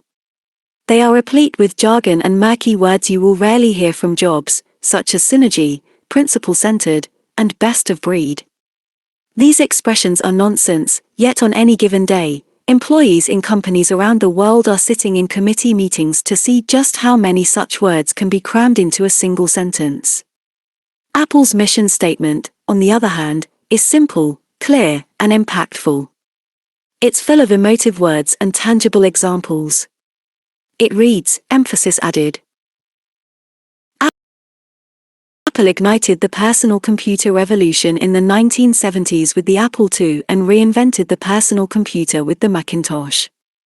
Today, Apple continues to lead the industry in innovation with its award-winning computers, OS X operating system, and iLife and professional applications. Apple is also spearheading the digital media revolution with its iPod portable music and video players and iTunes online store, and has entered the mobile phone market with its revolutionary iPhone 7. The words Jobs chooses to announce a new product have three characteristics: they are simple, concrete, and emotionally charged. Simple. Free of jargon and with few syllables. Concrete. Very specific phrases. Short, tangible descriptions instead of long, abstract discussions. Emotional. Descriptive adjectives. Examples of each of these three characteristics appear in Jobs' introduction of the MacBook Air. This is the MacBook Air. You can get a feel for how thin it is, concrete. It has a full-size keyboard and display, simple. Isn't it amazing, emotional? This is what it looks. A guru who keeps it simple. It was hard to miss financial guru Suze Orman in 2008 and 2009 when the global financial markets were collapsing. In addition to appearing on her own CNBC show, the best-selling author was a frequent guest on shows such as Oprah and Larry King Live. Banks and financial companies were also using her in advertisements meant to alleviate their customers' fears. I interviewed Orman several times and found her to be surprisingly candid about the secret to her success as a communicator. How do you make complicated financial topics easy to understand? I once asked. Too many people want to impress others with the information they have so others think the speaker is intelligent, Orman responded. Point 8. But Suze, I said, if your message is too simple, don't you risk not being taken seriously? I don't care what people think about it. All I care about is that the information I'm imparting empowers the listener or reader of my material. If your intention is to impart a message that will create change for the person listening, then if you ask me, it is respectful to that person to make the message as simple as possible. For example, if I gave you directions to how to get to my house, you would want me to give you the simplest directions to get there. If I made it more complicated, you would not be better off. You might get aggravated and give up. If it was simple, chances are you will get in your car and try to get to my house rather than giving up and saying it's not worth it. Others criticize simplicity because they need to feel that it's more complicated. If everything was so simple, they think their jobs could be eliminated. It's our fear of extinction, our fear of elimination, our fear of not being important that leads us to communicate things in a more complex way than we need to. 9. Like. Isn't it incredible, emotional? It's the world's thinnest notebook, simple. It has a gorgeous 13.3-inch widescreen display and a phenomenal full-sized keyboard, emotional and concrete. I'm stunned our engineering team could pull this off. Emotional. 10 Table 10.3 lists even more examples of specific, concrete, and emotional phrases from the job's repertoire of language. This is just a small sample. Every job's presentation contains similar language. Jargon, a sure way to upset Jack Welch. Jack Welch made the observation, insecure managers create complexity. During his 20 years as GE's top executive, the conglomerate grew from $13 billion in revenue to $500 billion. Welch was on a mission to declutter everything about the company, from its management processes to its communication. He despised long, convoluted memos, meetings, and presentations. In his book Jack, Straight from the Gut, Welch describes meetings that left him underwhelmed. If you wanted to upset the new CEO, all you had to do was talk over his head. Welch would say, "Let's pretend we're in high school, take me through the basics." He recounts his first meeting with one of his insurance leaders. Welch asked some simple questions about terms he was unfamiliar with. He writes, "So I interrupted him to ask, what's the difference between facultative and treaty insurance? After fumbling through a long answer for several minutes, an answer I wasn't getting, he finally blurted out in exasperation, 'How do you expect me to teach you in 5 minutes what it has taken me 25 years to learn?' Needless to say, he didn't last long. 11. Speaking in jargon carries penalties in a society that values speech free from esoteric, incomprehensible bullshit. Speaking over people's heads may cost you a job or prevent you from advancing as far as your capabilities might take you otherwise. Table 10.3 Specific, concrete, and emotional phrases in Jobs' presentations. Event phrase. Apple Music Event, 2001. The coolest thing about iPod is your entire music library fits in your pocket. 12. Introduction of the world's first 17-inch widescreen notebook, Macworld 2003. I asked you to buckle up. Now I want you to put on your shoulder harness. 13. Referencing the current titanium PowerBook, Macworld 2003. The number one lust object. 14. Describing the new It's stunning. It is the most incredible 17-inch PowerBook product we have ever made. Look at that Macworld 2003 screen. It's amazing. Look at how thin it is. Isn't that incredible? When it's closed, it's only 1 inch thick. It's beautiful, too. This is clearly the most advanced notebook computer ever made on the planet. Our competitors haven't even caught up with what we introduced 2 years ago. I don't know what they're going to do about this. 15. Jobs' description of the original insanely great Macintosh. Persuading PepsiCo President John Sculley to become Apple's CEO. Do you want to spend the rest of your life selling sugared water, or do you want a chance to change the world? Quote in triumph of the nerds, we're here to put a dent in the universe. 16. Discussing CEO Gil Amelio's reign at Apple. The products suck. There's no sex in them anymore. 17. Jobs creating a new word for the launch of a new iPod, September 2008. iPod Touch is the funnest iPod we've ever created. 18. Unveiling the first 17-inch notebook computer, January 7, 2003. A giant leap beyond PC notebooks. Miraculously engineered, 19. Some people will look at the language in this table and say Jobs is a master of hype. Well, hype is hype only if there's no there there.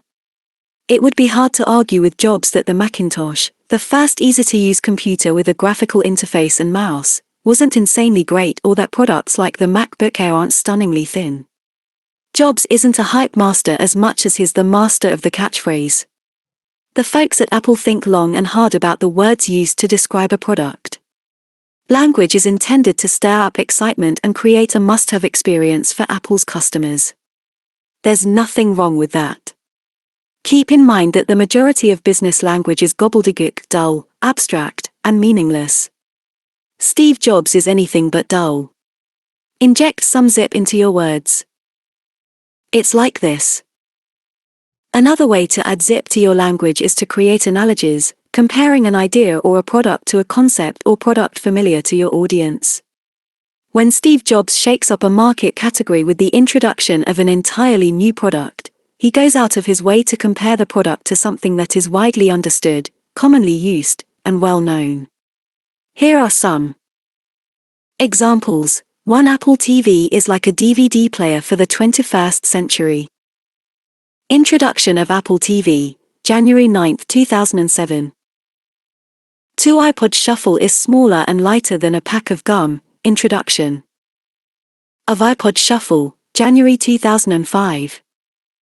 3 iPod is the size of a deck of cards. Introduction of iPod, October 2001. When you find an analogy that works, stick with it. The more you repeat it, the more likely your customers are to remember it. If you do a Google search for articles about the products just mentioned, you will find thousands of links with the exact comparisons that Jobs himself used. Following are the 3 cure for bad pitches. Don't sell solutions, create stories instead. The New York Times columnist David Pogue loves a good pitch. He says the majority of his columns come from pitches. What he doesn't want to hear is jargon. Surprisingly, PR professionals are among the worst offenders, surpassed only by bureaucrats, senior managers, and IBM consultants. Pogue argues that buzzwords, terminology such as integrated, best of breed, B2B, and consumer-centric, are unnecessary. The ideal pitch is a short paragraph telling Pogue exactly what the product is and does. For example, one company wrote Pogue and said it had a new laptop that could be dropped from 6 feet, could be dunked in water, and could survive 300-degree heat and still work. This clever description was enough to grab Pogue's attention. The Bad Pitch blog is a must-read for PR, marketing, and sales professionals. The site carries actual pitches from PR professionals who should know better than to issue impenetrable jargon masking as a press release. Here's an example. Hope you're well. I'd like to introduce you to a new, place-based out-of-home digital network that delivers relevant, localized media within the rhythm of consumers' daily rituals, like afternoon coffee or sandwiches at lunch.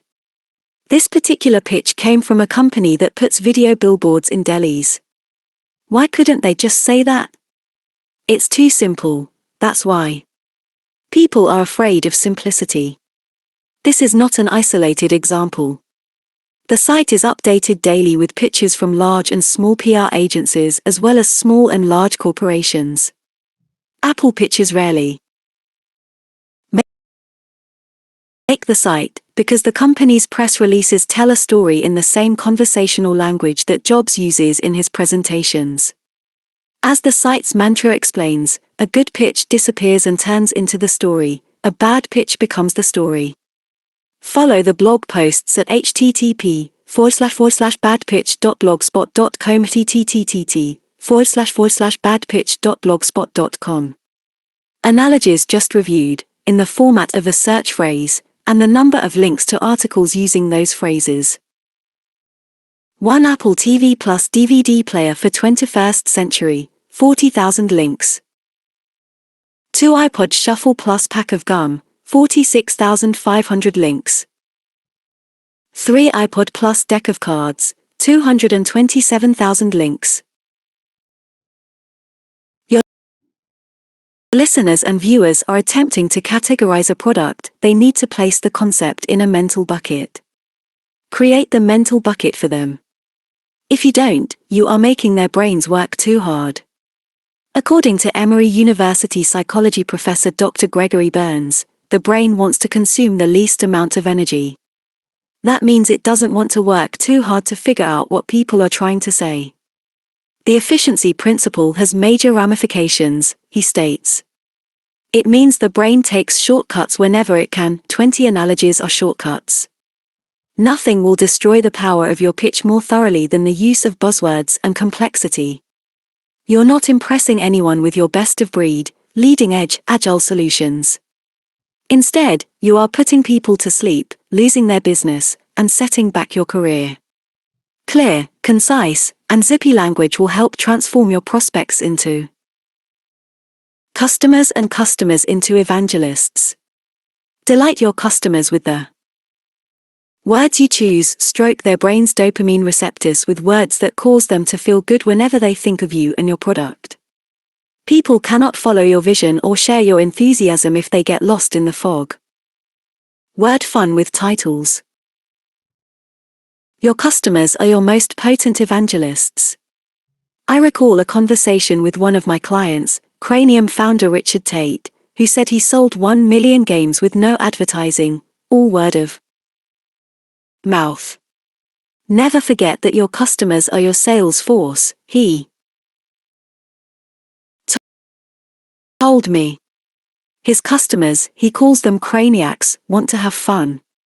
Since fun was the name of the game, so to speak, Tate decided that every facet of the company should have some whimsy associated with it. He started with job titles. Cranium employees are allowed to make up their own titles. For example, Tate is not Cranium's CEO. He is the Grand Poobah. No kidding. It's on his business card. You might think it's silly, but I'll tell you that when I first walked into the company's Seattle headquarters, I was hit with a wave of fun, enthusiasm, and engagement the likes of which I had never seen before and I have never seen since. Director's notes. 1. Unclutter your copy. Eliminate redundant language, buzzwords, and jargon. Edit, and edit some more. 2. Run your paragraphs through the Using English tool to see just how dense it is. 3. Have fun with words. It's okay to express enthusiasm for your product through superlatives or descriptive adjectives.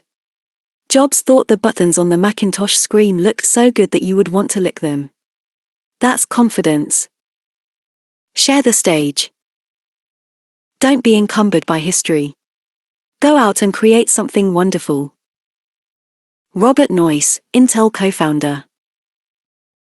At Macworld on January 10, 2006, Jobs announced that the new iMac would be the first Apple computer with an Intel processor inside.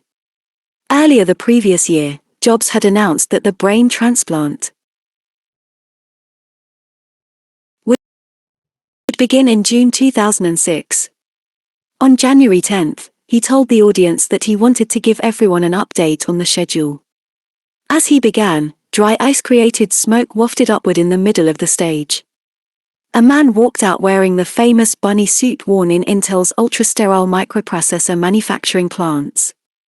The man was carrying a wafer, one of the thin, round slices of silicon from which chips are made. He walked over to Jobs and shook hands. As the lights came up, it became obvious that the person in the bunny suit was none other than Intel CEO Paul Otellini. "Steve, I wanted to report that Intel is ready," Otellini said as he handed Jobs the wafer. "Apple is ready, too," said Jobs. "We started a partnership less than a year ago to make this happen," Jobs told the audience. "Our teams have worked hard together to make this happen in record time. It's been incredible to see how our engineers have bonded and how well this has gone," one Otellini credited the Apple team in return. The two men talked about the achievement. They shook hands again, and Ottolini left the stage.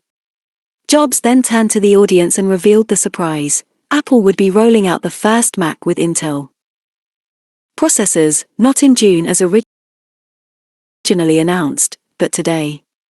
See Figure 11.1. Few companies are more closely associated with their founders than Apple is with Jobs. Regardless, Jobs himself is more than happy to share the spotlight with employees and partners on stage. A Jobs presentation is rarely a one-man play. He features supporting characters who perform key roles in the narrative.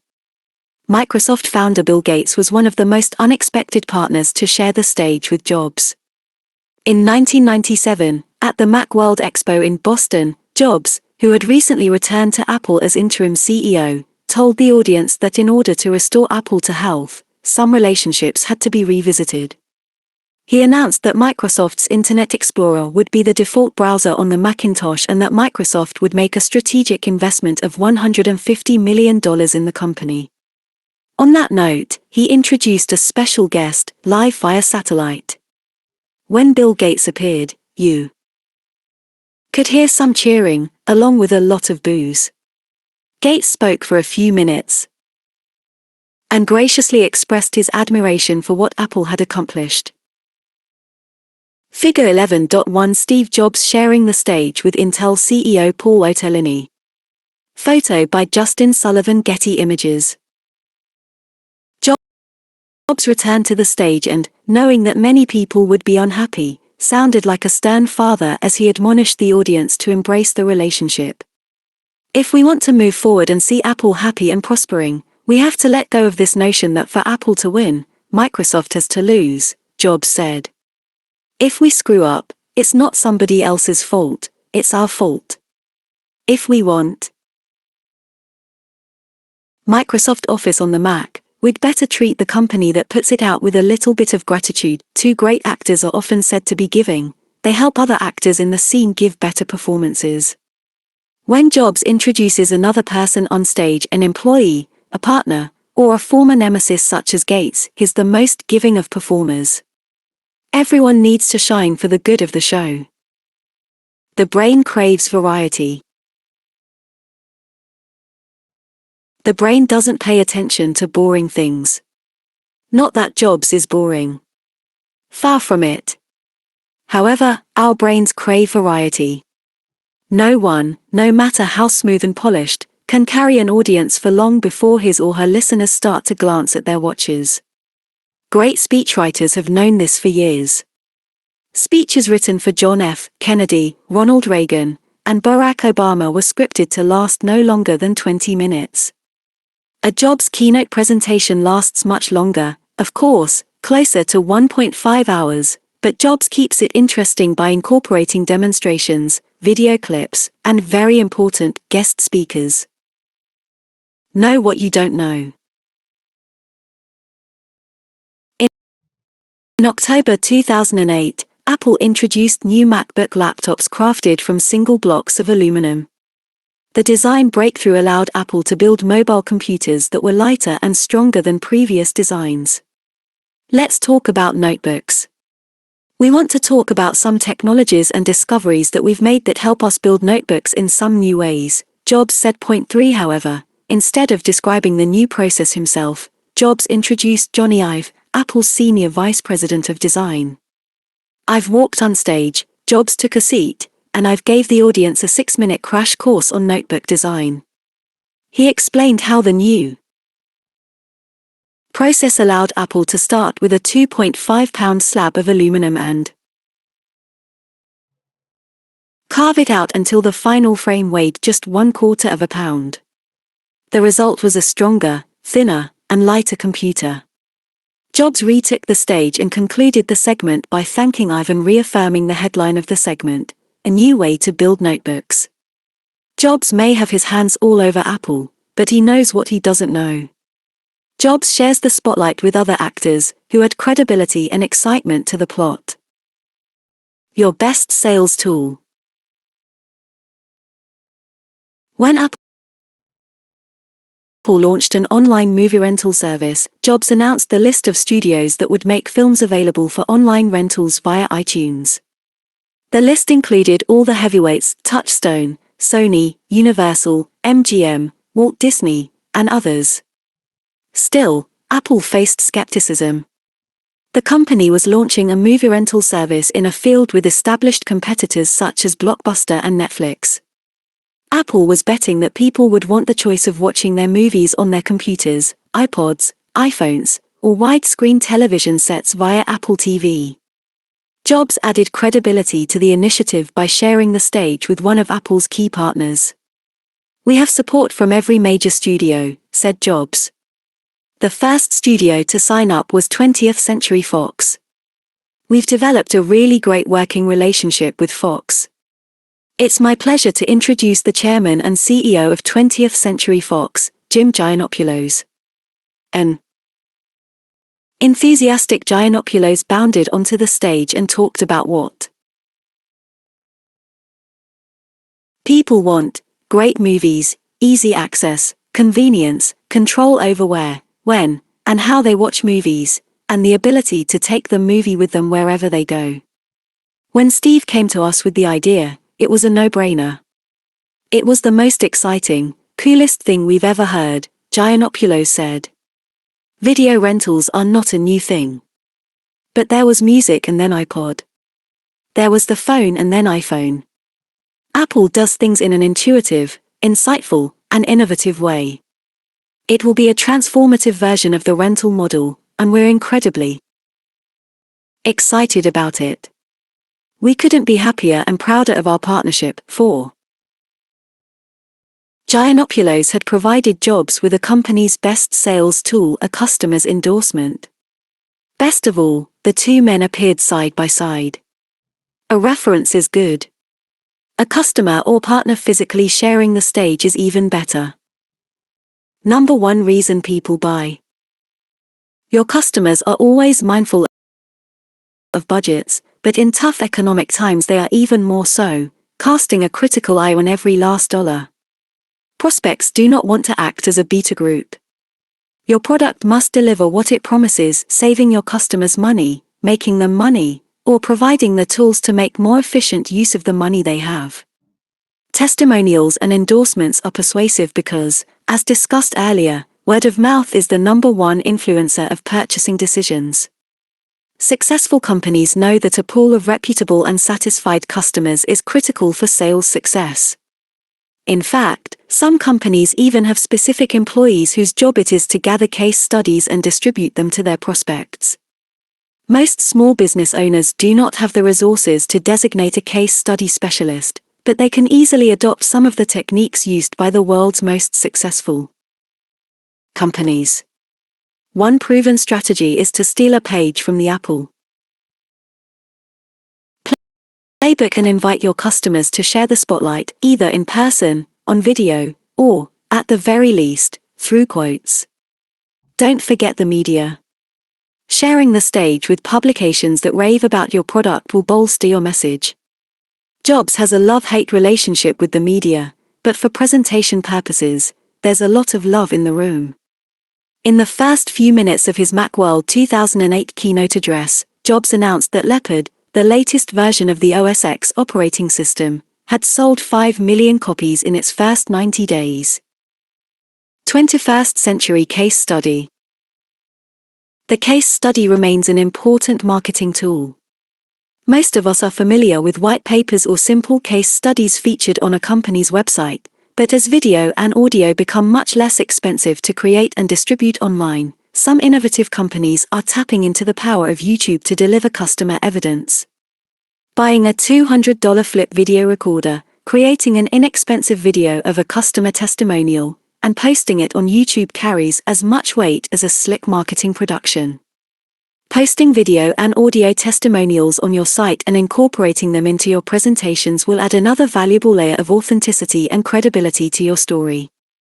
If you are a business owner or an entrepreneur, it is important to develop a list of customers you can use as references. In fact, a customer who offers a testimonial is worth more than one who doesn't. Look for customers who will help you win new customers. Then, give them a reason to. Offer a reference. This could be as simple as offering a deeper relationship with your company, such as providing more access to you or your staff when your customer has questions. Other benefits might include access to product teams, input into new designs or products, and visibility. Give your partners a reason to participate, and once they do, incorporate them into your presentations. Most customers will not be available for your presentation, but try the next best thing: insert a video testimonial into your presentation. It might not have the same impact as Paul Otellini appearing on stage with Jobs, but it might give you a step up on your competitors. Marking the most successful release of OS X. He also made sure that everyone knew that Leopard had been a hit with the media. The press has been very kind. It's been a critical success as well as a commercial success, said Jobs. 5 As Jobs read reviews from major technology influencers, a slide appeared with their quotes. Here are the endorsements, along with their sources. In my view, Leopard is better and faster than Vista. Walt Mossberg, Wall Street Journal. Leopard is powerful, polished, and carefully conceived. David Pogue, New York Times. With Leopard, Apple's operating system widens its lead. Aesthetically and technologically. Ed Baig, USA Today. It's by far the best operating system ever written for the vast majority of consumers. Ed Mendelsohn, PC Magazine. The last quote drew laughs. The irony of PC Magazine's favorably reviewing a Mac gave the audience a chuckle. Reading favorable reviews is a common technique in a Steve Jobs presentation. Although Americans rate journalists among the least trustworthy professionals, only one step above politicians, a favorable endorsement from a top-tier media outlet or blogger still carries weight, giving buyers confidence that they are making a wise choice. Successful companies that launch a splashy new product usually have tested it with a group of partners who have agreed to endorse it publicly or distribute review copies to the media and influencers. This arrangement gives those companies instant references, endorsements, and testimonials. Your customers need a reason to believe in you, and they want to minimize the risk associated with a new product or service. Having experts, customers, or partners testify to the effectiveness of your product will help you overcome the psychological barrier to participation. Give credit where credit's due. Employees also get top billing in a Steve Jobs presentation.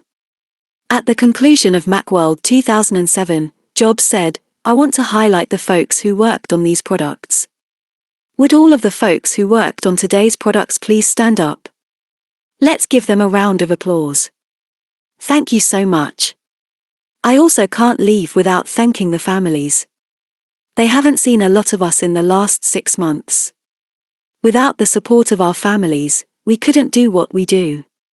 We get to do this amazing work. They understand when we're not home for dinner on time because we've got to be in the lab, working on something because the intro is coming up. You don't know how much we need you and appreciate you. So, thank you. 6. It's very easy to make the presentation all about you and your product. Don't forget to credit the people who make it possible. It shows your customers that you are a person of integrity, and, by praising your employees or colleagues publicly, you inspire them to work harder for you. Finally, Jobs shares the stage with his audience, his customers, often thanking them profusely. He kicked off Macworld 2008 by recapping the previous year. "I just want to take a moment to say thank you. We have had tremendous support from all of our customers, and we really, really appreciate it. So, thank you for an extraordinary 2007. Jobs built a rapport with his audience by acknowledging the people who matter, the people who build the products and the people who buy them. Jobs even shares the stage with himself. Steve Jobs is the only person who can invite another Steve Jobs on stage. In 1999, ER star Noah Wyle traded in his scrubs for blue jeans, playing Jobs in the TV movie Pirates of Silicon Valley. In a practical joke at the 1999 Macworld Expo in New York, Wyle appeared on stage to kick off the keynote. At first glance, and to people seated far away, he looked like Jobs, blue jeans, black mock, and running shoes. Wyle had the same mannerisms and even used some of Jobs' famous phrases. "This is going to be a great Macworld," he said. "There's something happening here. The resurgence of Apple. You're going to see great new products today. Some insanely great new products. Some really, totally, wildly, insanely great new products." The audience went crazy when the real Jobs showed up. Jobs had a ton of fun with Wyle, telling the actor that he was blowing the impression. Jobs showed Wyle how he should act, talk, and walk if he really wanted to nail the impersonation. Jobs told the audience, "I invited Noah here to see how I really act and because he's a better me than me. Thank you. I'm just glad you're not mad about the movie," said Wyle. "What? Me upset? It's just a movie," said Jobs. "But if you do want to make things right, you could get me a part on ER 8. The exchange generated a huge laugh and the bit showed that Jobs could poke some fun at himself. I still haven't seen any other presenter who could share the stage with himself. Director's notes. 1. Upon release of a new product or service, make sure you have customers who tested the product and are available to back your claims. Media reviews are also helpful, especially from highly reputable publications or popular blogs. 2. Incorporate testimonials into your presentation. The easiest way is to videotape your customer talking about your product, edit the tape to no more than 2 minutes in length, and insert it into your presentation. 3. Publicly thank employees, partners, and customers. And do it often. Stage your presentation with props. Jobs has turned his keynote speeches at Macworld into massive media events. They are marketing theater, staged for the world's press. Leander Carney. Industry observers credit Apple for redefining notebook computer design with its MacBook family of computers unveiled on October 14, 2008. As described in the preceding chapter, Jobs had solicited Apple designer Johnny Ive to explain the process of making the computer. The new MacBooks were built with a frame, unibody enclosure, crafted from a single block of aluminum. It doesn't sound impressive, but it represented a feat of engineering that produced thinner, lighter, more rugged notebooks that looked a lot cooler than their predecessors. About 25 minutes into the October presentation, Jobs discussed the new aluminum frame. He could have talked about it and perhaps shown a photograph or two, but Jobs being Jobs, he went above and beyond. He turned the presentation into a kinesthetic experience, letting the audience of analysts and reporters see and touch the frame for themselves. This is what the unibody looks like. It's especially beautiful, Jobs said as he held up a sample frame. It's a much more rigid, stronger construction. It's so cool, I'd like you to see it. If we can get the lights up, I'd actually like to pass one of these around so you can see how beautiful and high-tech this is. At this point, Apple representatives who had been positioned at the end of each row handed audience members samples of the aluminum frames to pass around. As people touched and examined the frames for themselves, Jobs joked, "We need them back," eliciting a laugh from the audience. For the next 60 seconds, Jobs did not say a word. He let the product speak for itself. Jobs then channeled his inner John Madden and provided color commentary as the audience members continued to examine the frames. Teams of hundreds of people have worked on this for many, many months to figure out how to design these things and manufacture them economically. This is a tour de force of engineering. Jobs remained silent for the next 30 seconds until everyone had a chance to handle the frames. Okay. A precision unibody enclosure. You're the first to get your hands on one, Jobs said as he closed the section and moved on to another feature of the new notebooks. Point 1. Using props, Jobs had transformed what could have been a boring explanation into an interesting, multisensory experience. Kawasaki method. Jobs introduces stage props in every presentation, usually during demonstrations. In the Macintosh way, Guy Kawasaki writes that master communicators give good demo. The right demo doesn't cost much, he points out, but it can counteract your competitors' marketing and advertising. A great demo informs the audience about your product, communicates the benefits of owning your product, and inspires the audience to take action. 2. Kawasaki describes the 5 qualities of an outstanding demonstration. According to Kawasaki, good demos are as follows. 1. Short. A good demo does not suck the wind out of your audience. 2. Simple. A good demo is simple and easy to follow. It should communicate no more than 1 or 2 key messages. The goal is to show the audience enough to get them tantalized but not so much that they get bewildered. 3. Sweet. A good demo shows the hottest features and differentiates your product from the competition's. There's more. You have to show real functionality, though. Imagine that every time you show a feature someone shouts, "So what?" 4. Swift. A good demo is fast-paced. Never do anything in a demo that lasts more than 15 seconds. 5. Substantial. A good demo clearly demonstrates how your product offers a solution to a real-world problem your audience is experiencing. Customers want to do things with your product, so they want to know how the product works. 6.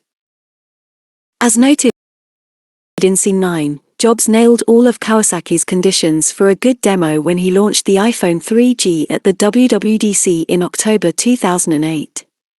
The phone ran on the faster 3G cellular networks, an upgrade to the second-generation 2G wireless data networks. Jobs' words from the presentation are listed in the left column of Table 12.1, and the right column describes the corresponding slides. Point 7. In a brief demo, Jobs had met Kawasaki's criteria for a great demo. It's short. The Edge versus 3G demo lasted less than 2 minutes. It's simple. What could be more simple than showing 2 websites loading on a smartphone? That was as complicated as it got. It's sweet. Jobs placed the 3G network in a head-to-head face-off with its primary competitor, the Edge network.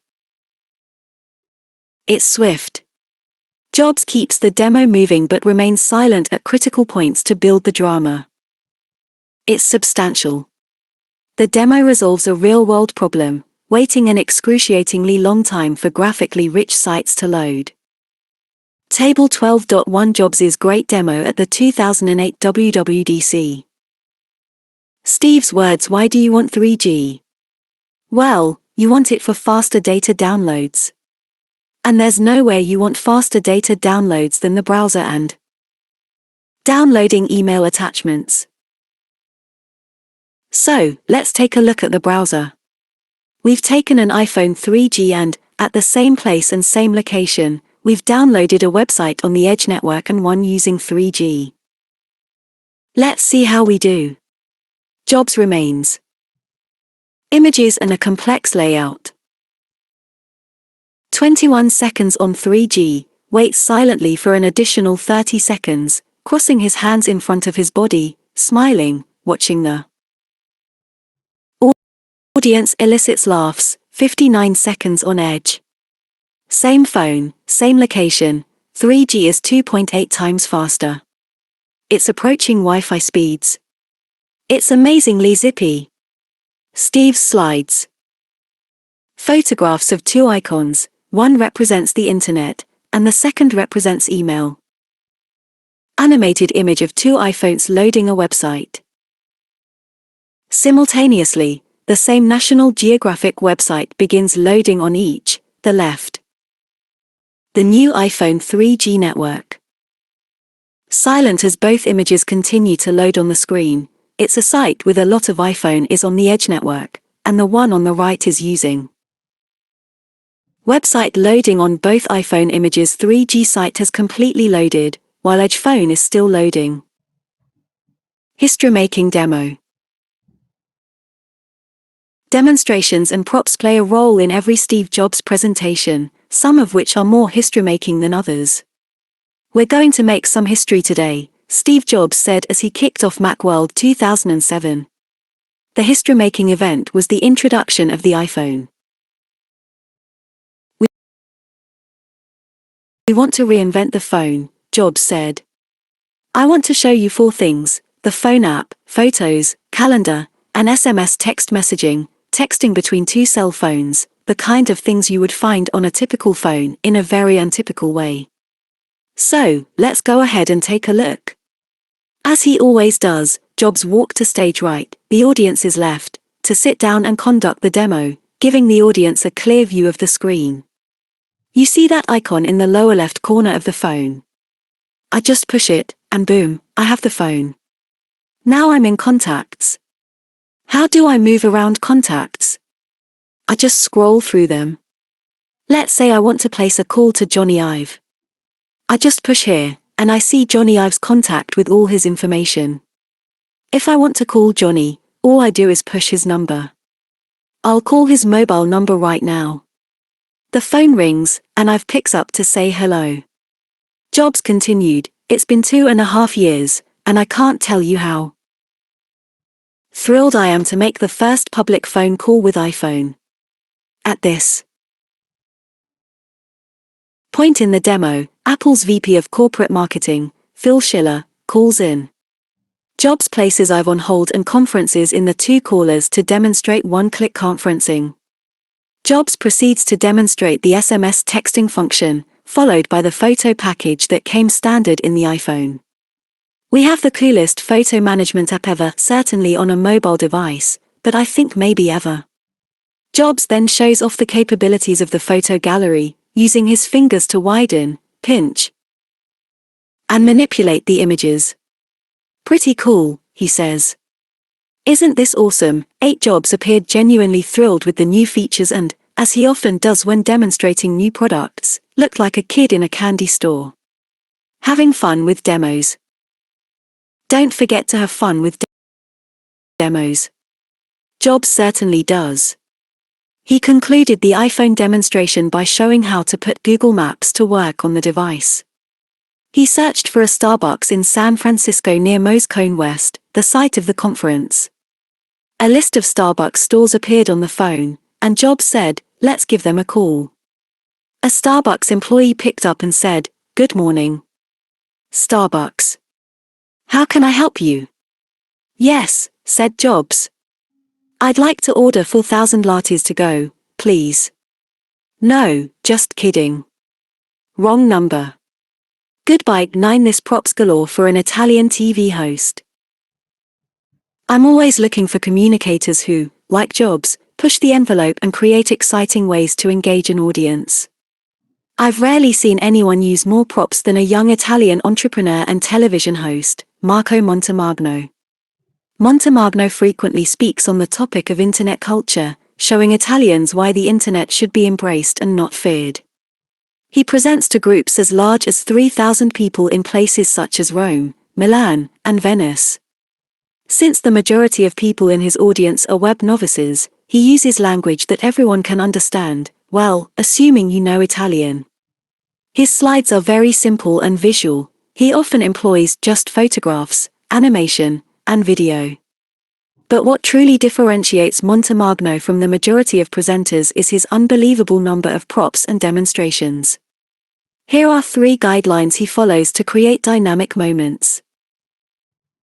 1. Give your audience something to do.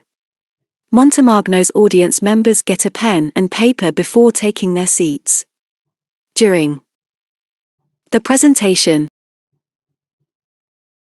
he asks them to turn to the person next to them and, in 30 seconds, sketch the person's portrait.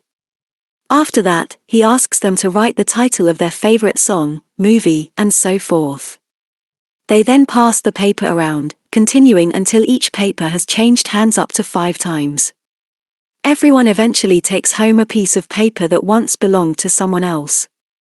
The exercise is intended to demonstrate how information is shared among individuals across networks. 2. Ask someone to share the stage. In other parts of his presentation, Montemagno will ask for volunteers to join him on stage. In one exercise, he asks them to fold a t-shirt. Most people will take about 20 seconds and fold the shirt in a conventional way. When they're done, he shows a popular YouTube video of someone demonstrating how to fold a shirt in 5 seconds. Montemagno then duplicates the feat as the audience cheers. His point is that the internet can instruct on a deep, intellectual level, but it can also make the most mundane tasks easier. 3. Make use of your skills on stage. Montemagno is a former world-ranked table tennis player and works that unique skill into his presentations. He invites another professional player on stage, and the two hit the ball back and forth quickly and effortlessly. As they do, Montemagno, speaking into a wireless headset, compares table tennis to the internet. Steve Jobs has elevated presentations to an art form, but few of us will ever introduce a product as world-changing as a revolutionary new computer. This fact is all the more reason to find new, exciting ways to engage your audience. To see video clips of Montemagno in action, visit his site, http://marco_blog/magno.typepad.com/marco_index.html.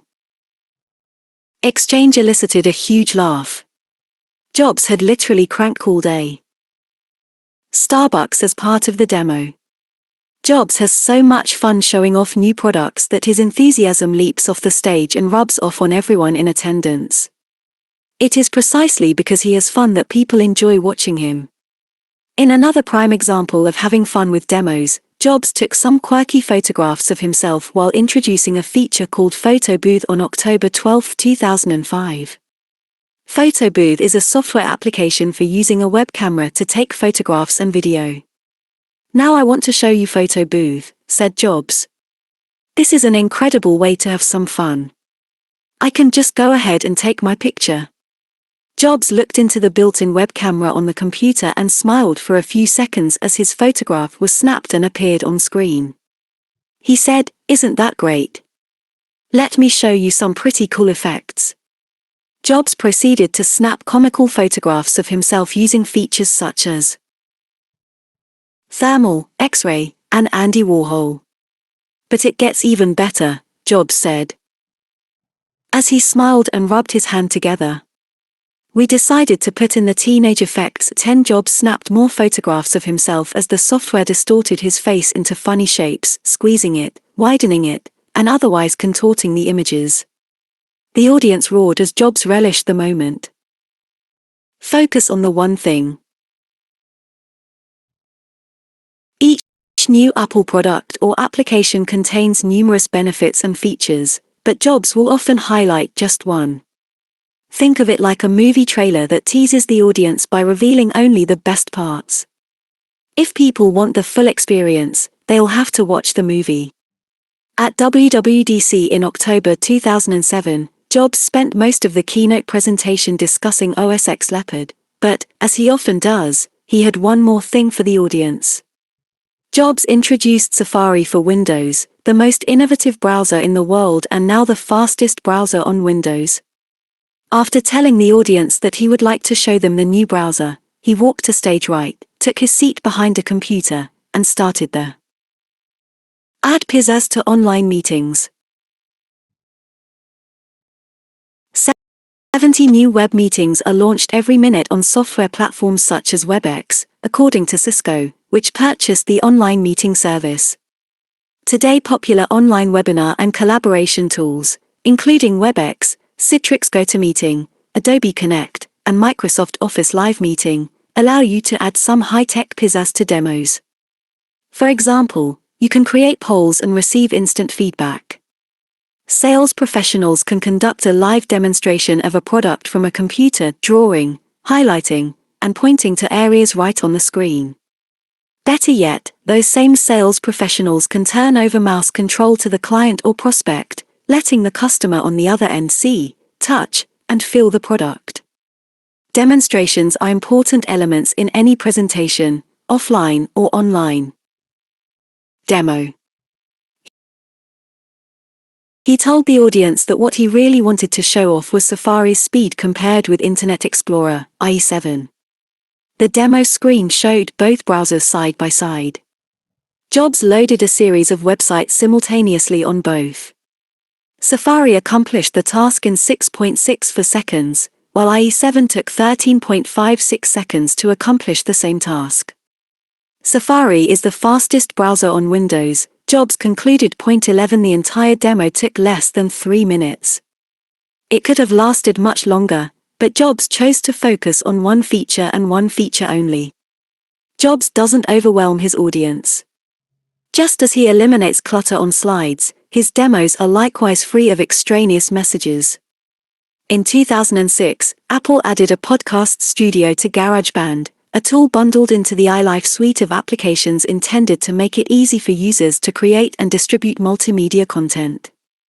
"We've added a lot of great stuff to GarageBand," said Jobs, "but I'm going to focus on one thing to demo today, and that is we have added a podcast studio to GarageBand. We think GarageBand is now going to be the best tool in the world to create podcasts. It's pretty great. Let me go ahead and give you a demo." Jobs walked to stage right, sat down, and created a short podcast in 4 steps. First, Jobs recorded the audio track and had loads of fun with it. He even stopped the first recording and started over because the audience caused him to laugh so hard. Jobs recorded the following: "Hi, I'm Steve. Welcome to my weekly podcast, Super Secret Apple Rumors, featuring the hottest rumors about our favorite company.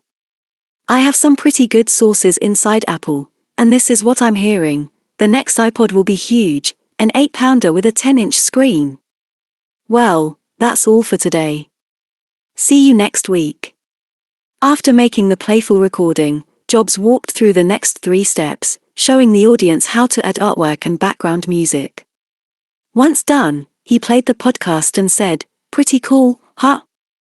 That is the podcast studio, which is now built into GarageBand 12.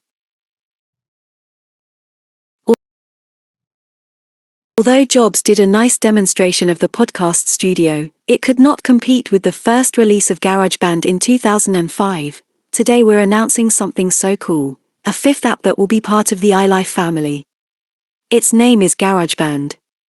What is GarageBand? GarageBand is a major new pro music tool. But it's for everyone.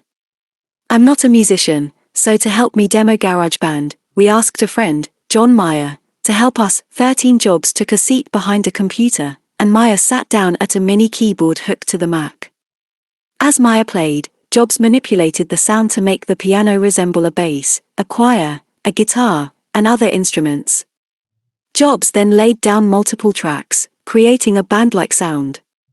He took care to explain what he was doing at every step, to show the audience just how easy it was to create a studio-like experience. Jobs must have rehearsed the demo for hours, because he looked like an expert musician. Nevertheless, Jobs knows what he doesn't know, and sometimes, as in the case of GarageBand, it makes more sense to bring in an outsider who speaks directly to the intended audience. Element of surprise. Jobs stunned developers when he announced a transition that had been rumored but largely dismissed, the transition from IBM Motorola PowerPC chips to Intel processors. During the 2005 WWDC, where he made the announcement, Jobs acknowledged that one of the major challenges would be to make sure the next best thing to John Meyer. Of course, you're not going to persuade John Meyer to perform at your next event, but do think about creative ways to reach your target audience. I watched an entrepreneur pitching his new web service to venture capitalists in San Francisco. The service was geared to the teenage market, so it didn't make sense for a 40-something entrepreneur to demonstrate it. Instead, the founder introduced the company and then passed the demo off to two teens, a boy and a girl, who talked about their experience with the site and what they especially loved about it. The demo was different, engaging, and ultimately successful. OS X would run efficiently on Intel chips. Having some fun with the audience, he said that the OS X had been living a double life for 5 years, secretly being developed to run on both PowerPC and Intel processors just in case. The result, said Jobs, was that Mac OS X is singing on Intel processors. He then hit the audience with the unexpected, "As a matter of fact, this system I've been using." His voice trails off, he flashes a knowing smile, and the audience laughs when it sinks. Connect with 3 types of learners. Demonstrations help speakers make an emotional connection with every type of learner in the audience: visual, auditory, and kinesthetic. Visual learners. About 40% of us are visual learners, people who learn through seeing. This group retains information that is highly visual. To reach visual learners, avoid cramming too much text onto the screen. Build slides that have few words and plenty of pictures. Remember, individuals are more likely to act on information they have a connection with, but they cannot connect with anything that they have not internalized. Visual learners connect through seeing. Auditory learners. These people learn through listening.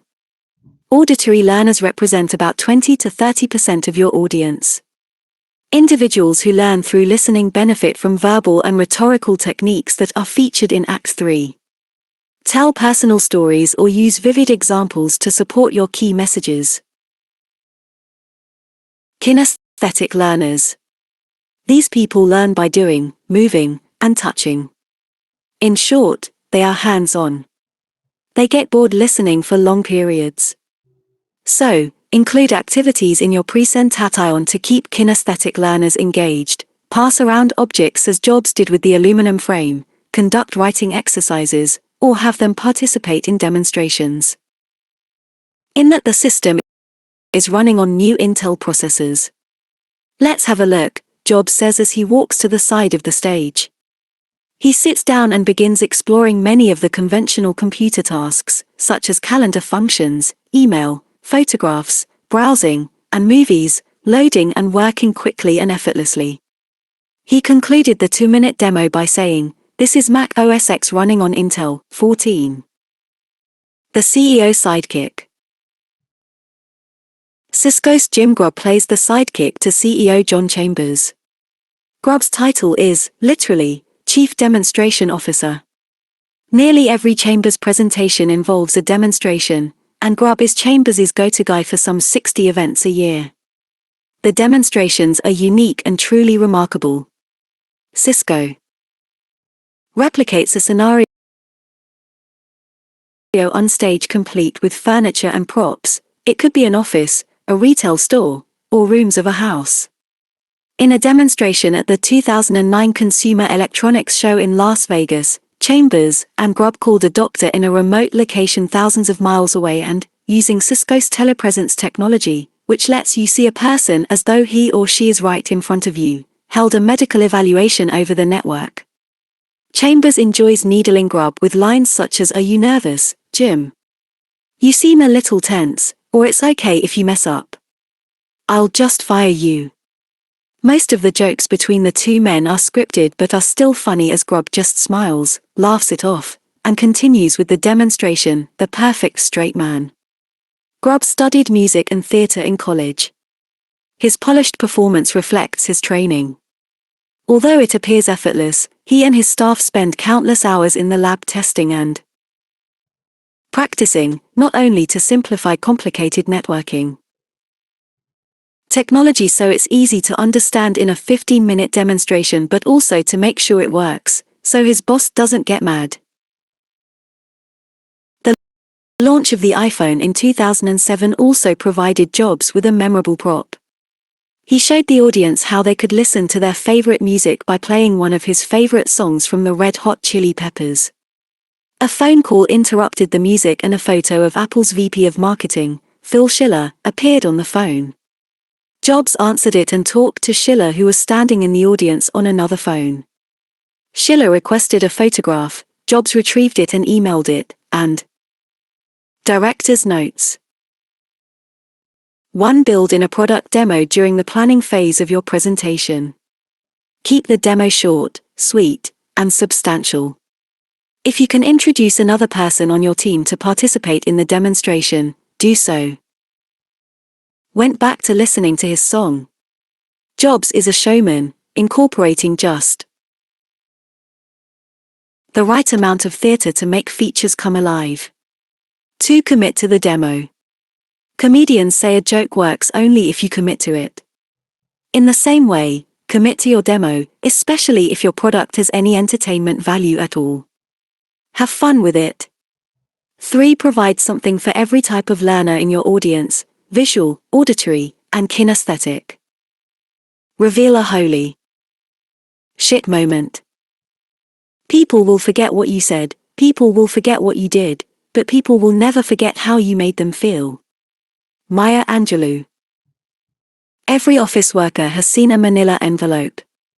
But where most people see a manila envelope as a means of distributing documents, Steve Jobs sees a memorable moment that will leave his audience in awe. This is the MacBook Air, he said in January 2008, so thin it even fits inside one of those envelopes you see floating around the office. With that, Jobs walked to the side of the stage, picked up one such envelope, and pulled out a notebook computer. The audience went wild as the sound of hundreds of cameras clicking and flashing filled the auditorium. Like a proud parent showing off a newborn, Jobs held the computer head high for all to see. You can get a feel for how thin it is. It has a full-size keyboard and full-size display. Isn't it amazing? It's the world's thinnest notebook, said Jobs. 1. The photo of Jobs pulling the computer from the envelope proved to be the most popular of the event and was carried by major newspapers, magazines, and websites. The dramatic introduction even sparked an entrepreneur to build a carrying sleeve for the MacBook Air that looked like, you guessed it, a manila envelope. See Figure 13.1.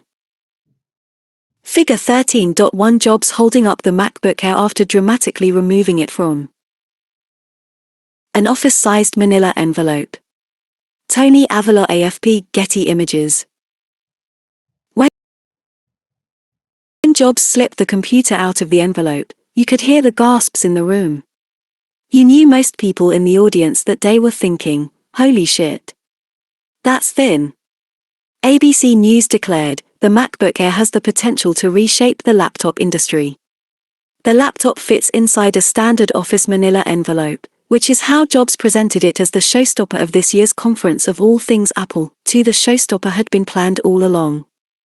Well before Jobs enacted the stunt in front of an audience, press releases had been written, images created for the website, and ads developed showing a hand pulling the notebook from a manila envelope.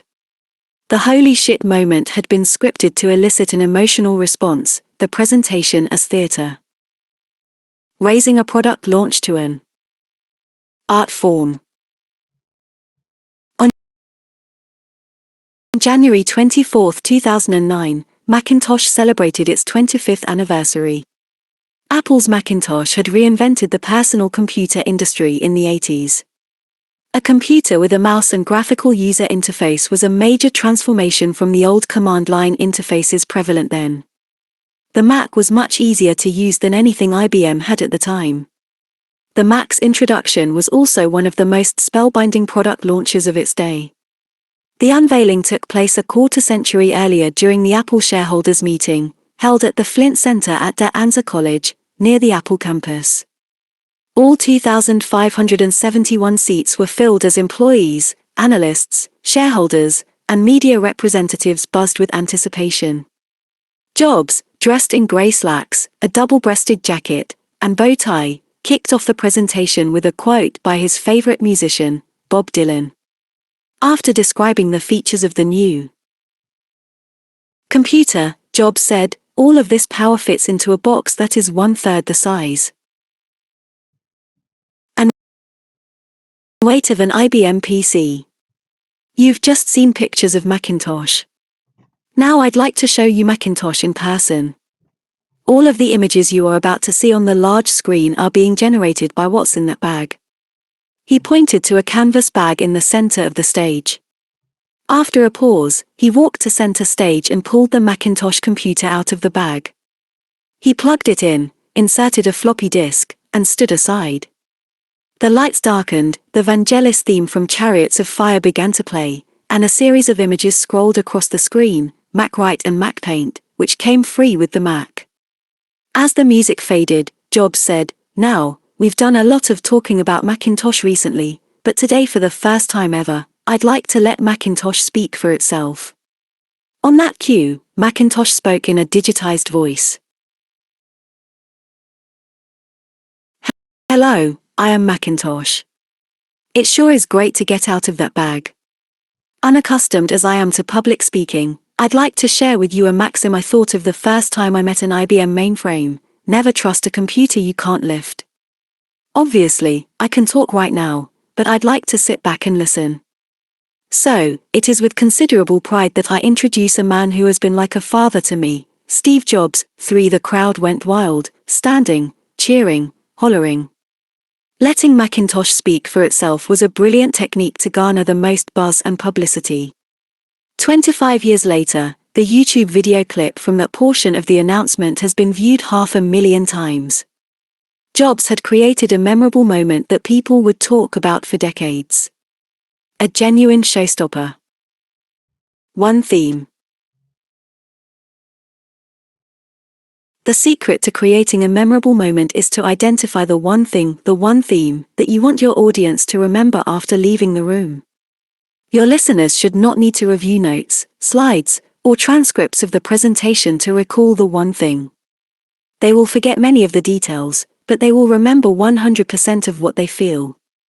Think about the one thing Apple wanted you to know about Macbook Air: it's the world's thinnest notebook. That's it. A customer could learn more by visiting the website or an Apple store. The presentation was meant to create an experience and to bring the headline to life. It struck an emotional connection with the listener. Jobs had one key message that he wanted to deliver about the first iPod: it fits 1,000 songs in your pocket. The message. The mental post-it note. The brain doesn't pay attention to boring things, writes scientist John Medina. It does pay attention to an emotionally charged event. As Medina explains, the amygdala is chock full of the neurotransmitter dopamine. When the brain detects an emotionally charged event, the amygdala releases dopamine into the system. Because dopamine greatly aids memory and information processing, you could say the post-it note reads "Remember this." 4. According to Medina, if you can get the brain to put what amounts to a chemical post-it note on an idea or a piece of information, the item will be more robustly processed and easily remembered. As you could imagine, this concept applies to business professionals as well as teachers and parents. Was simple and consistent in presentations, press releases, and the Apple website. However, it remained a tagline until Jobs brought it to life in October 2001. Just as a playwright sets the stage early and reveals the plot over time. Jobs never gives away the big moment right out of the gate. He builds the drama. Jobs took the stage to introduce the iPod and, slowly, added layers to the message until he hit the big note. "The biggest thing about iPod is that it holds 1,000 songs," Jobs said. To have your whole music library with you at all times is a quantum leap in listening to music. A device that carried 1,000 songs wasn't unique at the time. What came next was the big news. But the coolest thing about iPod is your entire music library fits in your pocket. It's ultra portable. iPod is the size of a deck of cards. Jobs' slide showed a photograph of a card deck. It is 2.4 inches wide. It is 4 inches tall. and barely 3/4 of an inch thick. This is tiny. It also only weighs 6.5 ounces, lighter than most of the cell phones you have in your pockets right now. This is what's so remarkable about iPod. It is ultra-portable. This is what it looks like. Jobs showed a series of photographs. He still hadn't shown the actual device. In fact, I happen to have one right here in my pocket. Jobs then took a device out of his pocket and held it up high, as the audience cheered. He had his photo OPP. He concluded, "This amazing little device holds 1,000 songs and goes right in my pocket." 5. The headline in the New York Times read, "1,000 songs in your pocket." Jobs could not have written a better headline. Actually, he did write it. He also created an emotionally charged event that planted the headline into the dopamine-dumping frontal cortex of his listeners' brains. Dropping a welcome bombshell. Jobs returned to Apple as the interim CEO in 1997. He dropped the interim from his title 2.5 years later. Instead of deliver memorable stories. A memorable moment need not be a major new product announcement. After all, few of us will announce breakthrough products like iPod. Something as simple as a personal story can be memorable. I once worked with a major grower of organic produce. The executives were preparing a presentation and filled it with mind-numbing statistics to prove that organic was better than conventionally grown fruits and vegetables. The statistics provided supporting points, but there was no emotionally charged event, until a farmer turned to me and told me the following story. "Carmine, when I worked for a conventional farm, I would come home and my kids would want to hug me, but they couldn't. Daddy had to take a shower first, and my clothes had to be washed and disinfected. Today I can walk right off the lettuce field and into the waiting arms of my kids, because there is nothing toxic on my body to harm them." Several years later, I cannot recall any of the statistics this company presented, but I remember the story. The story became the emotionally charged highlight of the presentation. Simply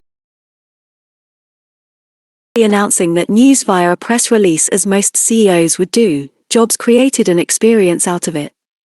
At the end of 2-hour presentation on January 5, 2000, Jobs said, almost as an aside, "There is one more thing."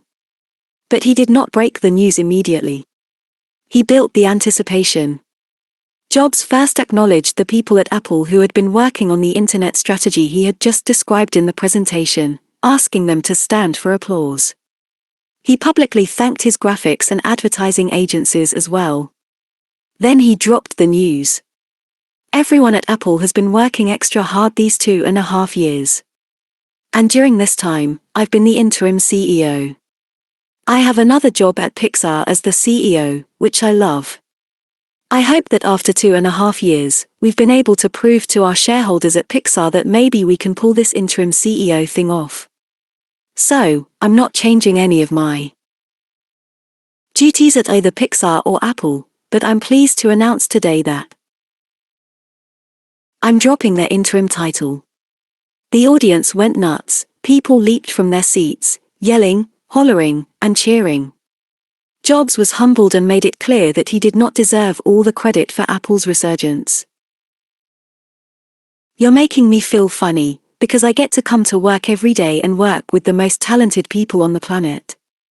I accept your thanks on the part of everyone at Apple," Jobs concluded. 6 Revolutionary product that changes everything. 26 minutes into his Macworld 2007 keynote presentation, Jobs had just finished a discussion of Apple TV. He took a swig of water and slowly walked to the center of the stage, not saying a word for 12 seconds. He then told a story that would lead to one of the greatest product announcements in corporate history. We've discussed several elements of this presentation, including Jobs' use of headlines and the rule of 3. For this discussion, let's examine a longer section of the segment. As you can see from the excerpt in Table 13.1, Jobs took his time to reveal the news that would rattle the industry and change the way millions of people access the internet on the go. 7 Once the laughter subsided, Jobs spent the rest of the presentation explaining the current limitations of existing smartphones, unveiling the actual iPhone, and reviewing its key features. Anyone who saw the entire presentation will most likely tell you that the 3-minute introduction described in the table was the most memorable part of the entire keynote. Take note of how Jobs heightened anticipation to create the experience. He could easily have said, "The next product we would like to introduce is called iPhone. It's Apple's first entry into the smartphone market. Here's what it looks like." Now let Table 13.1 excerpt from Jobs' Macworld 2007 presentation. Steve's words, Steve's slides. This is a day I've been looking image of Apple logo forward to for 2.5 years. Every once in a while, a revolutionary product comes along that changes everything. One is very fortunate if you get to work on just one of these in your career. Apple has been very fortunate. It's been able to introduce a few of these into the world. In 1984, we introduced the Macintosh. It didn't just change Apple, it changed the whole computer industry. Full-screen photo of Macintosh, the date 1984 appears at the upper left next to the image. In 2001, we introduced the first iPod. It didn't just change the way we all listen to music, it changed the entire music industry. Full-screen photo of the original iPod, the date 2001 appears at the upper left. Well, today we are introducing 3 revolutionary products of this class. Back to image of Apple logo. The first one is a widescreen iPod with touch controls. Only image on slide is an artistic rendering of iPod, words beneath the image, widescreen iPod with touch controls. The second is a revolutionary mobile phone. Single artistic rendering of a phone, with the words revolutionary mobile phone. And the third is a breakthrough internet communications device. Single rendering of a compass, with the words breakthrough internet communicator. Steve's words, Steve's slides. So, 3 things, a widescreen iPod with touch controls, a revolutionary mobile phone, and a breakthrough internet communications device. The 3 images appear on the same slide, with the words iPod, phone, internet. An iPod, a phone, and an internet communicator. An iPod, a phone, are you getting it? These are not 3 separate devices. 3 images rotate. This is one device, and we are calling it iPhone. Text only, centered on slide, iPhone. Today Apple is going to reinvent the phone. Text only, Apple reinvents the phone. And here it is. Laughter, a gag image appears, it's a photo of iPod, but instead of a scroll wheel, an artist had put an old-fashioned rotary dial on the MP3 player. Me tell you more about it. Not very memorable, is it? By contrast, the actual introduction whetted the audience's appetite with every sentence. After Jobs outlined the revolutionary products of the past, a listener could be thinking, I wonder what this third revolutionary product will be. Oh, I see, Jobs is going to announce 3 new products of this class. Cool. Wait. Is it 3? Oh my gosh, he's talking about one product. All of those features in one product. This I've got to see. Every Steve Jobs presentation, major product announcements and minor ones, is scripted to have one moment that will leave everyone talking. The product takes center stage, but Jobs plays the role of director. Jobs is the Steven Spielberg of corporate presentations. What do you remember most from Spielberg's movies? Spielberg always has one scene that sticks in your memory for years, Indiana Jones pulling a pistol to kill the swordsman in Raiders of the Lost Ark, the opening scene of Jaws, or E.T. asking to phone home. In the same way, Jobs creates one moment that will define the experience. Jobs has changed many things about his presentation style over the past 30 years, including his wardrobe, slides, and style. Through it all, one thing has remained consistent: his love of drama. Director's notes. 1. Plan a holy shit moment. It need not be a breakthrough. Announcement. Something as simple as telling a personal story, revealing some new and unexpected information, or delivering a demonstration can help create a memorable moment for your audience. Movie directors such as Steven Spielberg look for those emotions that uplift people, make them laugh, or make them think. People crave beautiful, memorable moments. Build them into your presentation. The more unexpected, the better. 2. Script the moment. Build up to the big moment before laying it on your audience.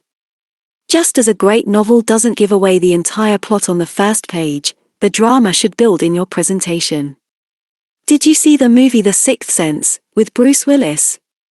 The key scene was at the end of the movie, one twist that the majority of viewers didn't see coming. Think about ways to add the element of surprise to your presentations. Create at least one memorable moment that will amaze your audience and have them talking well after your presentation is over. 3. Rehearse the big moment.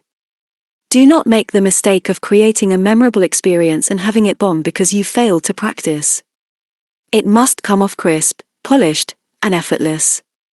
Make sure demos work and slides appear when they're supposed to. Schiller learns from the best. Phil Schiller had some mighty big shoes to fill on January 6, 2009. Schiller, Apple's vice president of worldwide product marketing, replaced Steve Jobs as the keynote presenter at Macworld. Apple had earlier announced that this would be the company's last year of participation in the event. Schiller had the unfortunate role of being compared with his boss, who had more than 30 years of experience on the big stage. Schiller was smart, however, and delivered a product launch that contained the best elements of a typical Steve Jobs presentation. Following are 7 of Schiller's techniques that Jobs himself would surely have used had he given the keynote. 1. Create Twitter-like headlines. Schiller set the theme of the day right up front. Today is all about the Mac, he told the audience. This opening is reminiscent of how Jobs opened the 2 preceding Macworld shows. Jobs told the 2008 audience that something was in the air, foreshadowing the MacBook Air announcement, and in 2007, Jobs said that Apple was going to make history that day. It sure did when Jobs later introduced the iPhone. 2. Draw a roadmap. Schiller verbally outlined a simple agenda at the beginning of his presentation and provided verbal reminders along the way. Just as Jobs uses the rule of 3 to describe products, Schiller also introduced the presentation as 3 separate categories.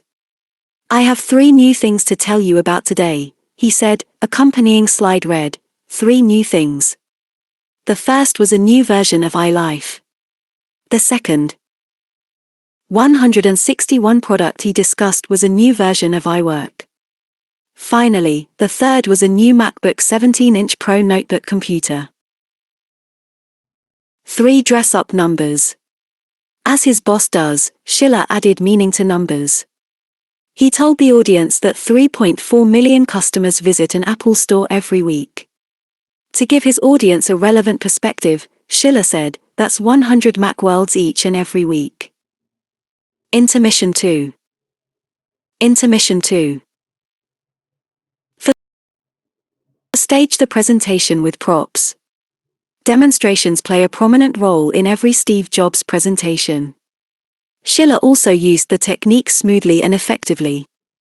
As Jobs likely would have done had he given the presentation, Schiller sat down at a computer on the stage and demonstrated several new features that come standard in '09 versions of iLife and iWork. My favorite demo was the new Keynote '09, which comes closer than ever to letting everyday users create Jobs-like slides without an expertise in graphic design.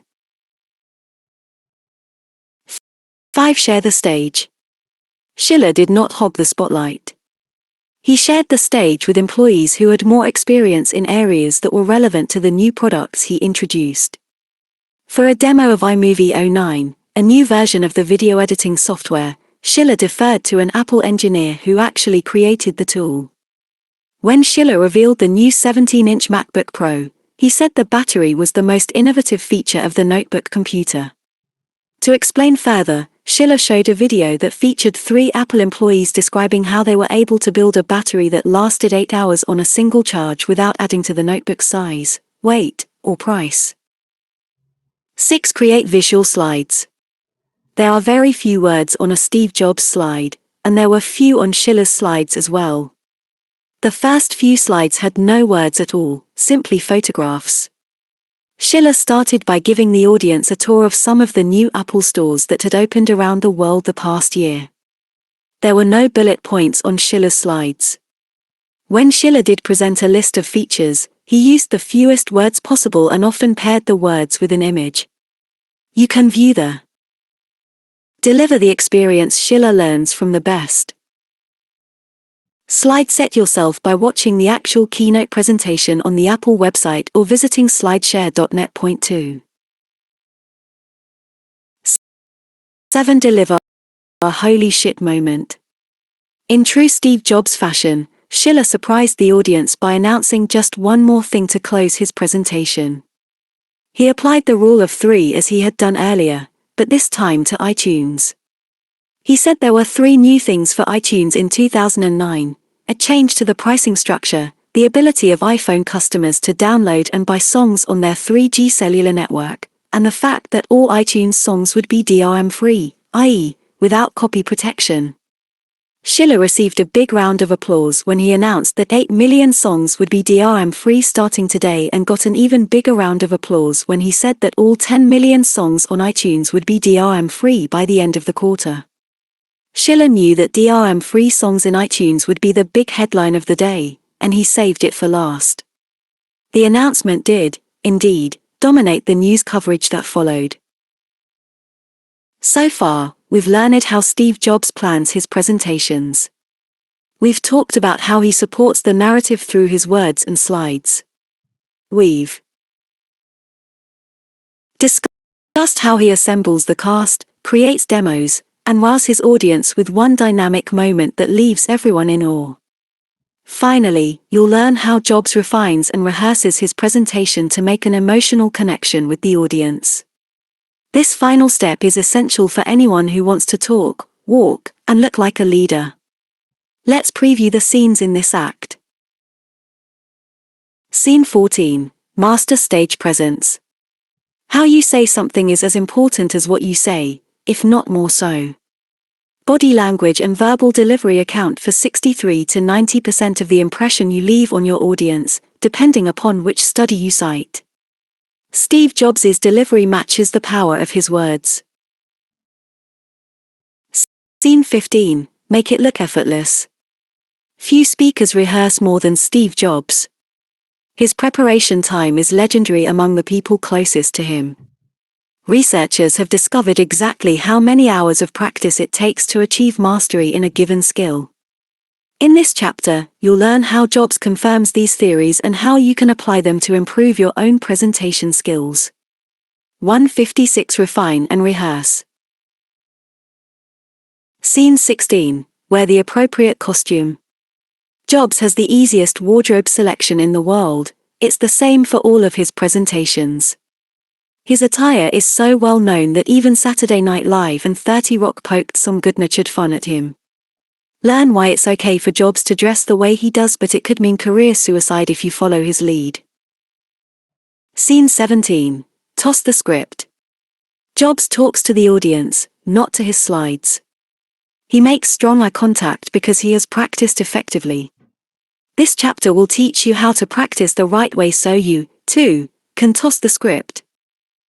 Scene 18. Have fun. Despite the extensive preparation that goes into a Steve Jobs presentation, things don't always go according to plan. Nothing rattles Jobs, because his first goal is to have fun. Master Stage Presence.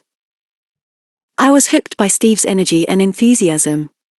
Gil Amelio. Steve Jobs has a commanding presence. His voice, gestures, and body language communicate authority, confidence, and energy. Jobs' enthusiasm was on full display at Macworld 2003. Table 14.1 shows his actual words as well as the gestures he used to introduce the titanium PowerBook. 1 The words he verbally emphasized in his presentation are in italics. The words Jobs uses to describe a product are obviously important, but so is the style in which he delivers the words. He punches key words in every paragraph, adding extra emphasis to the most important words in the sentence. He makes expansive gestures to complement his vocal delivery.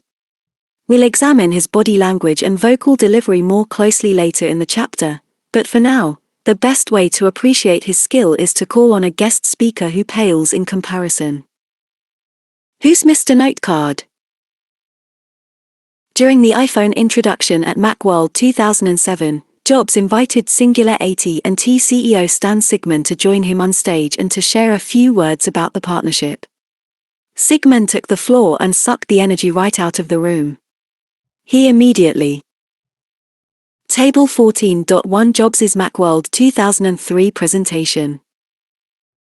158 Refine and rehearse Steve's words, Steve's gestures. 2 years ago, we introduced a landmark product for Apple. The titanium PowerBook instantly became the best notebook in the industry. The number one lust object. Raises index finger. Every review said so. Pulls hands apart, palms up. And you know what? Nobody has caught up with it in 2 years. Holds up 2 fingers on right hand. Almost every reviewer today still says it is the number one notebook in the industry. No one is even close. Chops air with left hand. This is important for Apple because we believe that someday notebooks are even going to outsell desktops. We want to replace even more desktops with notebooks. Makes an expansive gesture with both hands. So, how do we do this? What's next? Well, the titanium PowerBook is a milestone product, and it's not going away. But we're going to step it up a notch to attract even more people from a desktop to a notebook. Gestures, moving hand in a broad stroke from right to left. And how do we do that? We do that with this. Pauses. The new 17-inch PowerBook.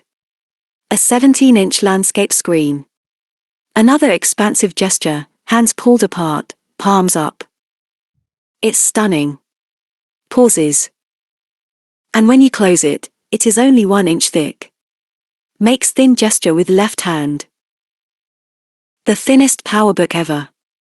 Let me go ahead and show you one. I happen to have one right here.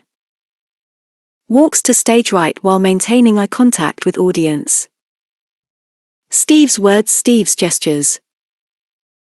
It is the most incredible product we have ever made.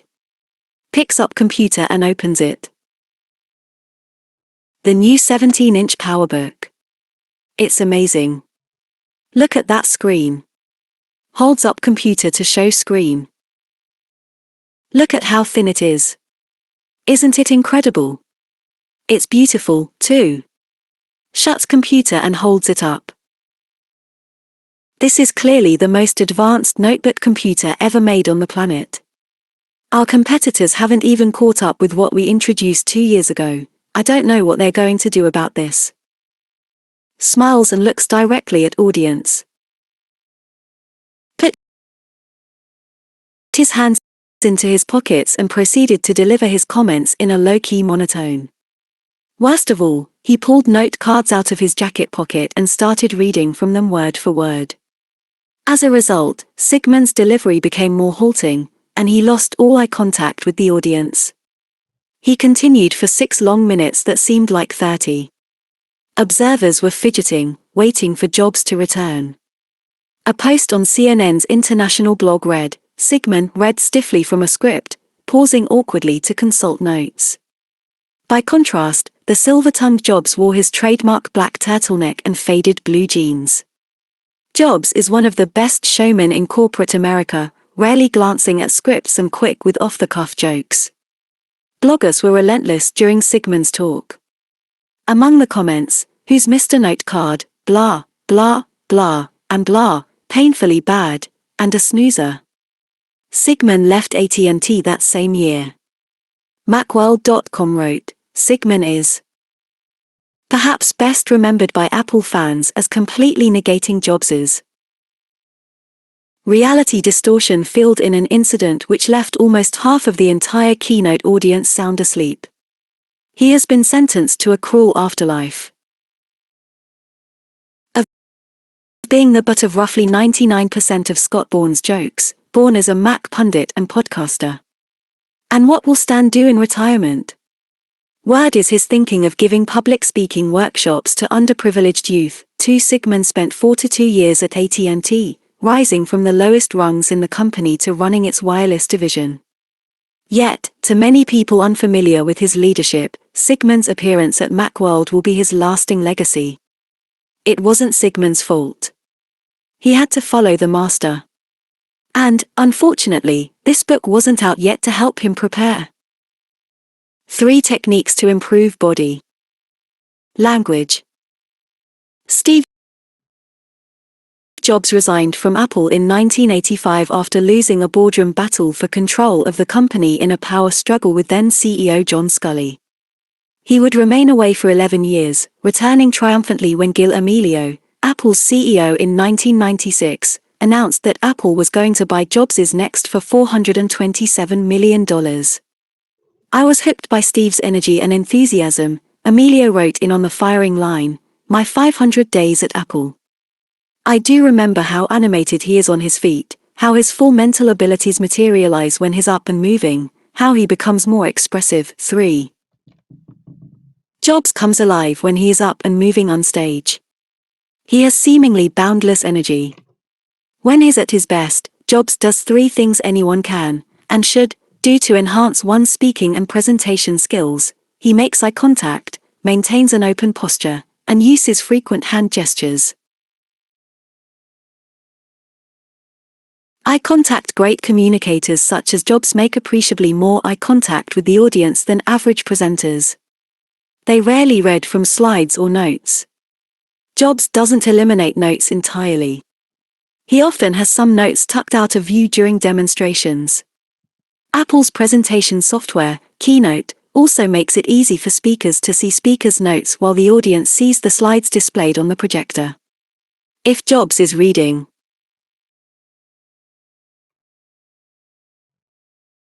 nobody can tell. He maintains eye contact with his audience nearly all the time. He glances at a slide and immediately turns his attention back to where it belongs, on those watching.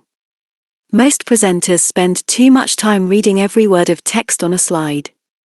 During demonstrations, mediocre presenters will break eye contact completely. Research has discovered that eye contact is associated with honesty, trustworthiness, sincerity, and confidence. Avoiding eye contact is most often associated with a lack of confidence and leadership ability. Breaking eye contact is a surefire way to lose your connection with your audience. Jobs can make solid eye contact with his listeners because he practices his presentations for weeks ahead of time. See Scene 15. He knows exactly what's on each slide and what he's going to say when the slide appears. The more Jobs rehearses, the more he has internalized the content, and the easier it is for him to connect with his listeners. The majority of presenters fail to practice, and it shows. The second reason why Jobs can make solid eye contact is that his slides are highly visual. More often than not, there are no words at all on a slide, just photographs. See Scene 8 and Scene 17. When there are words, they are few, sometimes just one word on a slide. Visual slides force the speaker to deliver the information to those whom the message is intended to reach, the audience. Open posture. Jobs rarely crosses his arms or stands behind a lectern. His posture is open. An open posture simply means he has placed nothing between himself and his audience. During demos, Jobs sits parallel to the computer so nothing blocks his view of the audience or the audience's view of him. He performs a function on the computer and immediately turns to the audience to explain what he just did, rarely breaking eye contact for a long stretch of time. In Jobs' early presentations, most notably the 1984 Macintosh introduction, he stood behind a lectern. He abandoned the lectern soon after and has never used one since, with the exception of his 2005 Stanford commencement address. See Figure 14.1.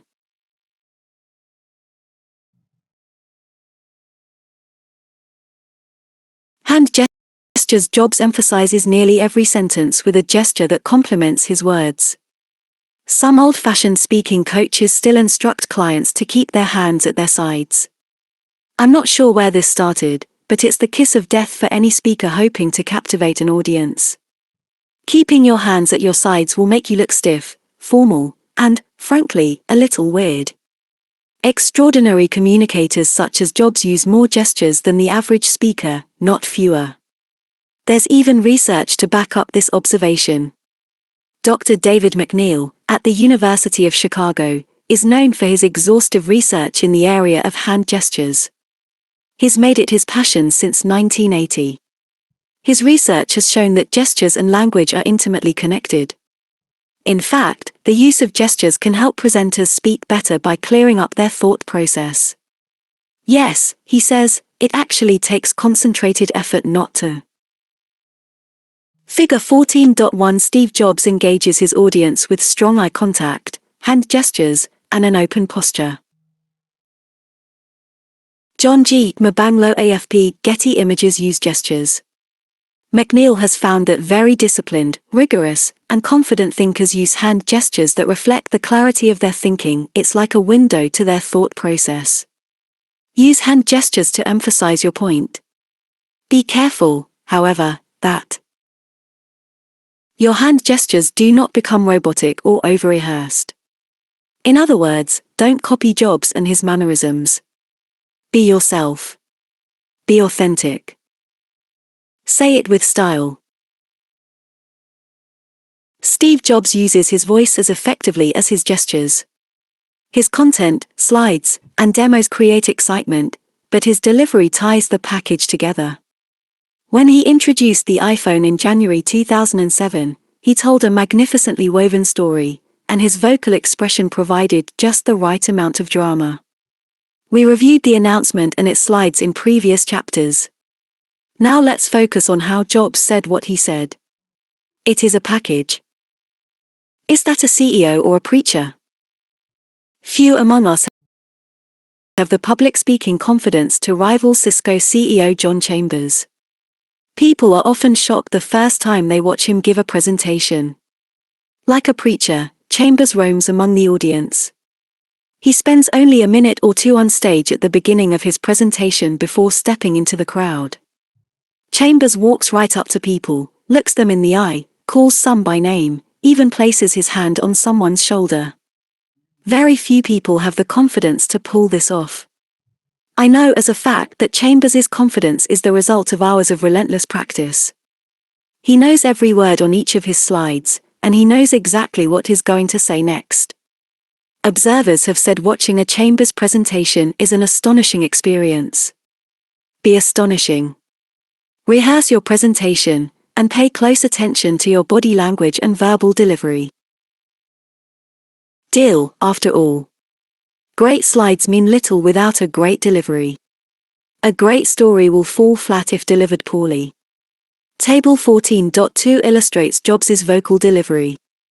It's from the same iPhone presentation featured in Scene 13, with a focus on his actual delivery. The words Jobs chose to emphasize are italicized in the first column. The second column lists notes on his delivery, including the moments when he pauses right after a phrase or sentence. Point 4. Pay particular attention to pacing, pausing, and volume. Jobs varied his delivery to create suspense, enthusiasm, and excitement.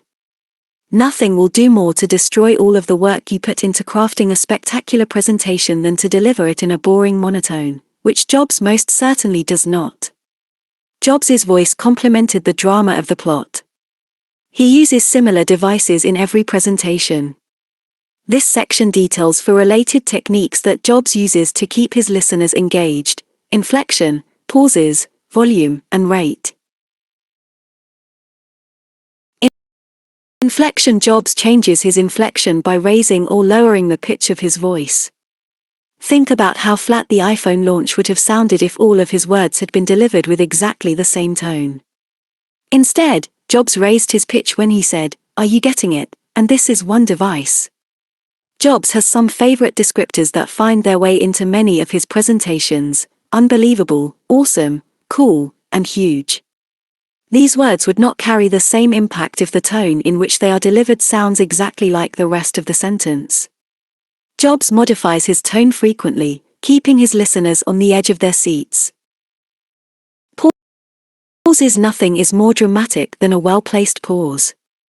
Today we're introducing a third kind of notebook, Jobs told the Macworld audience in January 2008. Then he paused a few beats before saying, "It's called the Macbook Air." He paused again before delivering the headline, "It's the world's thinnest notebook." 5. Jobs does not rush his presentation. He lets it breathe. He will often remain quiet for several seconds as he lets a key point. Table 14.2 Jobs' 2007 iPhone presentation. Steve's words. Steve's delivery. "This is a day I've been looking forward to for 2.5 years. Pause. Every once in a while, a revolutionary product comes along that changes everything. Pause. Apple has been very fortunate. It's been able to introduce a few of these into the world. In 1984, we introduced Macintosh. It didn't just change Apple, it changed the whole computer industry. Pause. In 2001, we introduced the first iPod. Pause. It didn't just change the way we all listen to music, it changed the entire music industry. Pause. Well, today we're introducing 3 revolutionary products of this class. The first 1-inch. Pause. Is a widescreen iPod with touch controls. The second pause. Is a revolutionary mobile phone. Voice grows louder. And the third pause. Is a breakthrough internet communications device. So, 3 things: a widescreen iPod with touch controls, a revolutionary mobile phone, and a breakthrough internet communications device. Pause. An iPod, a phone, and an internet communicator. Voice grows louder. An iPod, a phone, are you getting it? Speaks faster, voice grows louder. These are not 3 separate devices. This is one device, voice grows louder still. And we are calling it iPhone. Voice gets even louder. Today Apple is going to reinvent the phone. Loudest volume of the presentation. Sink in. Most presenters sound as though they are trying to rush through the material. In many ways, they are, because they scripted more material than the time allows. Jobs never hurries. His presentation is carefully rehearsed to give him plenty of time to slow down, pause, and let his message take hold. Volume. Jobs will lower and raise his voice to add drama. He typically does this when introducing a hot new product.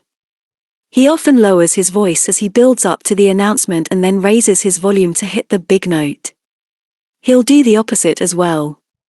When he introduced the first iPod, he raised his voice and said, "To have your whole music library with you at all times is a quantum leap in listening to music."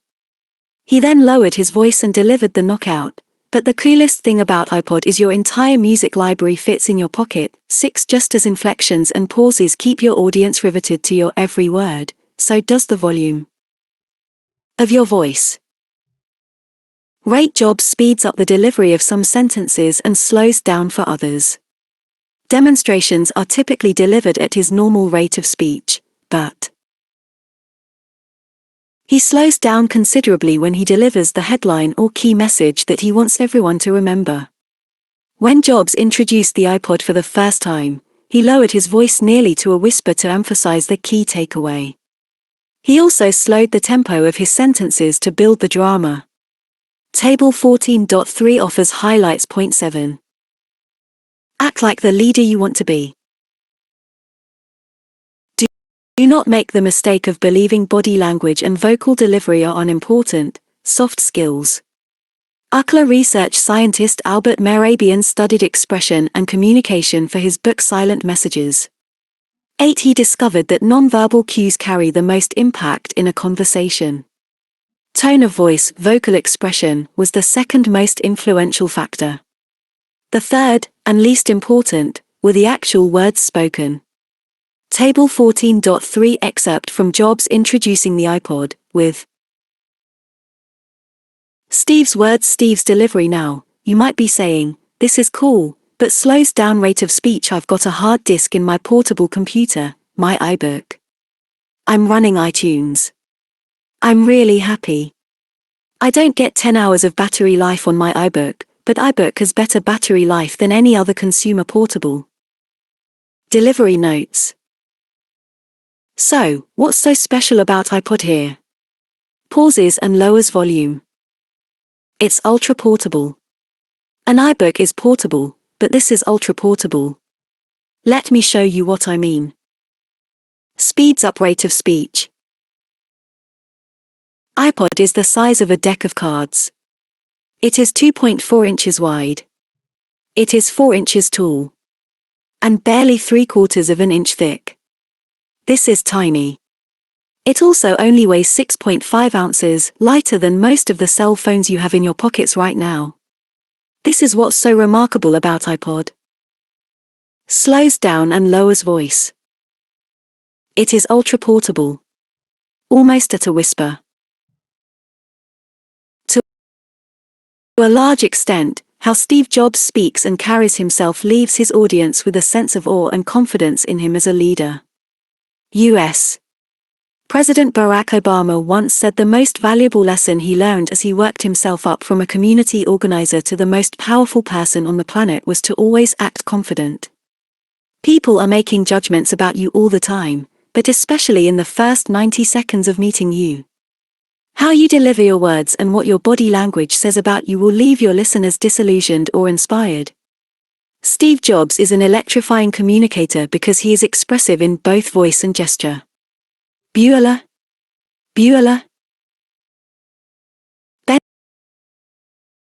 Einstein provides us with one of the best examples of a horribly dull, monotone vocal delivery. In the 1986 movie Ferris Bueller's Day Off, Ben Stein played a boring economics teacher. Stein's most famous line in the movie occurred when he was taking attendance and Bueller, the Matthew Broderick character, was nowhere to be found. In the driest monotone on film, Stein asked, Bueller. Bueller. Bueller, as the camera flashed to an empty chair. In another scene, Stein discussed the Hawley-Smoot Tariff Act and voodoo economics. The looks on the students' faces are hilarious. One kid has his head on the desk as drool is coming out of the side of his mouth. Stein's character is so boring, it's funny. If Stein were to read a transcript of a Steve Jobs presentation in the same manner in which he played the teacher, it would surely be one of the longest, dullest presentations in the history of corporate America. This proves once again that words matter, but an effective delivery makes the difference. Director's notes.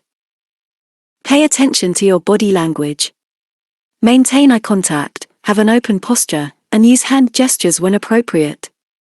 Don't be afraid of using your hands. Research has shown that gestures reflect complex thinking and give the listener confidence in the speaker. Vary your vocal delivery by adding inflection to your voice, raising or lowering your volume, as well as speeding up and slowing down. Also, let your content breathe. Pause. Nothing is as dramatic as a well-placed pause. Record yourself. Watch your body language, and listen to your vocal delivery. Watching yourself on video is the best way to improve your presentation skills. Make it look effortless. Practice isn't the thing you do once you're good. It's the thing you do that makes you good. Malcolm Gladwell. Steve Jobs is a master showman, working the stage with precision. Every move, demo, image, and slide is in sync. He appears comfortable, confident, and remarkably effortless. At least, it looks effortless to the audience. Here's his presentation secret: Jobs rehearses for hours. To be more precise, many, many hours over many, many days. Jobs unveils Apple's latest products as if he were a particularly hip and plugged-in friend showing off inventions in your living room. Truth is, the sense of informality comes only after grueling hours of practice, observed a Businessweek reporter. One retail executive recalls going to a Macworld rehearsal at Jobs' behest and then waiting for hours before Jobs came off the stage to conduct an interview. Jobs considers his keynotes a competitive weapon. Marissa Mayer, a Google executive who plays a central role in launching the search giant's innovations, insists that up-and-coming product marketers attend Jobs' keynotes. Steve Jobs is the best at launching new products, she says. They have to see how he does it. 1. How does he do it? The Businessweek reporter provided the answer in the article. Steve Jobs puts in hours of grueling practice. 182. When was the last time you could say that you devoted hours of grueling practice to prepare for a presentation? The honest answer is probably never. If you really want to talk the way Jobs does, plan on spending more time rehearsing every portion of your presentation. Glimpse behind the magic curtain.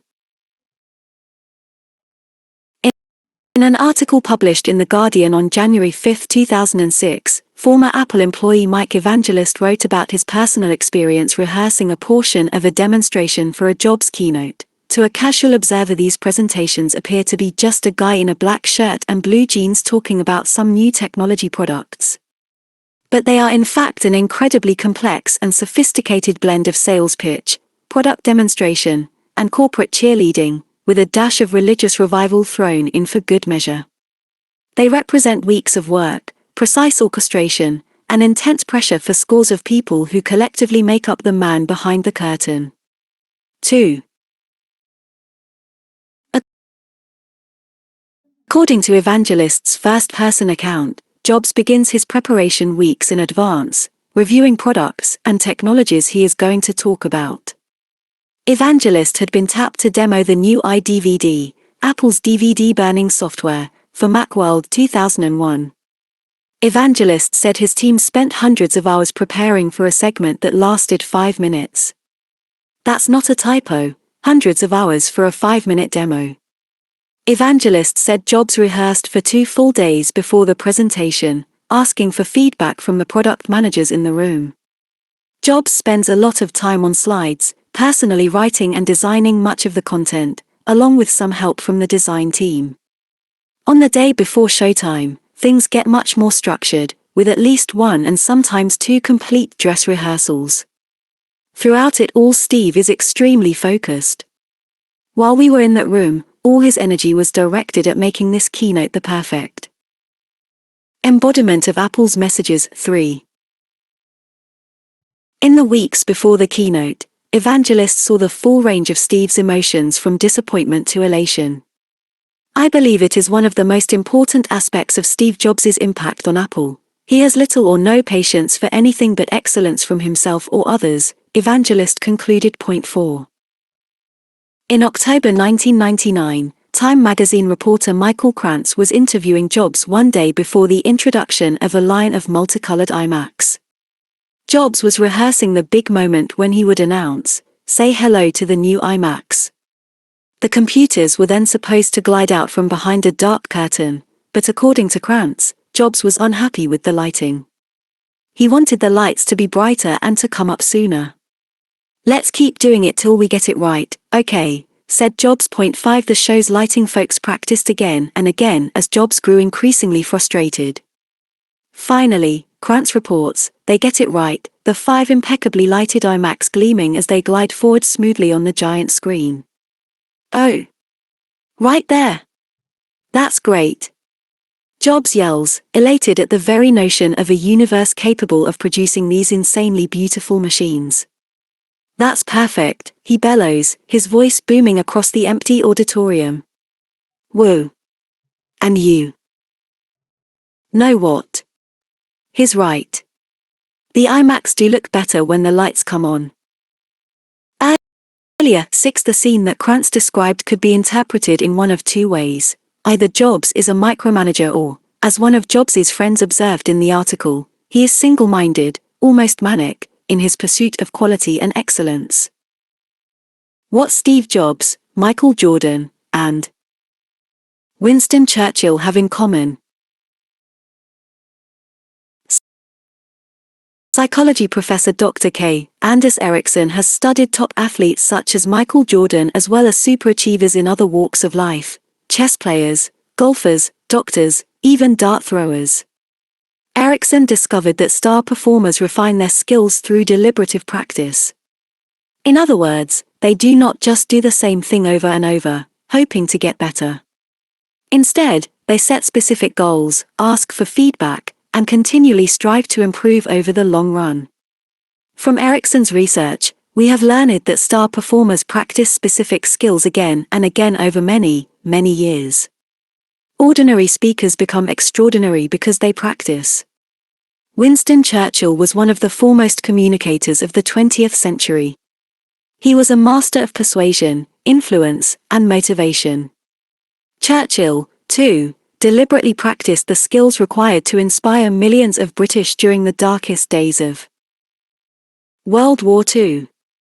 He would prepare in the days before a big parliamentary speech, practicing quips or parries against any number of possible interjections. Churchill practiced so thoroughly that he seemed to be speaking 184 extemporaneously. He held his audience spellbound, wrote Churchill's granddaughter Celia Sandys and co-authored Jonathan Lippmann in We Shall Not Fail. The lesson is simple but requires lots of hard work. Practice is essential, particularly if you want to sound spontaneous. 7 The world's greatest communicators have always known that spontaneity is the result of planned practice. You can speak the way Jobs does, but it takes practice. Jobs makes an elaborate presentation look easy because he puts in the time. In The Second Coming of Steve Jobs, Paul Weiss, a Next executive, was quoted as saying, "Every slide was written like a piece of poetry. We spent hours on what most people would consider low-level detail. Steve would labor over the presentation. We'd try to orchestrate and choreograph everything and make it more alive than it really is." 8 Making your presentation more alive takes practice. Once you accept this simple principle, your presentations will stand out in a sea of mediocrity. 10,000 hours to mastery. There are no naturals. Steve Jobs is an extraordinary presenter because he works at it. According to Malcolm Gladwell in Outliers, research suggests that once a musician has enough ability to get into a top music school, the thing that distinguishes one performer from another is how hard he or she works. That's it. And what's more, the people at the very top don't work just harder or even much harder than everyone else. They work much, much harder. 9 Although the observation Gladwell makes in Outliers applies specifically to musicians, the vast amount of research on the subject of peak performance shows that practice is the common thread among all individuals who excel at a particular task. Neuroscientist and musician Daniel Levitin believes that the magic number is 10,000. The emerging picture of such studies is that 10,000 hours of practice is required to achieve the level of mastery associated with being a world-class expert in anything. In study after study, of composers, basketball players, fiction writers, ice skaters, concert pianists, chess players, master criminals, and what have you, this number comes up again and again. Of course, this doesn't address why some people don't seem to get anywhere when they practice, and why some people seem to get more out of their practice sessions than others, but no one has yet found a case in which true world-class expertise was accomplished in less time. It seems that it takes the brain this long to assimilate all that it needs to know to achieve true mastery. 10. The 10,000 hours theory is consistent with what we know about how the brain learns, according to Levitin and Gladwell. They say that learning requires consolidation in neural tissue. The more experiences we have with a particular action, the stronger those connections become. Now let's do the math. 10,000 hours is equivalent to roughly 3 hours a day, or 20 hours a week, over a period of 10 years. To substantiate this theory, Gladwell tells the story of the Beatles, who performed together in Hamburg over a long period before they hit it big. According to Gladwell, before the Beatles enjoyed their first success in 1964, they had performed live together some 1,200 times, sometimes for 8 hours at a stretch. This is an extraordinary feat, because most groups don't perform that often in their entire careers. The band members became better and more confident the longer they played together. Incidentally, writes Gladwell, the time that elapsed between their founding and their arguably greatest artistic achievements, Sgt. Pepper's Lonely Hearts Club Band and the Beatles' White Album, is 10 years, 11. With the 10,000 hours theory in mind, let's turn our attention once again to Jobs.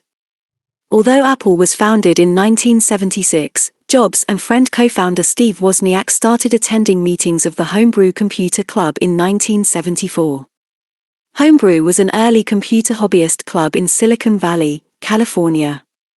It was at Homebrew that Jobs began tinkering and talking about how computers could change the world. Exactly 10 years later, Jobs gave an outstanding presentation, the introduction of the Macintosh in 1984. Most people who saw that presentation consider it to be a magnificent achievement, packed with suspense, drama, and excitement. But remarkably, Jobs continued to practice, refine, and improve his presentation style. A decade later, in 1997, Jobs had returned to Apple and was on stage at Boston's Macworld to discuss the steps he had taken to restore Apple to health. Everything about his performance that day was more polished and natural than it had been in previous years. He had lost the lectern, walking comfortably across the stage, and had started creating more visually engaging slides. Flash forward another 10 years to Macworld 2007, which, in my opinion, is Jobs' greatest presentation to date if you take into account every element of the keynote from start to finish. He hits home runs in every presentation, but he hit a bases-loaded homer in 2007. Everything clicked. Several sections of the presentation have been discussed throughout this book. The overall 186 presentation was smooth and polished, with dramatic highs and lows, confident body language, captivating verbal delivery, and gorgeous slides. The iPhone announcement had even overshadowed every product at the vastly larger Consumer Electronics Show, held the same week in Las Vegas. The chief misconception about Jobs is that he is a natural presenter, that he was born with the charisma that he exhibits on stage. Not true. As research has shown, nobody is a natural. You can achieve the same level of proficiency of the world's greatest communicators if you work at it much, much harder than everyone else. Flushing away $25,000. I once saw the executive of a major publicly traded company give a keynote presentation to a large audience of customers, press, and analysts. I later learned that the company had spent upwards of $25,000 for professional designers to create slick, animated slides. That figure did not account for the lighting, audio, and venue. The most creative slides will fail to impress your audience unless you practice your delivery. This guy did not practice, and it showed. Since he had not practiced coordinating his words to the animation, the slides were off, and he lost his place numerous times. He stumbled through most of the presentation and at one point threw up his hands in exasperation. If you spend money and time on a presentation, and time is money, you owe it to yourself to practice, practice, and practice some more. Make video your best friend. Nearly every year, I'm asked to work with CEOs who give major presentations at the Consumer Electronics Show in Las Vegas. The conference is usually scheduled for the first full week in January, which means we're rehearsing over the holidays, often while the rest of the company's employees are off. Regardless, CEOs will show up for practice, because they know how important it is. In one particular year, after several days of rehearsals, one of my CEO clients took the stage in Vegas but had trouble with the slides. The clicker had failed, and the slides were not advancing. Most amateur speakers who don't spend enough time practicing would have frozen, calling even more attention to the problem. Not this guy. He was so well prepared that he casually motioned to an assistant to advance the slides for him. We rehearse contingency plans. He didn't miss a step and kept talking. It didn't end there. Something was wrong with the computer. It had locked and would have to be rebooted for the slideshow to continue. The assistant simply shook his head, but the CEO stayed the course. He continued to deliver the rest of the presentation with no slides. He did so effortlessly and confidently. He later told me that without practice, which I had urged him to do, he would have lost his confidence and floundered in front of employees, analysts, investors, customers, and the media. When I asked employees after the presentation what they had thought, none of them realized that anything had gone wrong. Video training tips: we had used a video camera during rehearsals. Very few presenters watch themselves on camera, even though perfectly appropriate camcorders are available for less than $300. I know that watching yourself on TV, especially a widescreen, is not the most pleasant experience, but take my word for it, it's essential. Record your presentation and play it back. If possible, find objective friends and colleagues who will offer honest feedback. Use an external, clip-on microphone instead of the built-in microphone standard on all camcorders. Your voice will sound louder, clearer, and more resonant. As you watch the video, pay close attention to these 5 areas. Eye contact.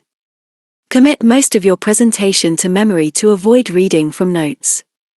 Your slides should act as your cue. Public speaking expert Andrew Carnegie observed that notes destroy the intimacy between speaker and audience and make the speaker appear less powerful and confident. Notice that I didn't tell you to give the presentation completely without notes. Steve Jobs keeps notes out of his audience's sight. Only a careful observer would spot him glancing at them. He refers to notes during demonstrations, but since the audience's attention is on the demo itself, his notes do not detract from the presentation. The notes he does keep on stage are also unobtrusive and simple. He just needs to glance at them to find his place. Although it's easier in Keynote than PowerPoint to have 188 a notes page for the speaker's view, you should still strive to deliver most of your presentation with no notes at all. Body language. Is your body language strong, confident, and commanding? Are your arms crossed or open? Are you keeping your hands in your pockets instead of keeping an open posture? Do you fidget, rock, or have other distracting habits? Are your gestures natural and purposeful or stiff and wooden? Remember that body language and verbal delivery account for the majority of the impression you leave on your listeners. Your body language should reflect the confidence of your words. Filler words. Are you constantly using and you know to fill the space between thoughts? Just as text shouldn't fill every inch of your slide, your words shouldn't fill every pause between sentences. Reviewing your performance is the best way to eliminate these often distracting fillers. Once you catch yourself a few times, you will be more aware of the habit next time. Awareness is more than 90% of the solution. Vocal delivery. Vary the volume and inflection of your voice to keep the attention of your audience riveted on your words. Raise and lower your volume at different points in your presentation. Change your cadence. Varying the speed at which you talk will keep your presentation from sounding monotone. Speed up at certain points and then slow down. Pause for impact. Again, nothing is as dramatic as a well-placed pause. Don't sound rushed. Let the presentation breathe. Energy. Do you look as if you rolled out of bed on a Sunday morning, or do you appear vibrant, enthusiastic, and genuinely thrilled to be sharing your story with the audience? We all enjoy being around people with energy. They inspire us. They are stimulating, fun, and uplifting. An energetic person has passion in his voice, a bounce in his step, and a smile on his face. Energy makes a person likable, and likability is a key ingredient in persuasive communications. Many business professionals underestimate the energy level required to generate enthusiasm among their listeners. Electrifying speakers such as Jobs bring it. Jobs always has more energy than most other speakers who share the stage with him. Leave your comfort zone. Most business professionals could use an energy boost. But how do you project the right level of vigor without seeming over the top? By weighing yourself on an energy scale. And on this scale, more is better. I often ask clients, on a scale of 1 to 10, 1 being fast asleep and 10 being wildly pumped up like motivational speaker Tony Robbins, tell me where you are right now. A 3, most of my clients reply. Okay. I say, what would it feel like to be a 7, 8, or 9? Give it a try. If they're being honest, most presenters place themselves at a 3 to 6 on the energy scale. That means there is plenty of room to raise their energy level. Energy is hard to describe, but you know it when you see it. Television host Rachel Ray has it. President Barack Obama and Tony Robbins have it as well. These 3 individuals have different styles, but they speak with energy. Try this exercise, practice leaving your comfort zone, record several minutes of your presentation as you would normally deliver it. Play it back, preferably with someone else watching. Ask yourself and the observer, where am I on the energy scale? Now try it again. This time, break out of your comfort zone. Ham it up. Raise your voice. Use broad gestures. Put a big smile on your face. Get to a point where you would feel slightly awkward and uncomfortable if you actually delivered the presentation that way. Now watch it again. Odds are your energy will be just right. You see, most people underestimate how little energy they actually have during a presentation. When they are asked to go over the top and to leave their comfort zone, they hit the right note. 5 steps to rehearsing off the cuff. Remarks. With the economy plunging deeper into a recession, 2009 was a tough year to introduce a new car, but automobile companies Caroline Kennedy's, performance. Filler words such as and should not disqualify someone from public office, nor should they limit a person's effectiveness as a business leader. All too often, though. 190 fillers will diminish your influence in the eyes of others. In early 2009, Caroline Kennedy had expressed interest in the New York Senate seat vacated by Hillary Rodham Clinton, who became U.S. Secretary of State. The media skewed Kennedy's performance because of her verbal tendency to pack her remarks with, fillers. Kennedy said more than 30 times in a 2-minute interview. Listening for her filler words became sport among bloggers and radio talk show hosts. She soon withdrew her name from consideration. Here are 3 ways to eliminate fillers from your remarks before they detract from your message. Ask for feedback. Most of your colleagues are afraid of offending you. When someone asks me for advice and I see some real areas for improvement, I will be tough. At the same time, as is true of most other people, I hesitate to offer unsolicited advice even when I'm dying to say something that can improve someone's presentation skills. Likewise, since most of your family, friends, and peers avoid critiques for fear of insulting you, they will not voluntarily tell you that your mannerisms are annoying.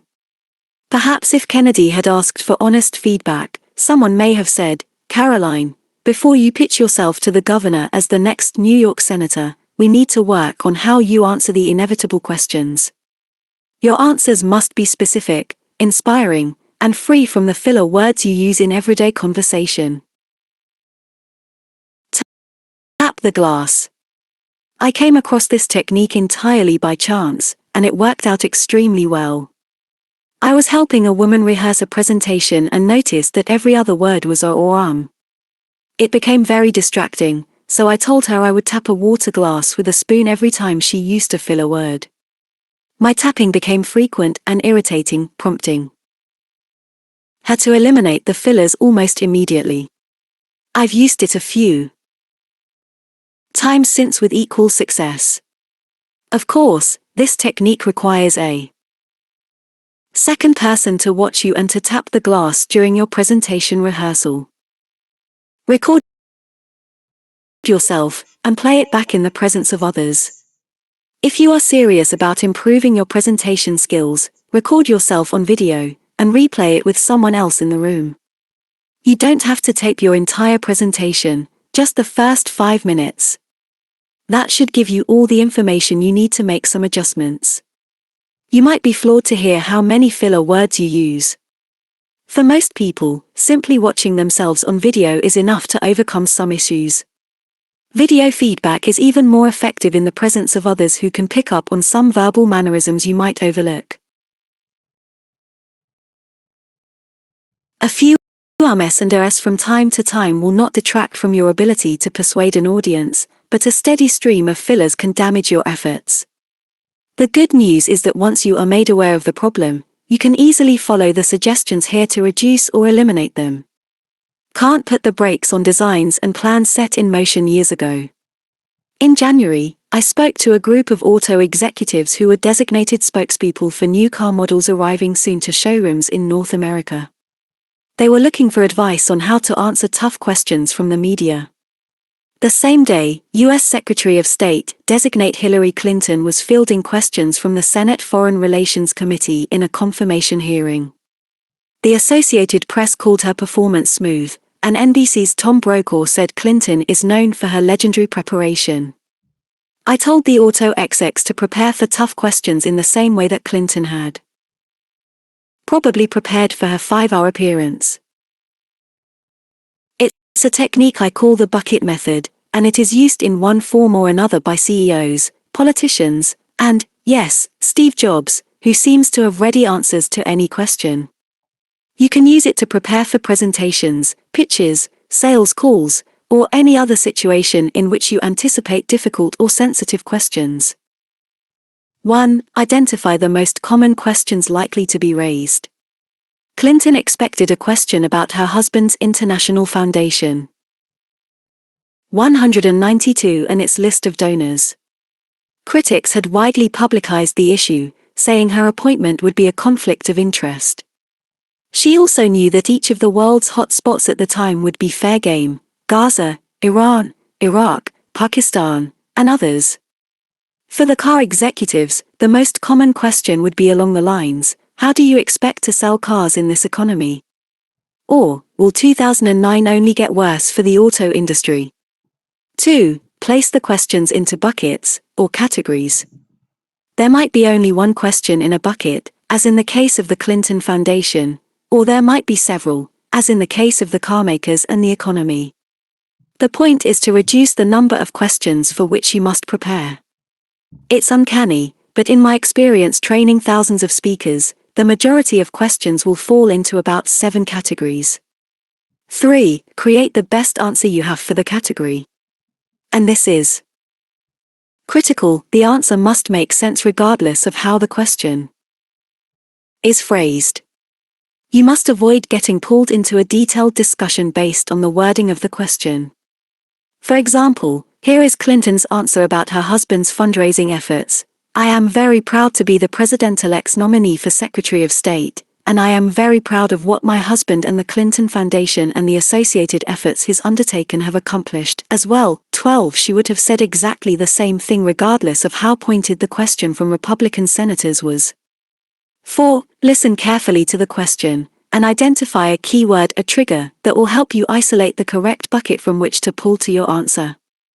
5. Look the person in the eye and respond with confidence.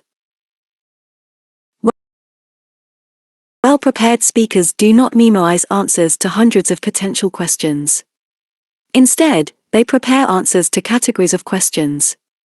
The way a question is phrased is secondary. Think about it this way: your goal is to launch a mini presentation within a presentation.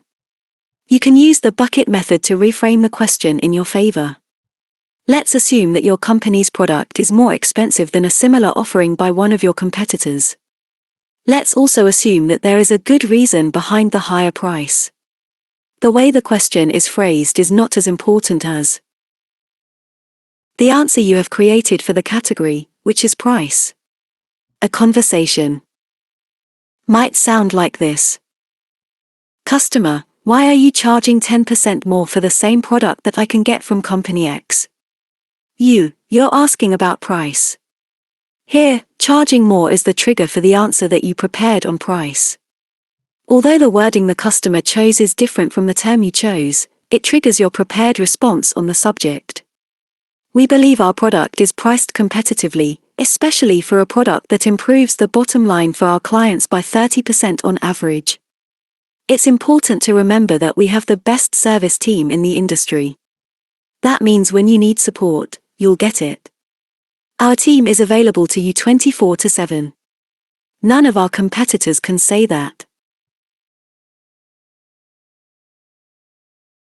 I know the CEO of a large publicly traded company who uses this method very effectively. For example, during one tough meeting, an analyst asked him to respond to some unfavorable comments made by his largest competitor. Competition was his trigger word. This CEO smiled and confidently maintained the high road by saying, "Our view on competition is different from many others. Our view is that you play with class. We compete by giving our customers superior service and sharing our vision for where we see this industry going. As we get more successful, we see more competitors entering the market. It's part of the process of being a leader." With this one response, the CEO deflected his competitors' comments and reframed the issue to focus on his company's leadership. When former Secretary of State Henry Kissinger was asked how he handled media questions, he said, "What questions do you have for my answers?" He had his answers already prepared. The media is a tough audience, and these days so are your customers. Don't let uncomfortable questions throw you off your game. Best antidote to nerves. Relentless preparation is the single best way to overcome stage fright. Know what you're going to say, when you're going to say it, and how you're going.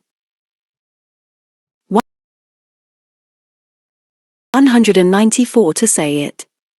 Too many people focus inward during their presentations, creating even more anxiety for themselves. They'll ask themselves, "Is my shirt wrinkled? What is that person in the third row thinking?" In other words, it's all about you. Instead, go from me to we. Shift the focus to what your product or service means to the lives of your listeners, and be confident in your preparation. I have worked with several executives who are worth millions, in some cases, billions, of dollars. Guess what? They get nervous speaking in front of groups. Funny thing about nerves, though, the more you practice, the less nervous you will be. I know a world-famous business leader who gets very nervous before major presentations. He gets over it by preparing to the extreme. He knows the content on every slide and exactly what he is going to say. He arrives early to the venue so that he can test the audio and projector and advance through his slides. This particular executive even knows where the lights are in the room. So he is never in shadow. That's preparation. He might get nervous, but his routine makes him feel much more confident, and he is considered one of the best speakers in corporate America. Golfer Vijay Singh hits thousands of balls a day to prepare for a tournament. Olympic gold medal winner Michael Phelps swims 50 miles a week to prepare for a competition, and Steve Jobs spends hours of grueling practice before a keynote presentation. Superstar performers in all fields leave nothing to chance. If you want to thrill any audience, steal a page from the Jobs playbook and start practicing. Refine and rehearse director's notes. Practice, practice, and practice some more. Don't take anything for granted. Review every slide, every demo, and every key message. You should know exactly what you're going to say, when you're going to say it, and how you're going to say it. Record your presentation. Spend a couple of $100 on a camcorder and record yourself. You don't need to record the entire presentation. The first 5 minutes should give you plenty of information. Look for distracting body language and verbal tics, or fillers. When possible, review the video with someone else.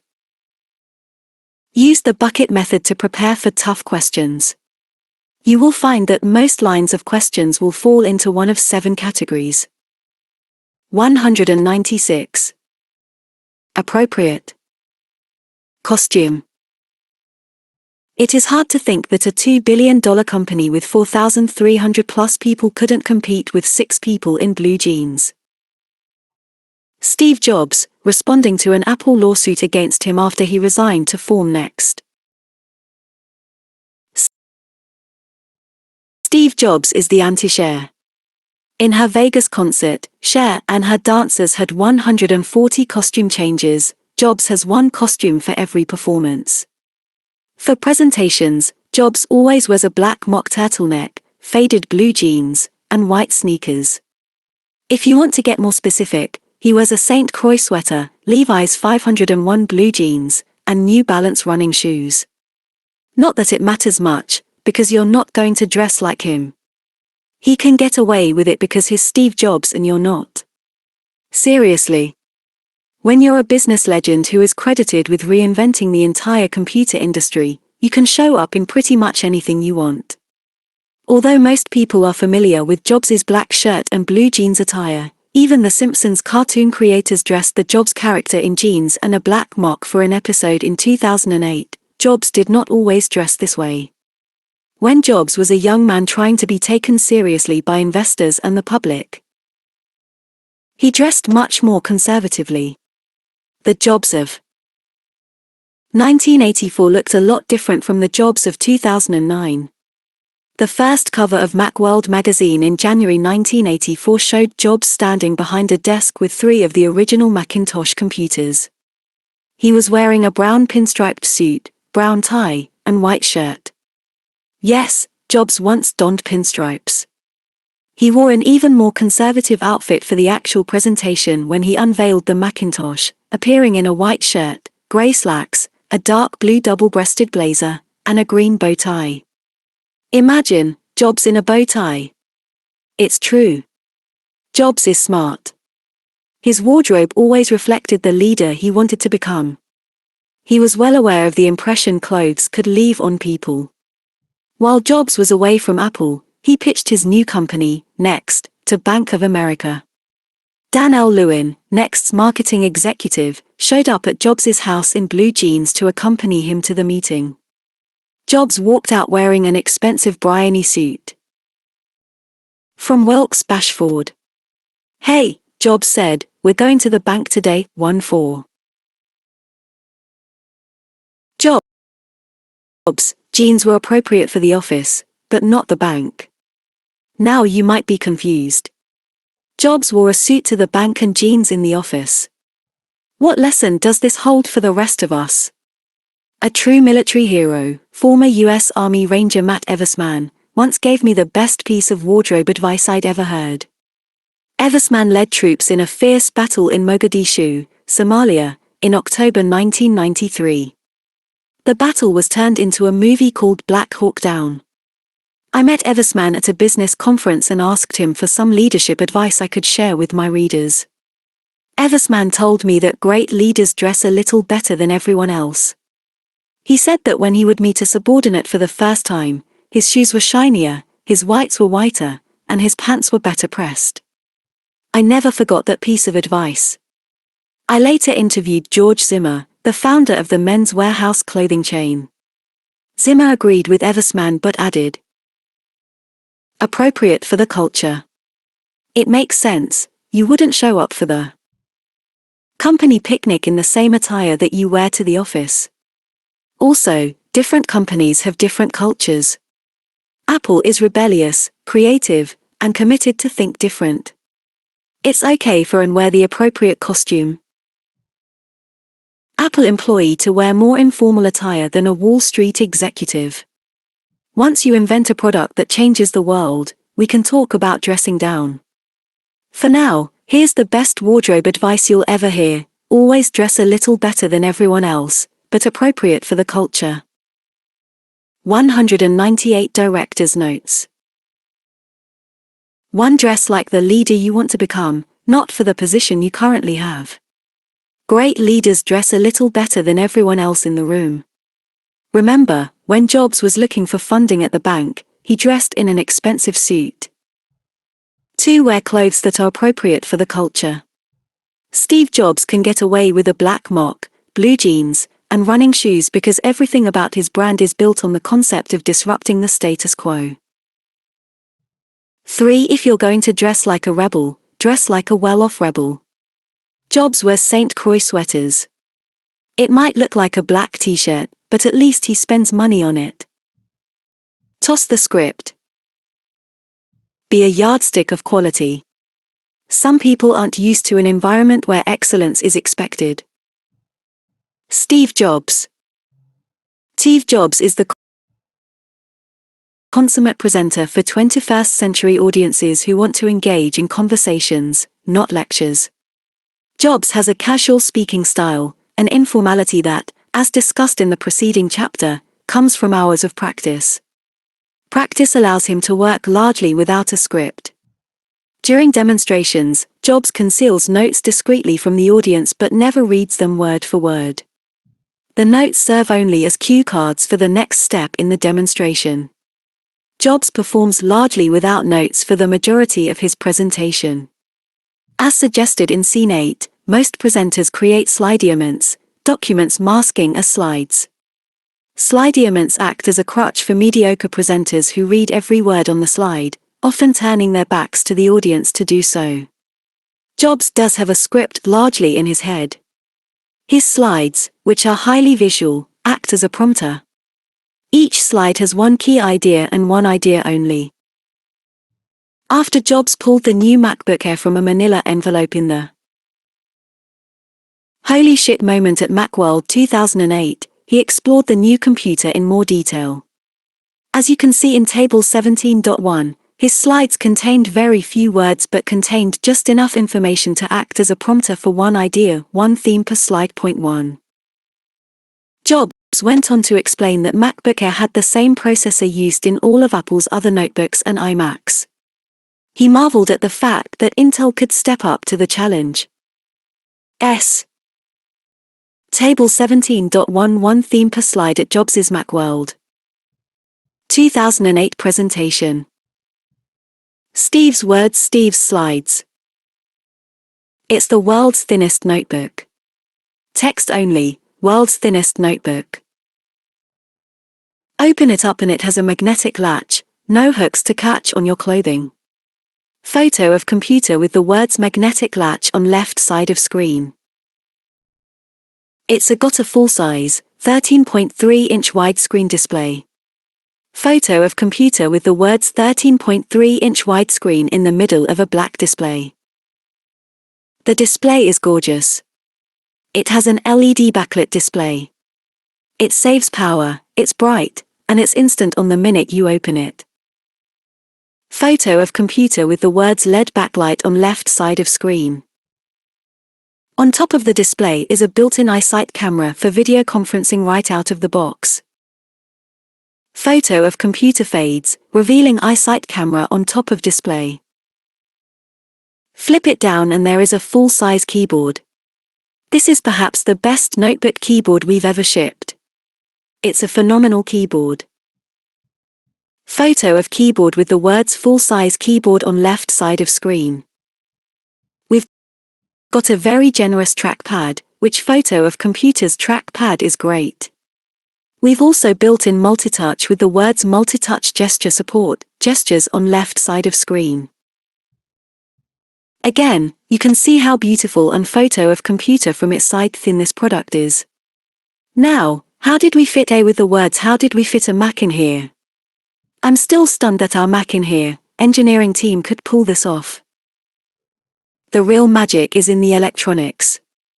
How big the board is, does not this is a complete Mac on a board. Mention pencil, let's the visual what's so special about that?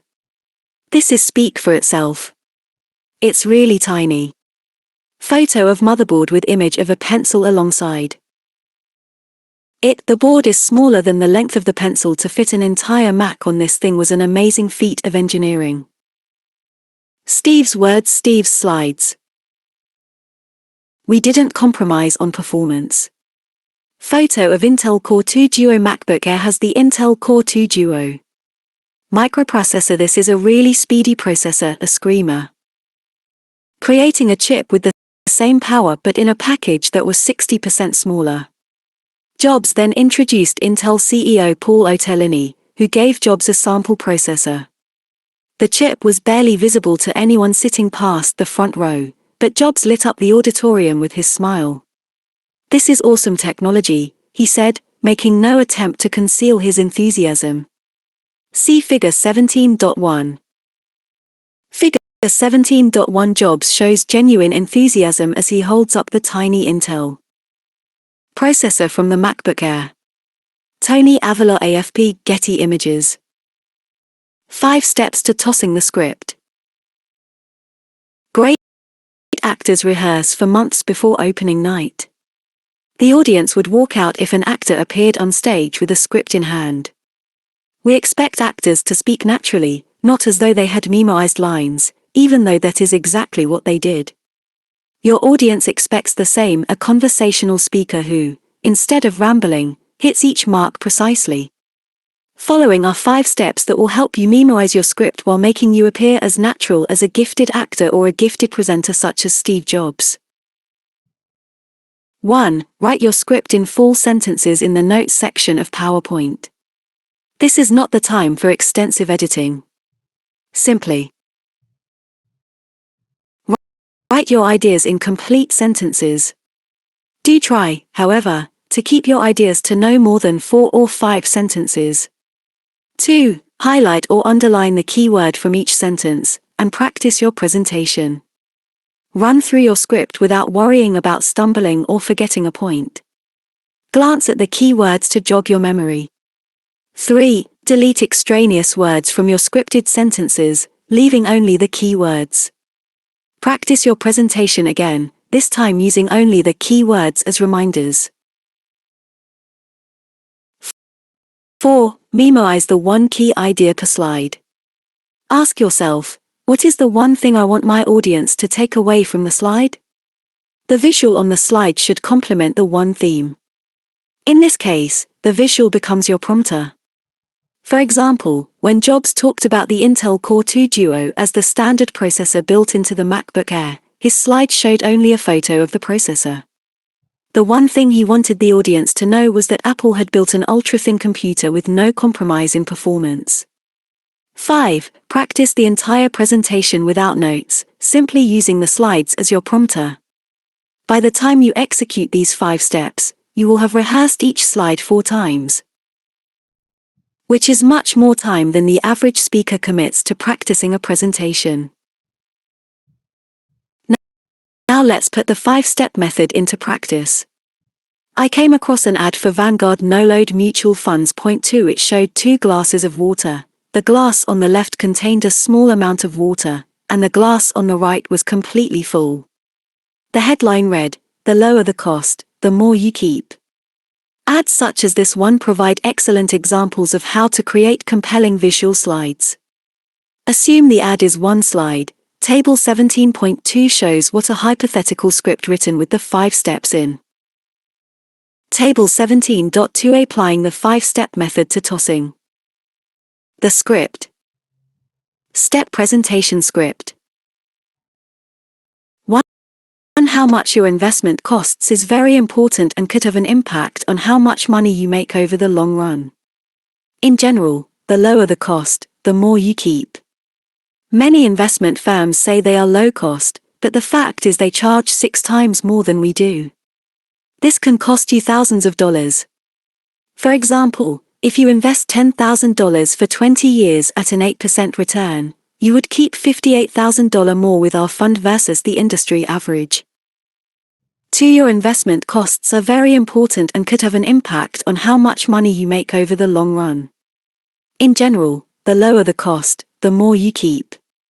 Many investment firms say they are low cost, but the fact is they charge 6 times more than we do. This can cost you thousands of dollars. For example, if you invest $10,000 for 20 years at an 8% return, you would keep $58,000 more with our fund versus the industry average. 3. Investment costs important. Lower the cost, the more you keep. 6 times more, keep $58,000 more. 5. Rehearse presentation with no notes. The slide of 2 water glasses, one empty, one full, should be enough to prompt you to deliver the information, the 4 bullets in step 3. Mind might look like. I created the content based on information in Vanguard's marketing material. When you're actually delivering the final presentation, if the notes give you peace of mind, by all means, keep them available. A major benefit of Apple's Keynote presentation software is that it allows the speaker to see notes on the computer screen while the audience sees the slide on the projector. This is harder, but not impossible, to do with PowerPoint. However, regardless of the software you use, if you practice enough, you will find that you don't need to rely on your notes at all. How to use notes when notes are a must. Notes are not inherently bad. In a rare glimpse at how Jobs actually does use notes, a blogger took a photograph of Jobs' demo. How Joel Osteen inspires millions.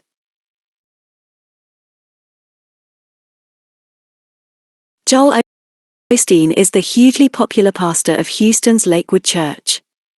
He preaches to some 4,000 to 7,000 people a week who show up to see him in person and to millions of others on television. Osteen speaks in a natural, conversational style and rarely misses a beat, despite creating 30 minutes of content every week. How does he do it? First, he commits. Osteen begins working on sermons on the Wednesday prior to his appearance and spends the better part of 4 days practicing. Second, he uses notes but glances at them very discreetly. He places notes on a lectern but never stands behind the lectern. This approach lets him keep eye contact with the audience and maintain an open posture. He never reads a full sentence from his notes. Instead, he walks behind the lectern, glances at his notes, and keeps walking to the opposite side, delivering his messages directly to worshippers. Notes at Macworld 2007, famous for the release of the iPhone. The notes were neatly bound, and color-coded tabs separated the sections. The blogger's photo showed the booklet open to the page where Jobs demonstrated the internet capabilities of iPhone. 4 categories were clearly marked in bold and a larger font: Mail, Safari, Widgets, and Maps. Point 3. Under each main category, there were 2 to 5 supporting points. Let's take one in particular, the Maps section. Here is exactly what was printed on the page. Maps. Moe's Cone West. Starbucks order 4,000 lattes to go. Washington Monument. Show satellite. Eiffel Tower, Colosseum. That's it. These notes were all the prompting Jobs needed to walk his audience through a particular section of the demo. Jobs began by telling his audience that he wanted to show them something truly remarkable: Google Maps on iPhone. First, he opened up the application and zoomed into a street-level view of San Francisco and Moe's Cone West, the site of Macworld. The second thing he did was to type Starbucks to search for a nearby coffee shop. He then called Starbucks on the iPhone and played the prank discussed in Scene 12, ordering 4,000 lattes to go. I had no idea that the lattes gag was scripted until I saw the photograph of Jobs' notes on the stage. He played it off as if it was a spontaneous moment, showing, once again, that Jobs takes nothing for granted. The third thing he did was visit the Washington Monument, double-tapping the screen to bring the map closer. Fourth, he selected the option to replace the map with satellite photographs. He brought up a live image of the Washington Monument. "Isn't that incredible, right on my phone," he said. Finally, he visited the Eiffel Tower and Roman Colosseum and showed both in the satellite view. He concluded by saying, "Satellite imagery right on our phone. Unbelievable. Isn't that incredible?"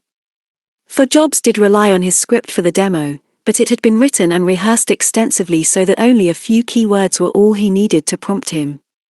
Yes, Steve Jobs appears conversational, but by now you should know that being conversational requires a lot of practice. And how you practice makes all the difference. Use the slides as your teleprompter, sticking to one theme per slide and several supporting points. If you forget some of your supporting points, you will at least have hit the main theme. Above all, toss the script. Notes will interfere with the emotional connection you need to establish with your audience, detracting from the presentation experience. Theatrics can turn an average presentation into an extraordinary event. A script gets in the way. Director's notes. 1. Don't read from notes except in special circumstances in which you must follow a step-by-step process, such as a demonstration. 2. When you must read from notes, create no more than 3 or 4 large font bullet points on one note card or sheet of paper. Create one note card per slide. If you're using speakers' notes in Keynote or PowerPoint presentation software, keep your bullet points to no more than 3 or 4. 1 is even better. 3. Use the visuals on your slide to prompt you to deliver just one key theme, one main message per slide. Think. One theme per slide. Everyone wants a MacBook Pro because they are so bitchin'. Steve Jobs. In 2002, the Mac OS X was brand new, and Apple was striving to get customers and developers to embrace it. Jobs decided to put the issue to rest, literally, at the Worldwide Developers Conference. As the presentation began, Jobs was not on stage. Instead, white smoke surrounded a casket. Gloomy pipe organ music played in the background. Jobs finally emerged from behind a curtain, walked to the casket, lifted the lid, and pulled out a large-scale copy of OS 9, Apple's previous operating system. The audience got the joke immediately and started laughing and applauding. Jobs was committed to the joke and took it further. With a copy of OS 9 lying in the casket, Jobs pulled out a sheet of paper and eulogized the software. Mac OS 9 was a friend to us all, he started. He worked tirelessly on our behalf, always posting our applications, never refusing a command, always at our beck and call, except occasionally when he forgot who he was and needed to be restarted. He came into this world in October of 1998. We are here today to mourn the passing of OS 9. He is in the great bit bucket in the sky, no doubt looking down upon this with that same smile he displayed every time he booted. Mac OS 9 is survived by his next generation, Mac OS X. Please join me in a moment of silence as we remember our old friend, Mac OS 9, 1. Jobs walked back to the casket, put the box back in, closed the lid, and gently laid a rose on the top. The audience ate it up.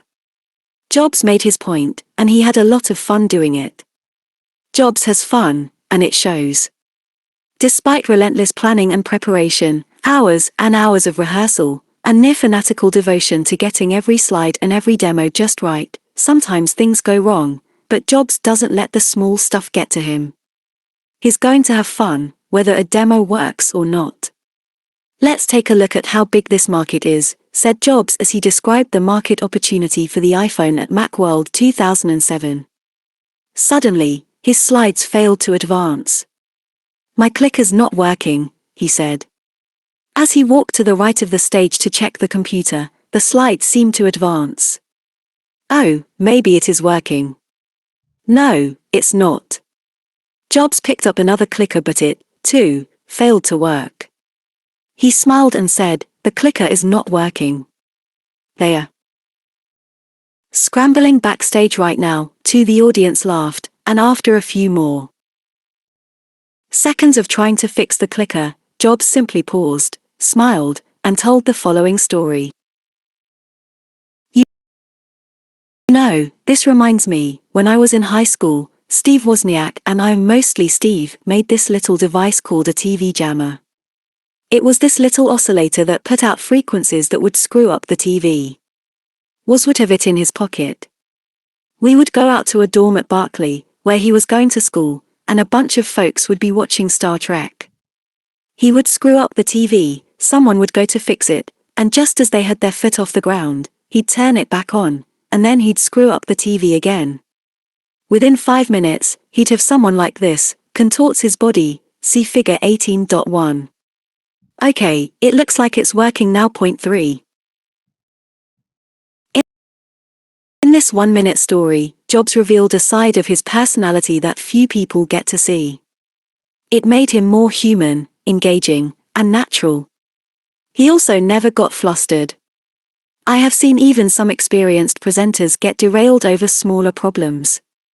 A YouTube user posted a 5-minute clip showing dozens of Jobs bloopers. For the number of things that have gone wrong is surprising given the level of extraordinarily detailed practice that goes into a Steve Jobs keynote. This blooper reel proves that even the best laid plans go awry from time to time. A slide may not advance, a wrong slide may come up, and a have fun 197 demo may not work. These things happen to even the best prepared presenter, and they can, and probably will, happen to you at some point. The difference between mediocre presenters and a true master such as Jobs is that when demonstrations do not turn out as planned, Jobs reacts with a cool confidence. The audience sees a showman in complete control of his material.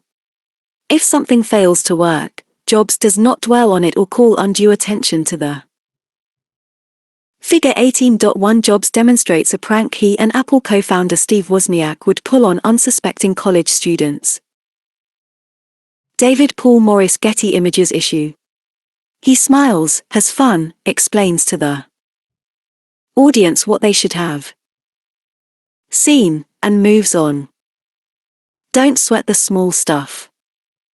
During a demonstration of Apple TV at Macworld 2008, Jobs brought up a live connection to Flickr, a photo-sharing site.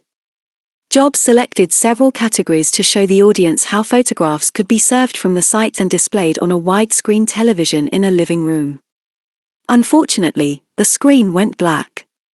After about 20 seconds of trying to retrieve the images, Jobs simply turned to the audience, grinned, and said, "Well, I'm afraid Flickr isn't serving up photos on that one." 5. Jobs doesn't let anything ruffle him on stage. Instead, he acknowledges the problem, continues the presentation, summarizes the material, and enjoys himself. He concluded the Apple TV demonstration by saying, "All of this from your widescreen, movies, TV shows, music, podcasts, photos from Maccan when they're serving up photos, Flickr. So, that's what I wanted to show you today. Isn't that incredible?" 6. Jobs never loses his enthusiasm. The demo might not have gone perfectly, but that doesn't diminish the joy he has for the product. No matter how much you prepare, something might, and probably will, go differently from how you had planned. Notice that I did not say something will go wrong. It goes wrong only when you call attention to the issue or you let it ruin the rest of your presentation. People are there to hear you, to learn something new about a product, service, or initiative that could improve their lives. When a demo fails to come off as smoothly as Jobs had rehearsed, he never loses his cool. He says something like, "Oops, that's not what I wanted, or I need some help here, guys, this thing isn't working." He will take a few moments to get it working, and he will do so very calmly. In one presentation, Jobs could not get a digital camera to work, so he had some fun with it, tossed it to an Apple employee in the front row, and said, "I need an expert to fix it. It's too technical for me. It's pretty awesome when it works, 7 that's it. It's pretty awesome when it works." Think about watching an ice skater perform an intricately choreographed routine. You know that the slightest mistake could land the skater on her butt. When it happens, you wince, but you hope the skater gets up to finish her routine on a high note. The same applies to your audience. Nobody expects perfection except you. Your audience will forgive a blooper as long as you get back on your feet. During Jobs' leave of absence for a liver transplant, much had been written about what he revealed, how much he should have revealed, and whether he should have revealed it sooner. Jobs was clearly frustrated with the press, calling some reporters to chastise them about covering matters he wanted to keep private. While bloggers and reporters were scrambling to get the scoop on the exact nature of his illness, I was struck at how Jobs kept his trademark good humor. In September 2008, Jobs walked on stage at the WWDC and said, "Good morning. Thank you for coming this morning. We have some really exciting stuff to share with you. Before we do, I just wanted to mention this." He pointed to the slide behind him, which had only one sentence, "The reports of my death are greatly exaggerated." Enough said, Job told the audience, and he promptly continued with his presentation. Point 8 The audience laughed and cheered. The media and investors wanted more information, of course, but that's all that Jobs would give them at the moment, and he had fun with it at their expense. Now, that's infotainment. Most business communicators lose sight of the fact that their audiences want to be informed and entertained. Jobs approaches presentations as infotainment. He teaches you something new and has fun doing it. It's the best of all worlds for his audience. Most business professionals do not smile nor relish the moment as much as they should. They get too caught up in presentation mode and lose the enthusiasm they really have about their company, product, or service. Jobs always walks on stage with a broad smile, an easy laugh, and a joke or two, often at Microsoft's expense. On October 16, 2003, Jobs had finished the discussion of a new music alliance with AOL and an explanation of the new iTunes features. The audience thought he was done, but Jobs had just one more feature to talk about. He said it was a feature that a lot of people thought we would never add till this happened. He pointed to the slide, which read, "Hell froze over." He said, "I'm here to report to you today that this has happened." 9 And with that introduction, Jobs announced iTunes for Windows. The audience laughed even harder when Jobs said, "iTunes for Windows is probably the best Windows app ever written." The audience was thrilled, and Jobs himself was clearly enjoying the reaction. Apple co-founder Steve Wozniak has said he and Jobs loved two things in common: electronics and pranks. From the early 70s, when Jobs and Woz were building computers together in their parents' garages, Jobs had a passion for bringing personal computing to the masses. That spirit comes across in every Steve Jobs presentation. A Steve Jobs presentation is passionate, exciting, informative, and, above all, fun. In many ways, it comes naturally, because it's the way he has lived his life. When Jobs took his leave of absence in 2009, Apple's shares plummeted on speculation over Jobs' health, a possible lack of new and exciting products, and potential management changes. Observers wondered, would Apple without Jobs be successful? Richard the Fun-Hearted. One analyst, Shaw Wu, had a different take on all of it. Apple without Jobs would prosper, he argued, because his spirit had been institutionalized. Wu said Apple had an uncanny ability to attract hardworking entrepreneurs who are looking to change the world. PC World said that Jobs, a master showman, had raised new product presentations to an art form and wished him a speedy return to health so Jobs could head up the company again and take the stage once more. 10 For more than 3 decades, Jobs has cast his spell on the world. And whether you're a Mac or a PC, we all owe Jobs a debt of gratitude for a chance to join him on his magic swirling ship, to quote his favorite musician, Bob Dylan. 11 It's been a magnificent ride, and if you pay close enough attention, Jobs can help you sell your ideas more successfully than you ever thought possible. Director's notes. Treat presentations as infotainment. Your audience wants to be educated and entertained. Have fun. It'll show. Never apologize. You have little to gain from calling attention to a problem. If your presentation hits a glitch, acknowledge it, smile, and move on. If it was not obvious to anyone but you, do not call attention to it. Change your frame of reference. When something does not go exactly as planned, it did not go wrong unless you allow it to derail the rest of your presentation. Keep the big picture in mind, have fun, and let the small stuff roll off your back. This page intentionally left blank. One more thing. Stay hungry, stay foolish. Steve Jobs. Steve Jobs keeps his audience guessing. Frequently, but not always, he will leave the audience with just one more thing before he ends a presentation. For example, Jobs announced that he would return as Apple's full-time CEO, dropping the interim from his title as the one more thing at the conclusion of his Macworld presentation on January 5, 2000. It is the element of surprise that audiences have come to love and expect. Since his audience expects one more thing, Jobs does not always deliver. A surprise would fail to surprise if everyone knows it's coming. So, in true Steve Jobs fashion, I would like to add just one more thing to this discussion. On June 12, 2005, shortly after a bout with a rare, curable form of pancreatic cancer, Jobs gave the commencement address at Stanford University. It became an internet sensation. It is one of the most popular commencement addresses on YouTube, far more popular than remarks of other famous commencement speakers such as Oprah, the last lecture author, Randy Pausch, or Harry Potter's J.K. Rowling. Jobs crafted the speech using many of the same techniques that make his presentations so electrifying. About the only thing absent that day were slides. The rest is classic Steve Jobs.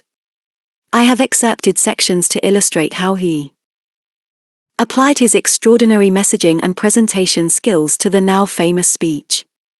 I also urge you to watch the full speech on the Stanford website. 1. Today I want to tell you 3 stories from my life. That's it. No big deal. Just 3 stories. We again see the rule of 3, refer to scene 5, playing a big role in Jobs' message. He draws a roadmap for his listeners by telling them to expect 3 stories, not 1 or 4, but 3. The structure of the speech itself is strikingly simple: opening, 3 stories, conclusion. The first story is about connecting the dots. Here Jobs tells the first of 3 personal anecdotes. This one is about his dropping out of Reed College after 6 months. Jobs said it was scary at first but ultimately worked out, because it allowed him to continue to take courses he was interested in, such as calligraphy. 10 years later, he incorporated calligraphy fonts into the Macintosh, connecting the dots. It was beautiful, historical, artistically subtle in a way that science can't capture, and I found it fascinating. Jobs found his passion for simplicity and design at an early age. He discovered his core purpose, a messianic zeal to change the world, and never looked back. Share your passion for your subject, and your enthusiasm will be contagious. My second story is about love and loss. In this section, Jobs talks about falling in love with computers at the age of 20 and sharing that passion with his friend was. He talked about building a $2 billion company in 10 years and then, at the age of 30, being fired by Apple's board of directors. I'm convinced that the only thing that kept me going was that I loved what I did. You've got to find what you love. Again, passion is a central theme in Jobs' life. Jobs is convinced that he's successful because he followed his heart, his true passion. There's a lot of truth to it. Remember, none of his presentation techniques will work if you don't have genuine passion for your message. Find the one thing you love to do so much that you can't wait for the sun to rise to do it all over again. Once you do, you'll have found your true calling. My third story is about death. This sentence begins the most poignant section of the speech. Jobs recalls the day doctors told him he had pancreatic cancer. He thought he had 3 to 6 months to live. The cancer turned out to be a very rare, curable form of the disease, but the experience left an indelible impression on Jobs. No one wants to die. Even people who want to go to heaven don't want to die to get there. Jobs always has fun. He finds a way to inject humor into a morbid subject. Your time is limited, so don't waste it living someone else's life. Don't be trapped by dogma, which is living with the results of other people's thinking. Don't let the noise of others' opinions drown out your own inner voice. This paragraph is an example of a powerful rhetorical device called anaphora, repetition of the same words in consecutive sentences. Think of Martin Luther King's I have a dream that. I have a dream. I have a dream today. Great political speakers from Churchill to King, from Reagan to Obama, have all used anaphora to structure strong arguments. As Jobs demonstrates, this classic sentence structure need not be reserved for political leaders. It is available to any person who wants to command an audience. Encore. And most important, have the courage to follow your heart and intuition. They somehow already know what you truly want to become. Stay hungry, stay foolish. Jobs ends the speech with his headline, his key theme and advice: stay hungry, stay foolish. As we've discussed, Jobs repeated his key theme several times in a presentation. In this case, he repeats stay hungry, stay foolish 3 times in the concluding paragraph. Jobs' speech reveals the secret to his success as a business leader and communicator. Do what you love, view setbacks as opportunities, and dedicate yourself to the passionate pursuit of excellence. Whether it's designing a new computer, introducing new gadgets, running Apple, overseeing Pixar, or giving a presentation, Jobs believes in his life's work. This is the last and most important lesson Jobs can teach: the power of believing in yourself and your story. Jobs has followed his heart his whole life. Follow yours to captivate your audience. You'll be one step closer to delivering insanely great presentations. Prologue Scene 1. Plan in Analog. Scene 2. Answer the one question that matters most. Scene 3. Develop a messianic sense of purpose. Scene 4. Create Twitter-like headlines. Scene 5. Draw a road map. Scene 6. Introduce the antagonist. Scene 7. Reveal the conquering hero. Intermission. Obey the 10-minute rule. Scene 8. Channel their inner zen. Scene 9. Dress up your numbers. Scene 10. Use amazingly zippy words. Scene 11. Share the stage. Scene 12. Stage your presentation with props. Scene 13. Reveal a holy shit moment. Intermission 2. Schiller learns from the best. Scene 14. Master stage presence. Scene 18. Have fun. Encore. One more thing.